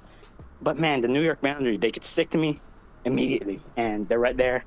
And I had to sacrifice a lot of my boxing form to try and salvage the match, but hey, it didn't work out. Look, man, it seemed like a tough one, man. I mean, this was such a close and even fight. Would you do this again?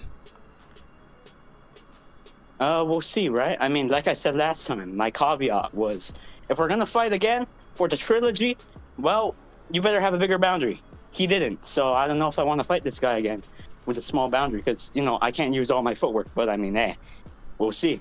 Okay, no, fair point. Indeed. That's why I asked you. I'm like, would you want to do this again? Specifically, the emphasis on the you part, right?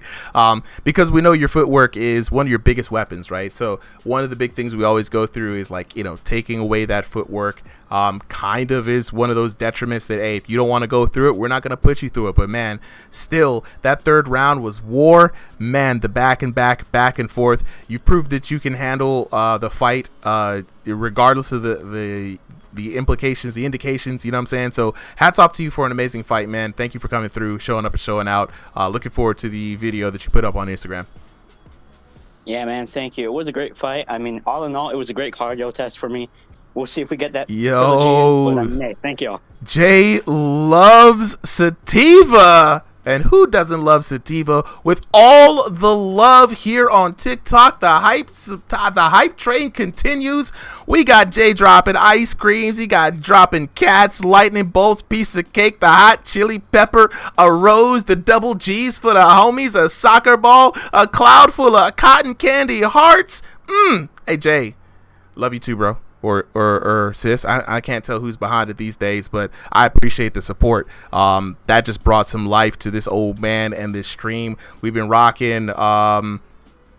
Yeah, it's definitely amazing. Thank you so much. I appreciate the love you too. Let's go ahead and talk to our homie Landon Wolf, the winner for the night. Landon, where you at, bro? Yo, it's good, Super. Oh man, Landon Wolf, I'm feeling really good, bro, especially after that kind of a fight. Landon Wolf, the man known for the turnaround punch, but this time, like I told everybody at the beginning, you also have the ability to get some really good hands in there, man, and that you did. You stuck to your opponent like glue, like white on rice, like stink on poop, and you did your thing out there. One of the things that I was really impressed with you with this one was your kind of ability to get out of the way after you deliver some damage, right? Which I think saved you so much. After that first knockdown, it's like you were hyper aware of that. Was that your intended key to victory coming into this fight against Kobenomics? Oh yeah, Kobe in our last fight, he has one punch power, man. It's pretty obvious. So my thought is to knock him down, I might have to give him 50 and he's gonna have to give me one. And that was just my whole entire thought the fight. Yeah. You know? Yeah. Just the game plan. Look, it works too. I mean, Kobe was not always known for power. He actually had struggled to get power. I remember early Kobe was just like, I gotta move around because if not, I'm gonna get knocked down. And now Kobe's got I'm surprised we didn't see the triple uppercut come out of here today, man. I was worried without the head movement that you had that he was going to slip in the uppercut. But like you said, the smaller room space was definitely something that kind of like clipped his wings a little bit, man. He said that the only way he'd want to run this back is if you had a bigger play space. Do you have a bigger space that you could play in, or is that just not going to be able to happen? It's not in the cards. I mean, in our first fight, I believe it was 6'5", but now it's 7'7", so I don't have a bigger play space. I got 2 babies in the crib, so that's all I got. Hey, man, I feel you, man. We got to work with what we got to work with. Either way, you gave us one hell of a fight. Congratulations for the dub. Appreciate you for coming through. We're going to move on to our next fight. We got Eagle taking on Texas King Dub. Solly and Jay Baca up on commentary next. Let me go ahead and get on this fight number, 20? Yes. Let me go ahead and set up the tail of the tape. I believe that's Eagle Boba Fett. Yep, that is Eagle and King Dub DJ. We got them locked in. Cool. All right, let me go ahead and head on to the tail of the tape here. Tail of the tape. We got Eagle in the blue corner, Texas King Dub in the red corner. Both fighters fighting in stationary play space. Eagle and Texas King Dub fighting by way of North America East. Eagle coming in at 5'8", Texas King Dub coming in at 5'7". Both of them fighting in that 1501 to 2000 ELO range. So we don't know if it's early hands or just some pool sharks out here doing what pool sharks do and lying to us with the sandbags. But let's go ahead and take this on with our commentators. The first round, Eagle in the yellow trunks, Texas King Dub in the white. King Dub in the white trunks. Round number 1. Let's go ahead and get it on. Now, I think both of these fighters are debuters, right? I think. I feel like we've seen Eagle before. Yeah, Eagle's been here before. Yeah. I think under a new name in the GOAT and in Discord. But Texas King Dub, I think this is my first time seeing him at least. Now I have been away in the in South America for the last month, so could be could have missed him. Yeah, C-Style, seen Eagle fight before. Yep. Confirmation from C-Style in the chat. Eagle has fought, because I remember we made a Hajimado Ippo reference on him, I believe. But yeah, Texas King Dub, first time I'm seeing him, guys. Sully, I know this is kind of like not really to the fight, but like, how are you adapting to the PA weather after coming back from South America? I'm used to winter. It was just like a small break from it. Yep. Because I left when it was still like not too cold, so it was just kind of like a little bit more sudden. What was a little bit different was the hemisphere shift, right? Because it's like the end of winter versus the start of winter. Yeah. Already, Eagles having success pushing King Dub back. I like it, but we have seen that passive style be very effective here, right? Like you can take a couple of shots as long as you know you're going to land the big heavy shot, or at least like come out and start rocking them. Yep. Eagle applying the pressure. And you can see here King Dub, right? He's still like probing, trying to figure out where the gaps in Eagle's armor are. And this is not like a bad strategy, right? As long as you're not going to get knocked down. A passive first round isn't too bad, right? Like build your opponent's confidence, and then if you're really confident in what you're able to adjust to, really take over in rounds 2 and 3. Yeah, it's harder to deal with these taller fighters, especially when they pressure you, and it just seems like L Eagle's just relentless on him, and King Dub can't find a way around the range and the height. Yeah, right. Like Eagle, honestly, kind of very similar to the Hajime no Ippo character, right? Like very good technical boxing, right? Like solid 1-2, good movement, right? Like you can see him bobbing and weaving here, and that up and down movement is going to help him get body effort. Like even though he's the taller fighter, right? He's still actually doing more of the movement that the game is looking for. Yeah, King Dub looks very, very uncomfortable right now. Yeah, very much so. But not giving up. He's still standing behind that guard, right? He's still looking for those openings, and he's got some solid power shots, right? Like Eagle is giving him some respect and giving him the space. But in the end, I think Eagle, looking a little more confident at the end of that round, putting the fist up. I think he might have won it on damage. At least that's how he feels, and that's something to go by, at least for us. Yeah, now, even though I can't really. What do you think are the adjustments that Texas King Dub needs to make to the Eagles' strategy? Right, like it's very simple, like very basic, but it's very simple, right? Like and it's effective.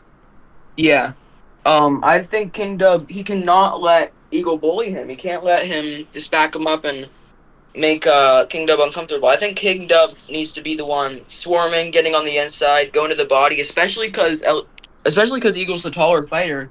He has that body to work on, and I'm seeing that Texas King Dub is getting away really fast. So I think he might have some room in his stationary area. So if he can run and get in Eagle's get in the inside versus Eagle, I think he could do some pretty good damage.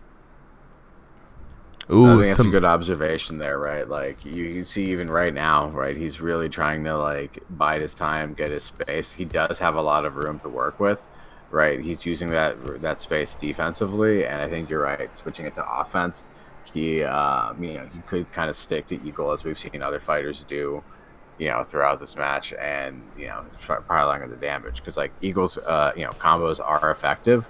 But he does seem to have, a tendency towards the shorter ones. So I think if you can catch him out of position, barrage him a little bit, you can start, winning out in those exchanges. Whereas if you keep them from long range, they're starting to stay in Eagle's favor.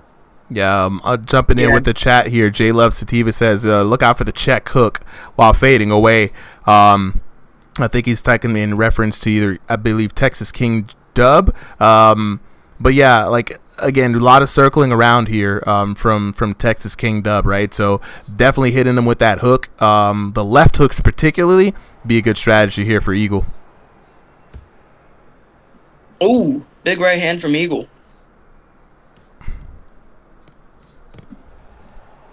Oh, another combination. Mm-hmm. Eagle's finding his rhythm. Yeah, and honestly, Texas King Dub just kind of dancing around like this, and again, we've seen this passive style work, but you gotta let the free the jab. That's like what we like to say, free the jab, and let the things fly, because it's a 3-round format, right? You don't have all day to kind of figure your opponent out, right? And so in this scenario, you gotta just throw some hands out there. Yeah, King Dub has the longer reach. His reach is quite long. I can see his arms. They look quite long, and I think he can use that jab and kind of disrupt Eagle's rhythm. honestly, if he was throwing the jab while circling out, he would have a lot more success, I think, in this match. Yep. C-Style in the chat saying, yeah, King Dub was having success with the pressure. He needs to keep up the pressure. Ooh! Tim Burr! Down goes King Dub. Man's gonna need a king-size mattress after that for that nap he took.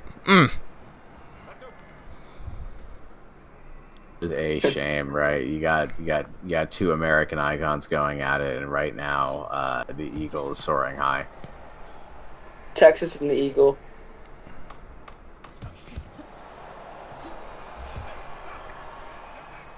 Honestly, I think just Eagle just might be just the better fighter.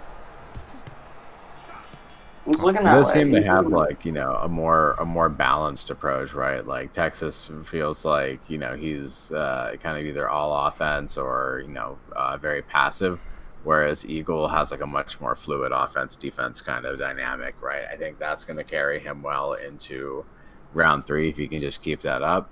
You know, Texas is going to have to make some more major adjustments here in round 3. And, you know, Eagles got the option of, you know, matching him with those adjustments or just trying to ride out this winning strategy he's got so far.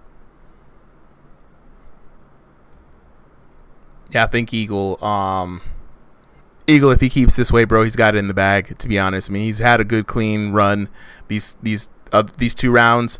The knockdown was definitely what he needed, both from a moral boost perspective. He seemed pretty confident in the first round as well.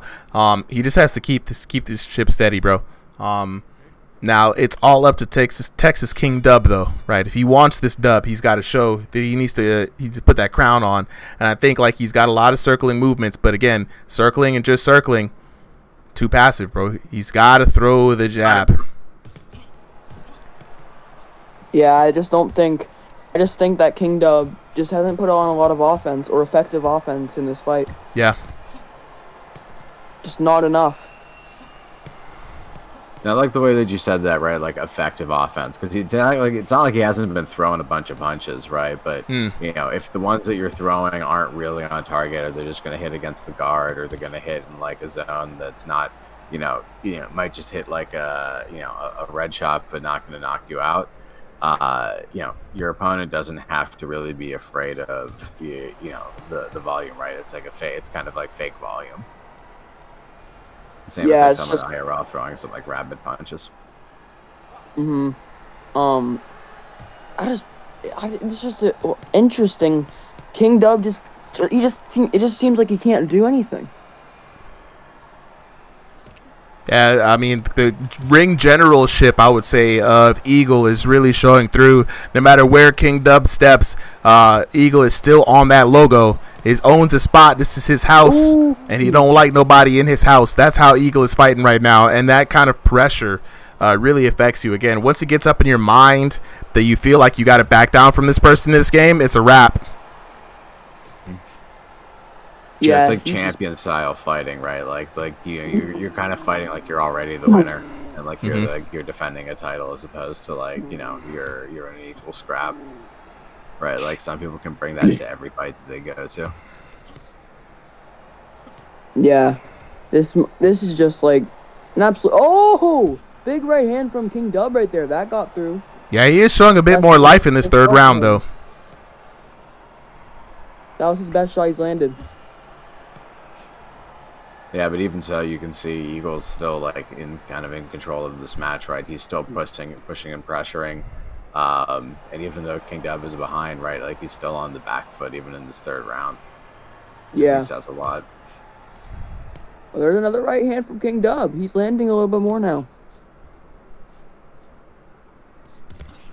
30 seconds to go. King Dub still circling around, man, looking for an opportunity, but out there in no man's land, he's not finding a lot of prey. Meanwhile, Eagle scooping it up. I wish I could make an Eagle sound effect. I would, but I can't. I'm not even gonna try. I won't dishonor the bird this one. But no, honestly, right, like just that simple 1-2 kind of punch that Eagle was doing is just suffocating the space, right? Even when it doesn't hit, you know, you can see how quickly it crosses the space. He's the taller fighter, and it resets immediately. So once you step in, you know another one's coming. And there we go, blue corner overall with another win. King Dub started off strong in the first round, 10-9 in favor of him, but then it was all downhill from there. In the second round, 10-8 in favor of our boy Eagle, and then 10-9 in Eagle's favor as well, for a grand total of 29-27 for Eagle. Looking at the knockdowns, Eagle had the only significant knockdown in the match in the second round.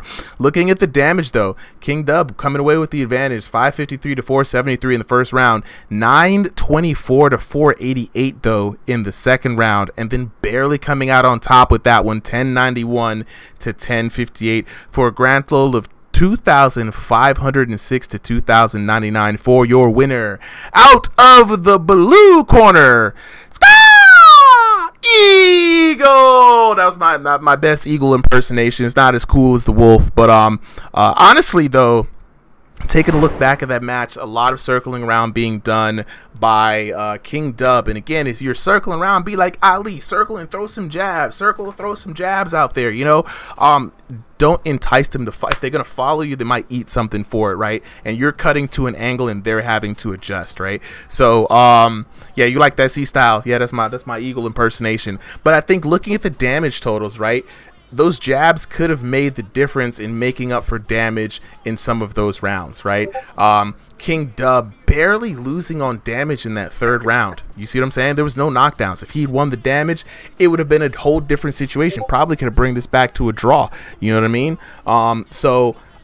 The jabs, man, they may not seem like much, but sometimes they're all the difference. But, you know, we're going to talk to the homies real quick, find out what's going on behind the headset. And as they unmute, we got Jay Baca. Can we get Bodie up here? So Jay Baca and Bodie, and then we'll find the final fight of the night. Ovoid subbing in for Boz, taking on Boxing Era Tony.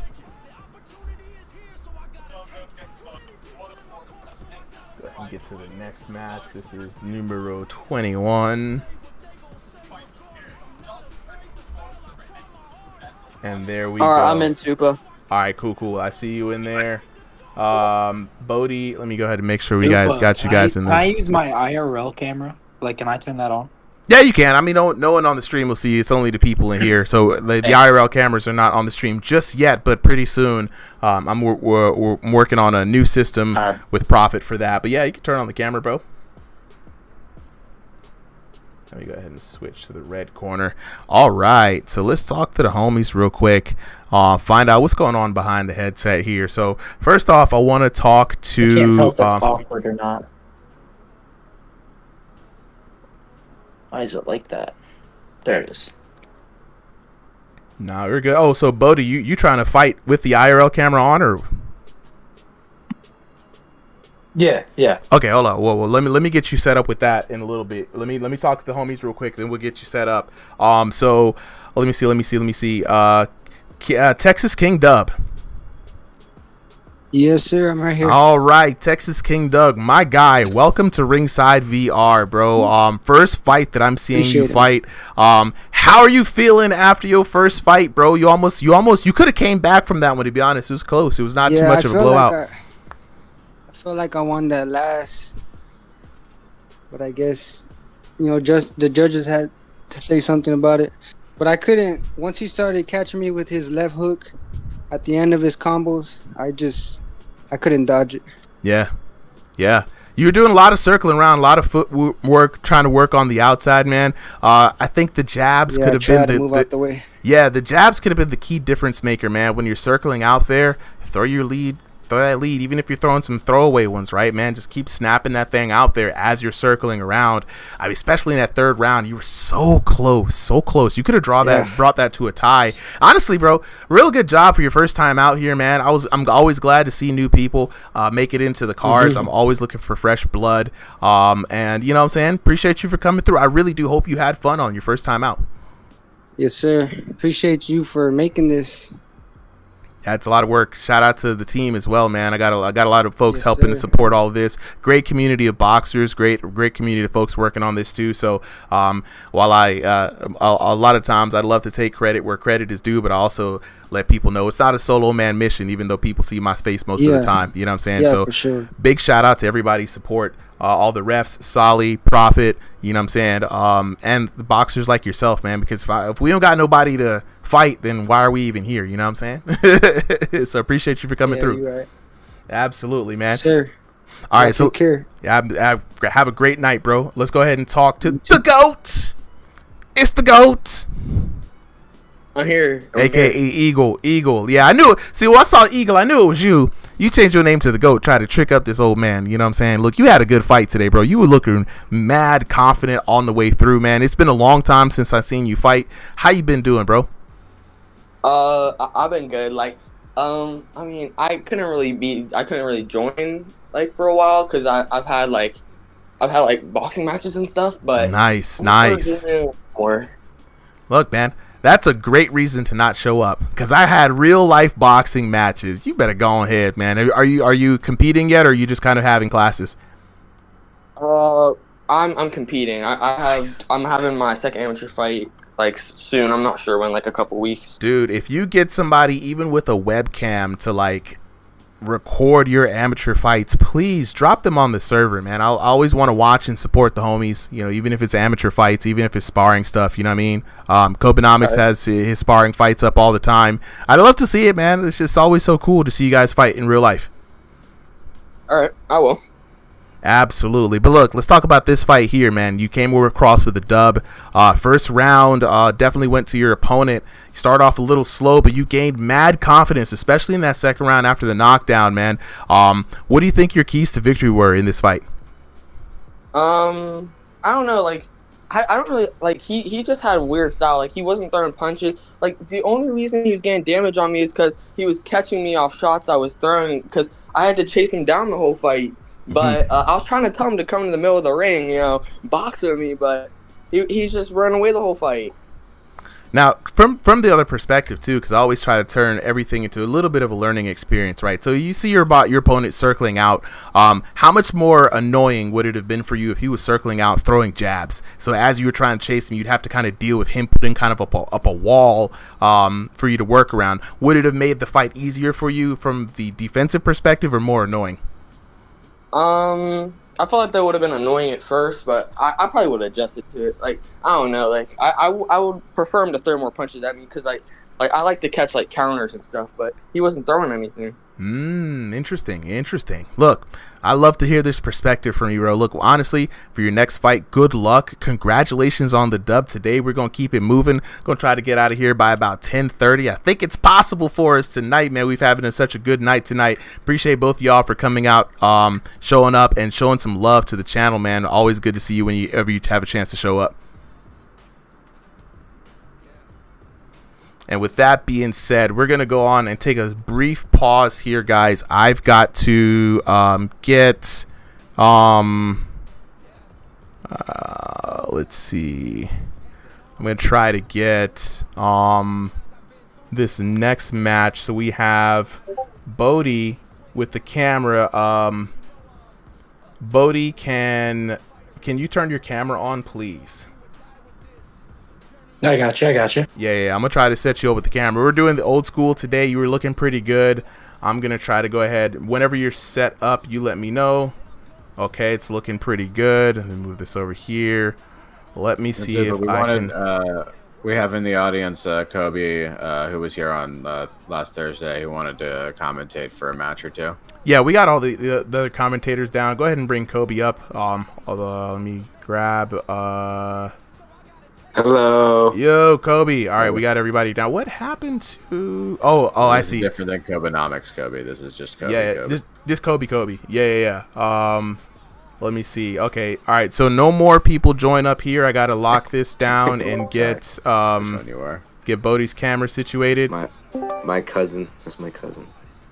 On a real note. Let's see. I see Bodie adjusting his camera here. Is everyone else seeing Bodie adjusting the camera? There we go. All right, Bodie. Okay. I think that looks good. Ooh. I think. There's Okay. my boy. You're good. There's You're my good. boy. Put your hands up. You're good, bro. You're good. I'm trying to get it to where you can see the footwork, but I Bodie, do not know if I have anything to set it on. You're good, If bro. you want to see the footwork, you have to put it from a higher angle. Yeah. Bodie, just unless get, you have a get your tripod or drawer something. And oh, just pick up your drawer and put it somewhere. Oh, he got like this. So I got my dish soap. I got my dish. Yeah. Hey, that works. That works. That works. Yeah. Bodie, can you hear the front flip? I am This no. man injure himself before. Don't try it. Don't try it. Don't try it. Don't try it. It's okay. Okay, Bodie, just go ahead and get set up real quick. Hopefully, please nobody else join the stage. Do me a favor, because it's gonna mess with the capture real quick. So we're gonna try to get Bodie up on camera, and Bodie is in the red corner. Dude, as soon as I come over, dude, I'm gonna be swinging. I'm gonna come over to this corner. All you're gonna get is a fistful of ass, baby. What? Don't circle. Don't circle, please. Don't circle. All right. Don't do that. All right, so Bodie, just set your camera up. So we're about ready to start the fight. Is it Bodie lagging only for me, or he's lagging for us too? Don't worry about it. We'll just leave it as is, Bodie. Don't worry about it. Do not worry about it. Yeah, you're good. I'm just asking like if it's my issue or not. No. You're good, bro. It's showing up that way everywhere. Okay. For now, though, we're gonna go ahead and head on to the tail of the tape. We got Jay Baca in the blue corner, Bodie in the red corner. Jay Baca wanted to go by his new moniker today. Actually, let me go ahead and make sure we got that. It's Jay No Time Baca, because he ain't got no time for that. Taking on Bodie today. Both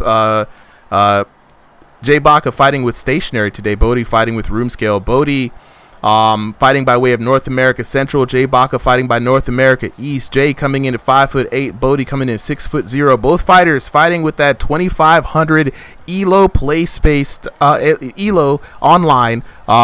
So it should be a good fight. These two guys are not any kind of strangers to combat here on Ringside VR. So Sally, Sally and Kobe, because Jay is over in there. Go ahead and take it away for this one. I gotta fix some stuff for this. This here IRL camera. I mean, I'm noticing that's a Stationary versus Room Scale fight, so Bodie's gonna have a little bit of disadvantage there, gonna have to deal with that, just thicker. I don't know how to explain it well. But he's gonna have to deal with that guy dragging his feet while he has to actually mainly move around. Yeah, right. And different people have a different comfort with Bodie already heard him inside and outside of their movement style. Right, some people think it's a huge advantage because it doesn't tire you out, whereas other people think it's a huge limitation, right? Because you can't move as much as someone with a big room scale. It just has its ups and downs. Each movement system, it does has ups and downs. Yeah, that's why we have a ringside. We're gonna try for our ranked leagues to have both a stationary and a room scale league, right? For the room scale purists who are this is meant to be a boxing game, or a boxing simulator, versus those who are this is I want the stationary. It's a way to play in a smaller space, and that's the whole point of VR. So yeah, Nino and Bodie. He's not gonna want to let Jay Baca get these shots off. He's gonna want to put on the pressure, put on the offense, piece up Jay Baca, and just hit him everywhere. Because Jay Baca has the disadvantage. He has the set speed, while Bodie can move at whatever speed he wants, which is a huge advantage of Room Scale. Yeah, I think you're seeing it now. But right there, Jay is showing what he has in his power shots. Let's look at that on the replay. He hit him there with... Wait, a jab? And just over the top. Beautiful shot landing. Bodie just letting up his guard a little bit too early. I think Bodie's trying to get some more pressure in there. Oh, I think Jay Baca's hurt. Shielding up. Can Bodie get the comeback knockdown? doing that peekaboo kind of defensive Dempsey roll kind of thing, right? Where you're not throwing punches with it, but like you're just staying in the peekaboo guard, and you become very hard to hit. And you just keep on moving too. Oh, Bodie tells him to stay in the middle, but Jay Baca goes, "What do you mean?" Nah, man, I'm cool. I'm fine with that. Yeah, he's showing the early frustration here. I don't think he felt like he deserved that knockdown. I mean, but, you know, that's what the I would game get saw. mad too. That just looked Can't like a argue jab it. in the overhand, you know? I'll be like, okay. Mm-hmm.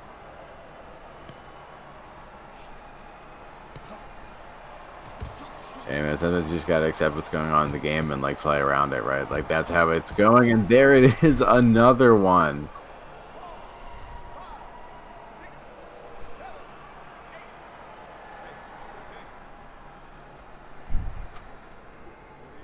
Yeah, and if he was mad before, he is not going to be any happier after this. But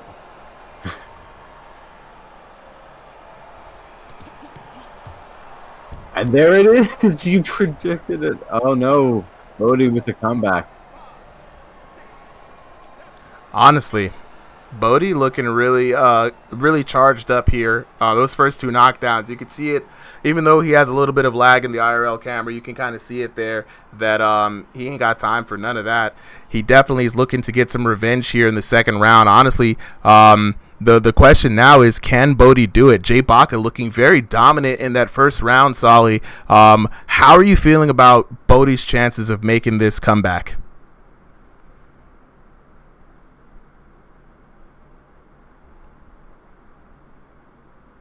I'm not sure if I've lost everybody's audio there, but it looks like we've lost the audio on the stream for the Discord. Hello, can you hear? Yep, can you hear I can hear you. I can hear you now, bro. Okay. Can you hear Kobe? Kobe? I cannot hear Kobe. Okay. Why is Yeah, I can hear Kobe still. Yeah. All right, there you go. Put your camera back there, young man. Here we go. Bodie with the reset on the camera. All right, Kobe, I'm gonna bring you in and out real quick. I can't hear Kobe. We might have to get him in here on this next fight. But we're back into this action, round number 2 on the stream here. Yeah, all right, Kobe, for this one. Ooh, Jay Baca taking it to Bodie. Looking like an early start to a repeat of round number 1. Yeah, C-Style, I agree, bro. This aggression from Jay Baca, a welcome refresh here. Jay Baca with the new cut. These living up to the name. No time. Ain't nobody got time for that. We're going to have to ask him about the update to the nickname after this. But holy hell, putting that boy Bodie on the back foot. For someone who we were joking with earlier of like, you know, had the runner reputation and, you know, like you can't run away from that reputation. You know, this is a totally different Jay Baca, right? Like he has been in these fighting games long enough that he has really, you know, picked up a style that is kind of, oh no, commentator's curse. Hey, this is a war now. What might have been a quick 3-rounder or a quick 2-rounder has now looked like it's become a war. And honestly, this is going to be up there with some of my other favorite matches here, man. If we could get Jay Baca to get his camera online, this would have been a very good classic series. No, absolutely, right. Like this is just high-level VR boxing from both of these fighters, and it's the kind of match you like, right? Where it goes back and forth. It's exciting. You know, it's on the edge. It's got a lot of knockdowns. It's got a lot of technique, and you know, it's also got some of its wild, crazier moments.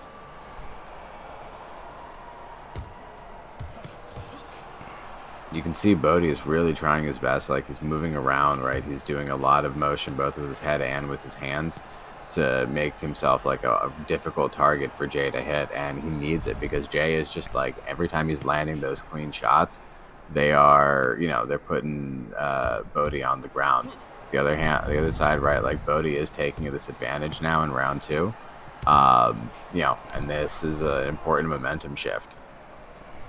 right? Like that's the kind of stuff that you can carry out, even if like Jay figures out a strategy to it. It might be too late by the time he can play it into effect. I 100% agree, bro. This is shaping up to a quite interesting fight indeed. Oh no, what's going on there?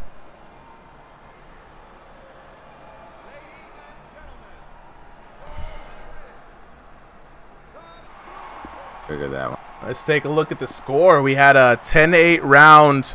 Bodie throwing in the towel, it seems there. Taking a look at the chat. Yeah, C-Style, I'm not sure what happened there, my guy. El Berber! How can I fight? Good question. If you want to fight, all you got to do is check the link tree on the channel description. And you'll be able to find the Discord. Jump into the Discord. It's really all you need to do. Ask in the Discord, how do you sign up for the weekly exhibitions? And that's the fastest way to get to where you need to be, bro. Let me go ahead and refresh real quick.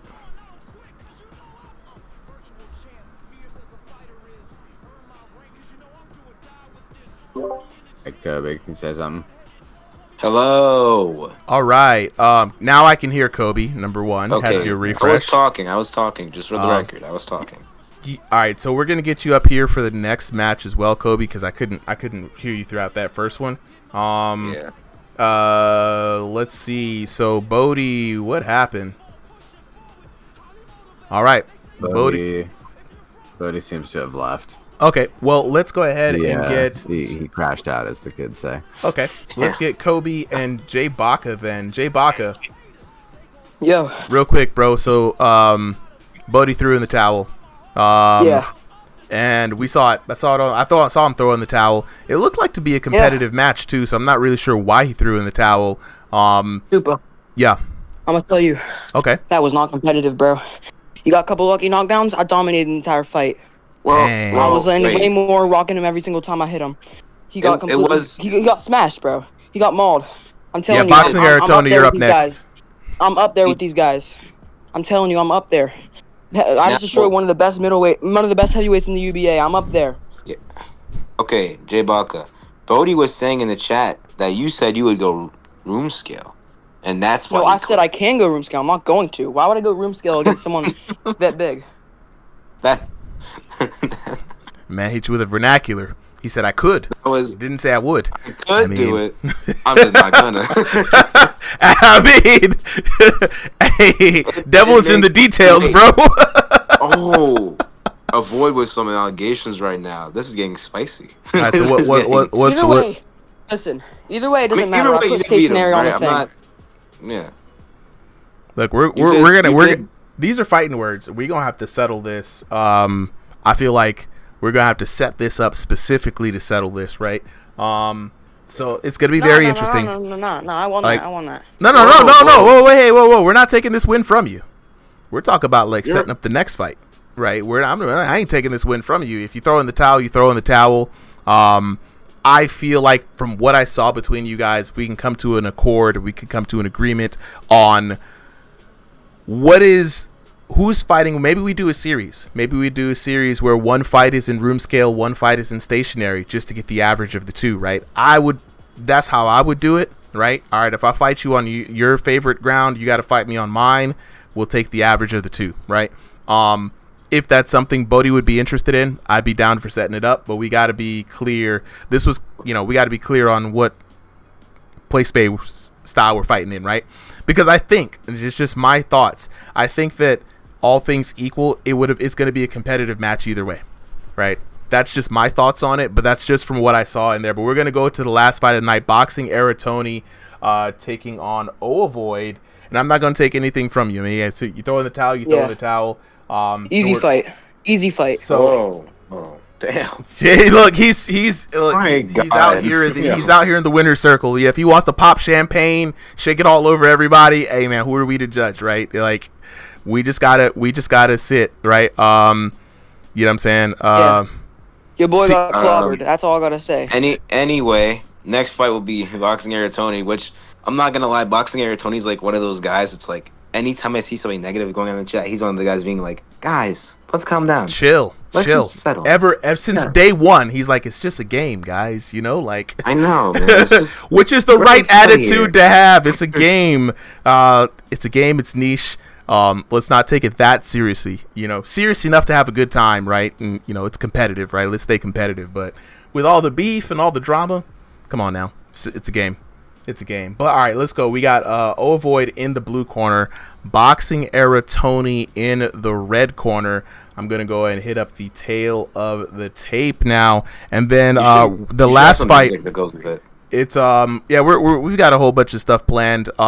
Just gotta it's all a technical thing. C style, yeah. Drama makes makes fights. Hey, you're not wrong, bro. You're not wrong. The good kind of drama. Once it gets too toxic though, which some people in this server and other servers, they become with the personals, and I'm like, bro, it's not rap battle. It's not for real money. No one really cares, you know. Like, but let's keep the drama enough to make it entertaining, and competitive. That's where I'm at. But for this last fight of the night, let's have Jay Baca and Kobe commentating. Void versus Boxing Era Tony. I'm gonna take you guys to the tail of the tape. We got Void in the blue corner, Boxing Era Tony in the red corner. Both fighters fighting in room scale today. Void fighting in North America East, Boxing Era Tony fighting by way of North America Central. Void 5'7", Boxing Era Tony 5'7". Void coming in with that decently high elo, the 2,500 plus club. You know he stay online. He sees all the nasty business. Boxing Era Tony, no scrub himself, 2001 to 2,500 elo range. This should be a good match. Big shout outs to Void for stepping in for Boz. Bombshell Boz could not make the fight tonight, so this should be an interesting fight as well. Up on commentary is going to be Jay, no time for that, Baca, and Kobe, not the other Kobe, just Kobe. The observers crashed. All right. What happened? And I think our observer has frozen as well. So we're going to take a moment to reset this real quick. Waiting first. I mean, no. Once you get towards like the end of a 4-hour stream, 5 hour, 6 hour, I mean the observer starts freaking out. 5 hour. Yeah. 5 hour plus. I was very close. Yeah. So we're gonna return. We're waiting for deployment here. Unsure of why. It's chugging along. But let's find out what's going on with Jay Baca. Jay Baca, where you at? Are you not commentating anymore tonight? He's not on the stage. He's like, I don't even know where he is. Yeah, he disappeared. I mean, I can add him. All right, Boxing Era Tony is typing in right now. Code messed up. Yeah.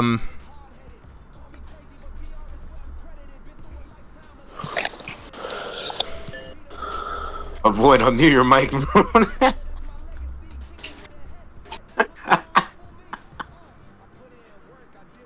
Bro. Let me go. Return multiplayer. Still says waiting for deployment. Disconnect. Host. I'm gonna start a new lobby and just send you guys the new code. Sounds good. Yeah, you can just send it directly to Avoid and Boxing Era Tony. Yep, new code. Who unmuted Avoid randomly? There's the new code. Avoid Boxing Era Tony. That's the new code right there. Just go ahead and jump on in. Ooh, okay. That I don't know. Did you guys hear that? Nah, I didn't hear it at all. I think I heard Avoid like unmuted randomly. All I hear is. Let's see here. Let's jump back in and see Avoid in the blue corner. Boxing Era Tony. We got the Memorial Hall waiting for Void to start up. And then Solly, you and Kobe take it away. Oh. Yep. All right. Last match of the night. Let's do it. All right. Who's in which corner? I can tell. Void's in the blue corner. Boxing Era Tony's in the red corner. Okay. Me knowing Boxing Era Tony, he's like a kind of passive counter type of fighter, but Avoid's like that aggressive, big block of meat. You know, just wanting to knock you out like Mike Tyson. So I think what a boxing era Tony has to do in this fight is just back up, wait for that barrage of hooks, counter off of that. And I think he Yeah, got the win. honestly, and like we've seen a lot of that as like kind of the meta matchup, right? That's been going around, right? Is the the aggressive fighter versus the counter puncher, and what I think has been kind of the trend along all of the fights tonight and like in the last couple of weeks, right? Is this that the people who are going to excel are the ones who can do both of them well, right? Who aren't just like one-dimensional fighters. I love that Yeah, setup, I see that. but I now know that this match is cursed because that setup was great. Love the analysis. We were leading into it. I was feeling real good, and then the match wouldn't start. Tragic. I mean, this happens time to time, From time to time. From time to time. We're going to go ahead and wait for a boxing era Tony to jump back on in. That was a good lead up, too, man. I was really feeling it. I'm like, shit, I'm on board. Hell yeah. You know what I'm saying? Big block of meat. Power versus technique. What could be better? Waiting for boxing era Tony to hop back in. The video for me has been. Is it like a Prophet? Is it not loading or something? Like, what's the issue? Can you just not see it? Yeah, like it's just loading. Like that's. Oh, so I think I can see it. I can see it too. I think you just gotta like leave and join back. Oh, yeah. I might start. Internet issue. Put cross fingers. Fingers crossed. Both of them. Oh, there we go. We got the ref. Let's go. Let's go. What? Oh, they look like twins. Just dyed the hair. All right. Boxing era Tony look with some big. Oh, he got caught with those 2 punches. Oh my God. Avoid putting some big power. Oh, boxing era Tony's telling him to come here. Oh, boxing era Tony with the first early knockdown within the first 15 seconds. Wow. That is, if you told me, if you wanted to bet $1 million that boxing era Tony would knock down Avoid in the first 10 seconds, I'll be like, I'm betting with you, bro. I'm betting with you because I didn't think that would happen. My God. Is that counter left, bro? Just like you said, man. Void's got a lot of power, but boxing era Tony's going to be leaning in to try to be a counter artist in an era where he doesn't have the counter bonus on him. So chips are stacked against him, but he's looking to capitalize either way. Ooh! Oh, Void gets the knockdown off of him, fixing his headset. Wow. Let's take a look at that. Look at that. Let's take a look at it. You can see he's like trying to fix it, I think. What? Yep. What an appropriate final fight, right? Explosive fight. First minute, 2 knockdowns already. Each one of these guys, just going back and forth, and like with such different styles too, right? Like we saw the knockdown as the counter punch, then we saw the knockdown as just like a barrage of aggression from out of range. And I think we're gonna see like a bunch more different styles of knockdowns as these matches go, as this round goes on. Yeah. C-Style had a good point in the chat. You got to keep your guard up at all times. I don't think Void was definitely not being malicious there. It's just you're adjusting your headset in a firefight. Reactions. Gun to Void there. Oh, Void circling out. Good footwork from him. Mm-hmm. My Lord. Whoa. Oh, good. The thing I like about both these fighters is that they don't flail their arms when they punch. They actually punch. I love watching fights where they actually punch. Woo! It's just so satisfying. Like that. Oh, and Avoid with a knockdown. And Avoid's like doing like the dog, lock me up in the cage. Celebration. I don't think he did it on purpose though. Look, and it's hard to get punches to look good in VR. So when they look good, they trying extra hard. It's 2 knockdowns to 1. I think if I was boxing era Tony, I would try to be extra careful because I can get knocked out here. Probably good advice for my fight with Avoid. Mm-hmm. I agree. So far, Avoid showed that he can do it on kind of any punch, whereas boxing era Tony's only done it as like a counter combo. Oh my God, Avoid's hurt. But I think they're both hurt. They're both hurt. Neither wants to back. Oh! Avoid falls. Dang! That lead evaporating. Do you see how he Oh jumped my in on him? God. Do you see how he jumped in on him on a I replay? was like laughing. I was like, what is this? And then he knocked him down. Superman punch it. That was the Do belt. it That was the too. BTA Superman punch. I could see the belt in his hand, like, come here. You know, like if anybody's been whooped with an actual belt, I don't know if it's an old school thing. You know when they reach over and they're trying to full extend on the belt. C-Style knows. He's in the chat. You know what I'm saying? Okay, so first round, guys. How do you score that? One time that's actually happened to me. That exact thing, because I was Yeah. trying to run away, and then Yeah. my dad saw. It's so always he's when like, you're running away. Boom! I was like, It's always the full But extension. That first round went great. Yeah.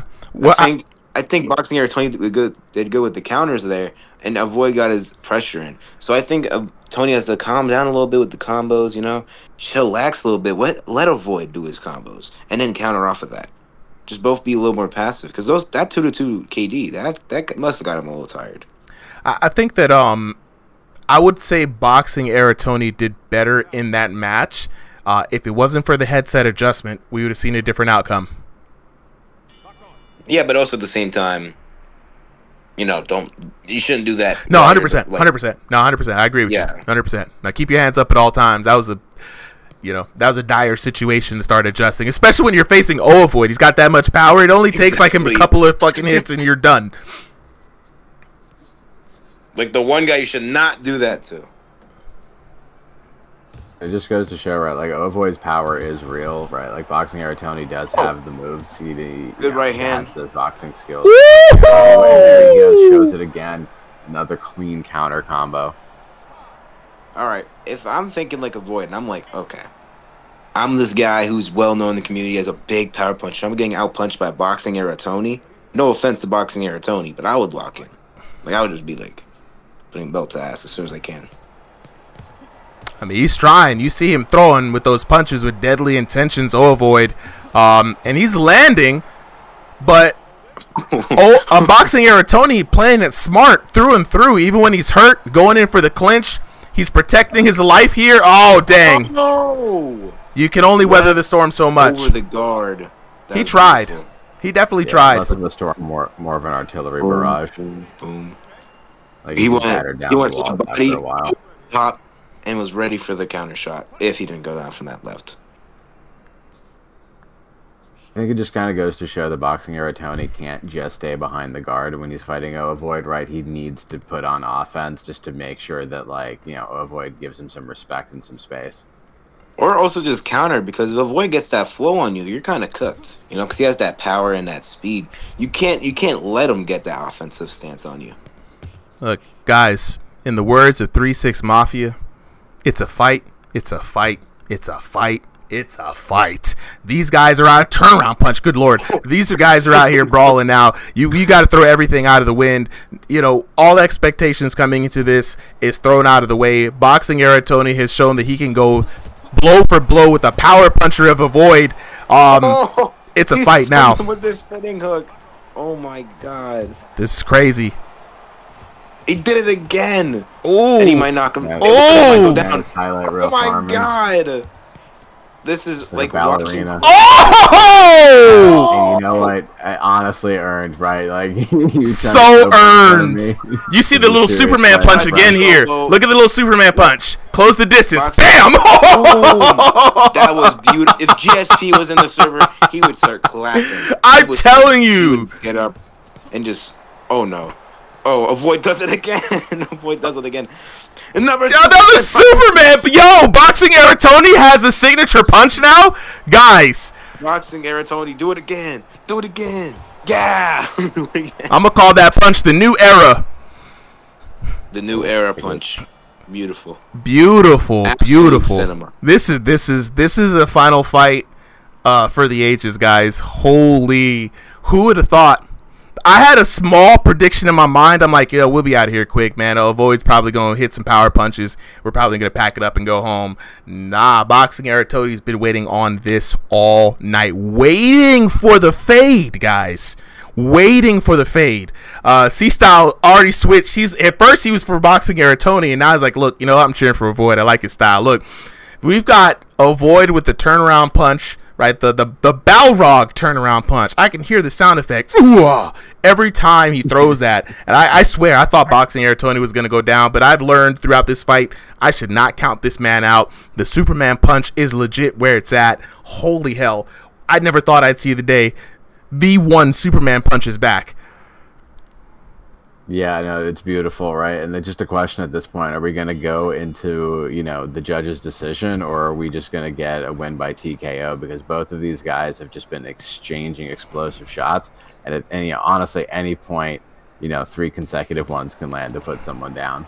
Yeah, I'm excited though because the voice said in the chat TKO time. Which, if you say that and then don't get a TKO, you're gonna end up with He's starting it. Starting off with a good pace. Out of the ring. Oh no. He's on track for it, guys. The magic words. No, that was beautiful. He did the pullback, left hand. I swear, I don't know if that's just me, but I feel like with my left hand I have more accuracy and my right hand I have more power. It might just be me though. You orthodox fighter? Yes. Yeah, 100%. Oh my god. Yo, doing this the fake. Someone like Boxing Era Tony in front of you is crazy. Tony getting overwhelmed a little bit, but the Superman punch, a way to cross the gap. Oh, I think Void's hurt there. Void going up and down like, yeah, I like the pain. I'm Tony Ferguson. Let's go. Yeah, but this one Void is just like again. Minked up. Oh my god. Wow. This is a banger. This is 100%. 100%, bro. This is a banger. Everything that Void does, Boxing Era Tony has a response. It's the Superman punch. This is the result of someone studying overhand, their underhand. well. Yeah. Good defense too by Tony, and Tony's smart, man. He knows when to try to mitigate some of that early steam from Void, hoping to at least to gas him out just a little bit. Tony trying to go for a clinch, a little bit of a fail. Can Tony get him down one more time, or Void get that? Oh boy! So you saw the late hit too. The late hit was where it's at. He was already dazed. 1, 2, 1. Going back in, boom, and then another one just for good measure on the way down, locked in. He just makes sure he goes to the ground there, just making sure. All right, now it's 2 knockdowns with Void. 2-1. If I was Boxing or Tony, I would just start running. Wait, what? Nah, no, he has to. Now. He's a warrior. He's one Superman punch away from evening this out. That's the kind of mindset Boxing Era Tony is in right now. There's no running away in this man. He's all steam, all forward momentum. He's gonna bring this fight to Void, win or lose, and he can go down with pride if he goes down in this last round. Oh my God, they're brawling right now. Oh, they're going at it. Oh, Void, I think got hurt there. Another Superman punch by Boxing Era Tony, and another one. It looks so weird when he does it. Turnaround punch almost for the gusto. Oh. Last couple of seconds. If Boxing Era Tony can score a knock, he can put this fight into question. Asking to stand on business. Oh, they're going in the middle. Oh. And it's over. Man, wow. Did anyone expect that? Yeah, did anyone expect that fight? I thought. Oh, and Boxing Era Tony takes it! What an upset, bro. Oh. Wow. Wow. Look, 10-9 Boxing Era Tony over Void. Then we got the 10-8. Void taking it back 10-8 at the end. Looking at the knockdowns, dead even. It was up to the damage. We got to look at it. 2-2 knocks in the first round. 1-2 in favor of Boxing Era Tony in the second round. 2-1, 5-5. We have never seen a 5-5 knockdown fight in the 3-round format before. Looking at the damage, my God, almost dead even.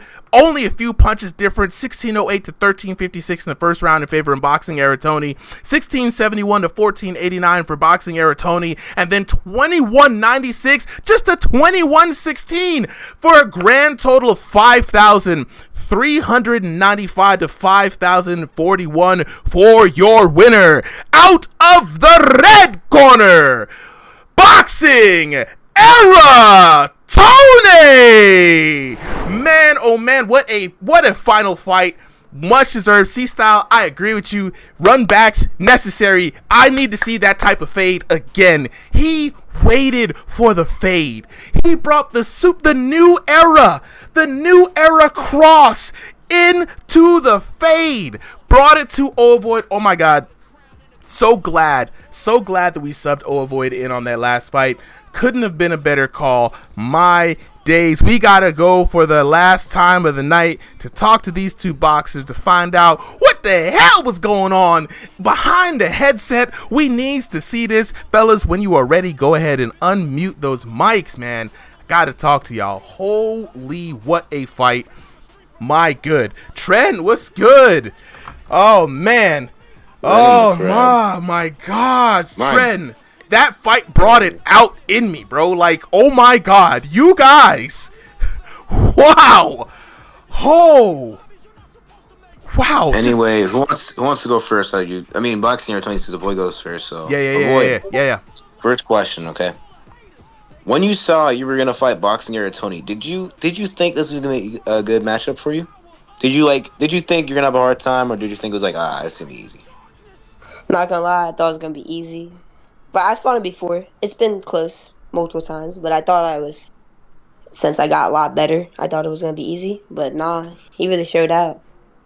100%. Do you think, with that Superman punch, was that like a struggle for you? Super, Nah. I got you next, Super. I got you next. No, Super. you got this. You on a roll, bro. Keep going. Look. You got this, bro. Go ahead. Do you think that Superman punch was like a barrier in your strategy? You know, you just saw that and you're like, oh shit.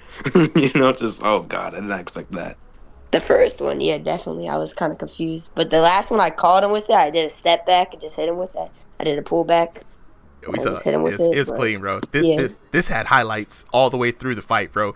You had the dog. I got to jump in here for a second. You set him up with the turnaround punch expectations. Then in the later rounds, hit him with the fakey, no turnaround punch. Had him on pause. Then went in like, come on. I've been telling Landon Wolf to do that so many times, bro. You don't have to commit to it all the time. Sometimes when they see you hit that little spin, they get put on pause, and now you got him on the back foot, bro. This is 10 out of 10. One, Ovoid, I gotta tell you, bro, you have been known for damage, right? But I've seen you make improvements on defense and also on footwork, working on becoming a more well-rounded fighter.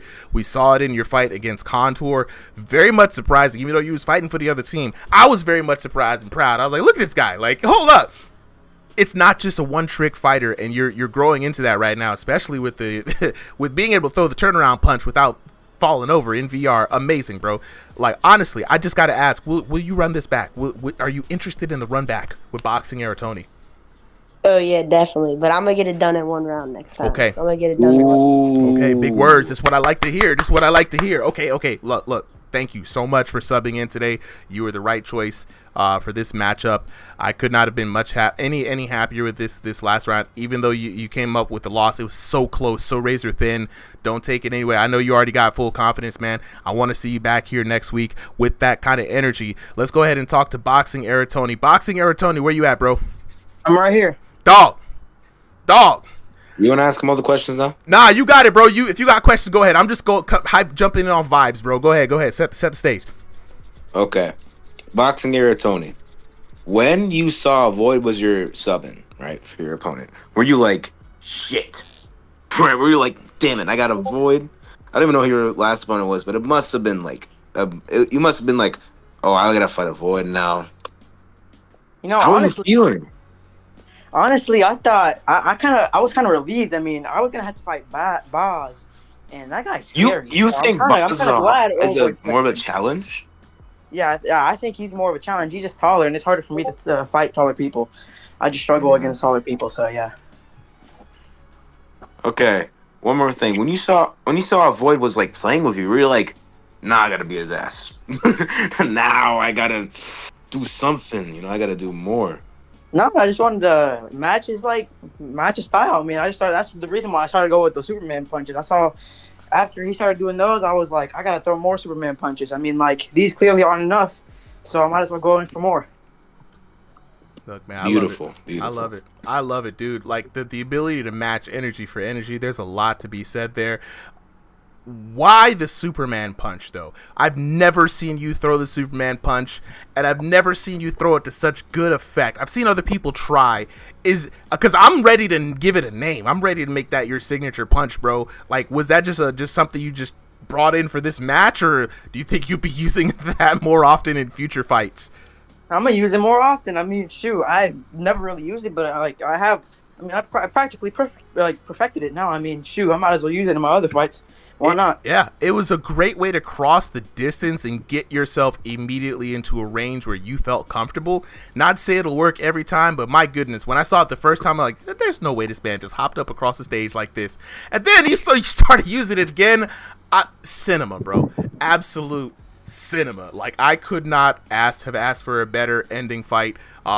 I know you got the energy, so let's try to make this happen next week. We need to see the run back between you and Oivoid. Oivoid says he's going to get it done in 1 round. What is your response to that?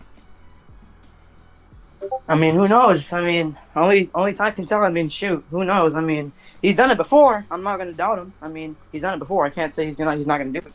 But, I mean, who knows? I could do it too. Hey, look. That's all I gotta really say. I could do it too. All you got to say is it's a whole new era, all right? So we finna see what's going to happen, all right? This ain't the old days. That was the past. We looking towards the future, all right? I'm looking to see the good fight between the both of y'all.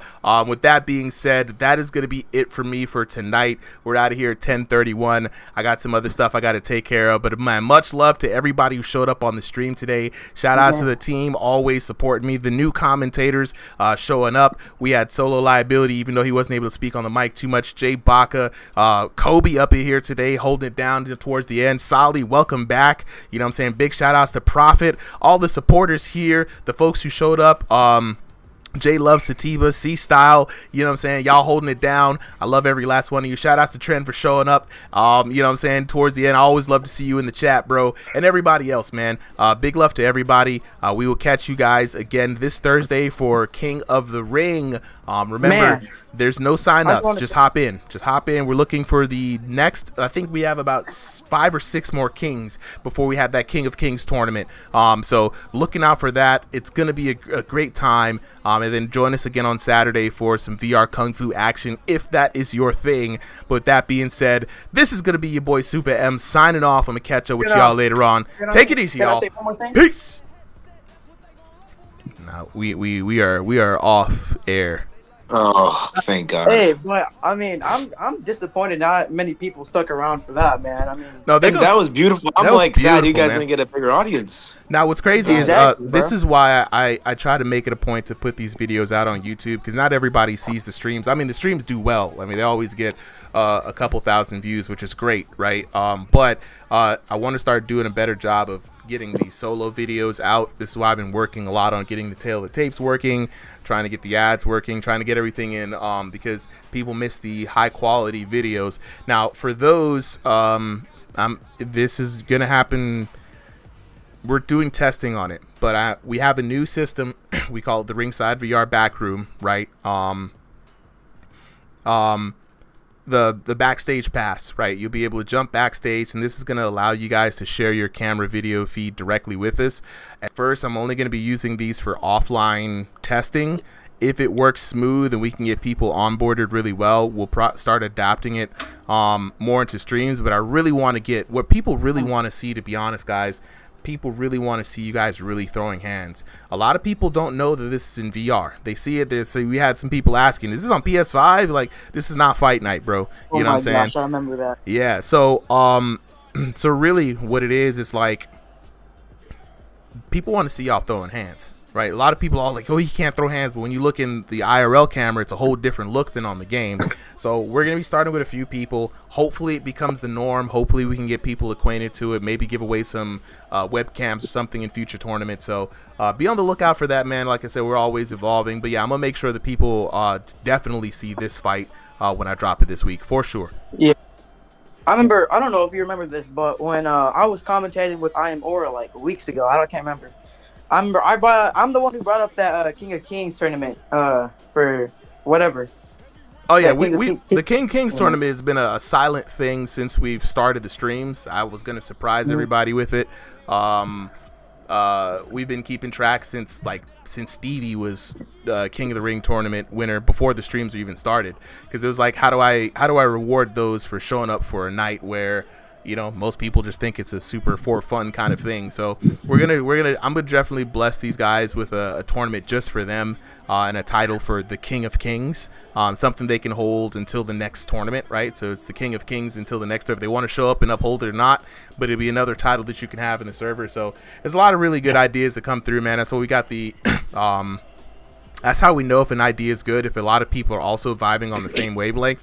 And I'm pretty sure Trent has experience with that too. The Thrill of the Fight 2 dev team, they're like, look, we get a lot of ideas coming in, but it's also a good look that if multiple people like, you know, this would be a cool thing to do, and it's like, all right, cool, this is a good idea. We can go ahead and launch this. But yeah, looking forward to moving in. Again, next big thing outside of this is going to be trying to get the back end league stuff worked on. We're in the early phases of that, and then after that, really incorporating a team point system for the gyms, right? So a lot of ways for people to participate, get rewarded, have something to feel proud of, right? And it kind of happened by accident, but I kind of got the posters for the people who are like the road teams, right? The people who just go out to different events, represent Ringside VR. Speaking of Bloob, I got to send you the link to both of the posters.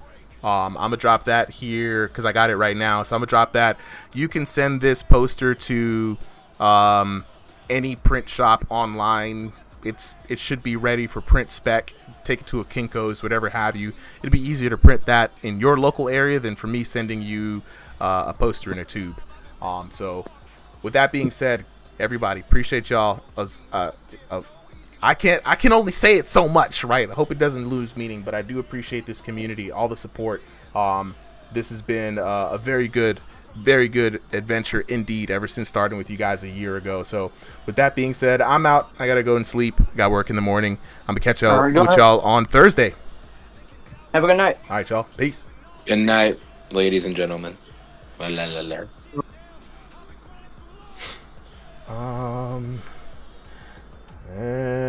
To love,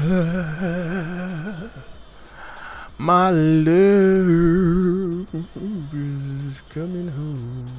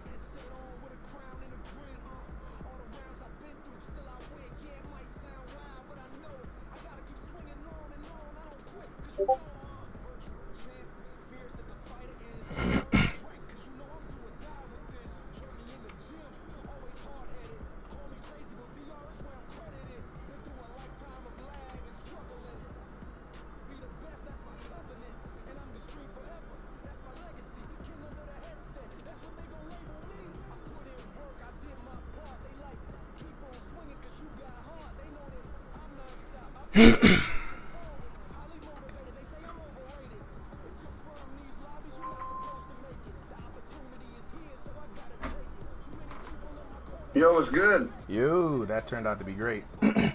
Hopefully the audio is. I was screaming in that mic, bro. I was like trying to get my audio up, but No, what I heard, like I got to hear the whole audio the whole time. The only thing I heard a couple times with the audio was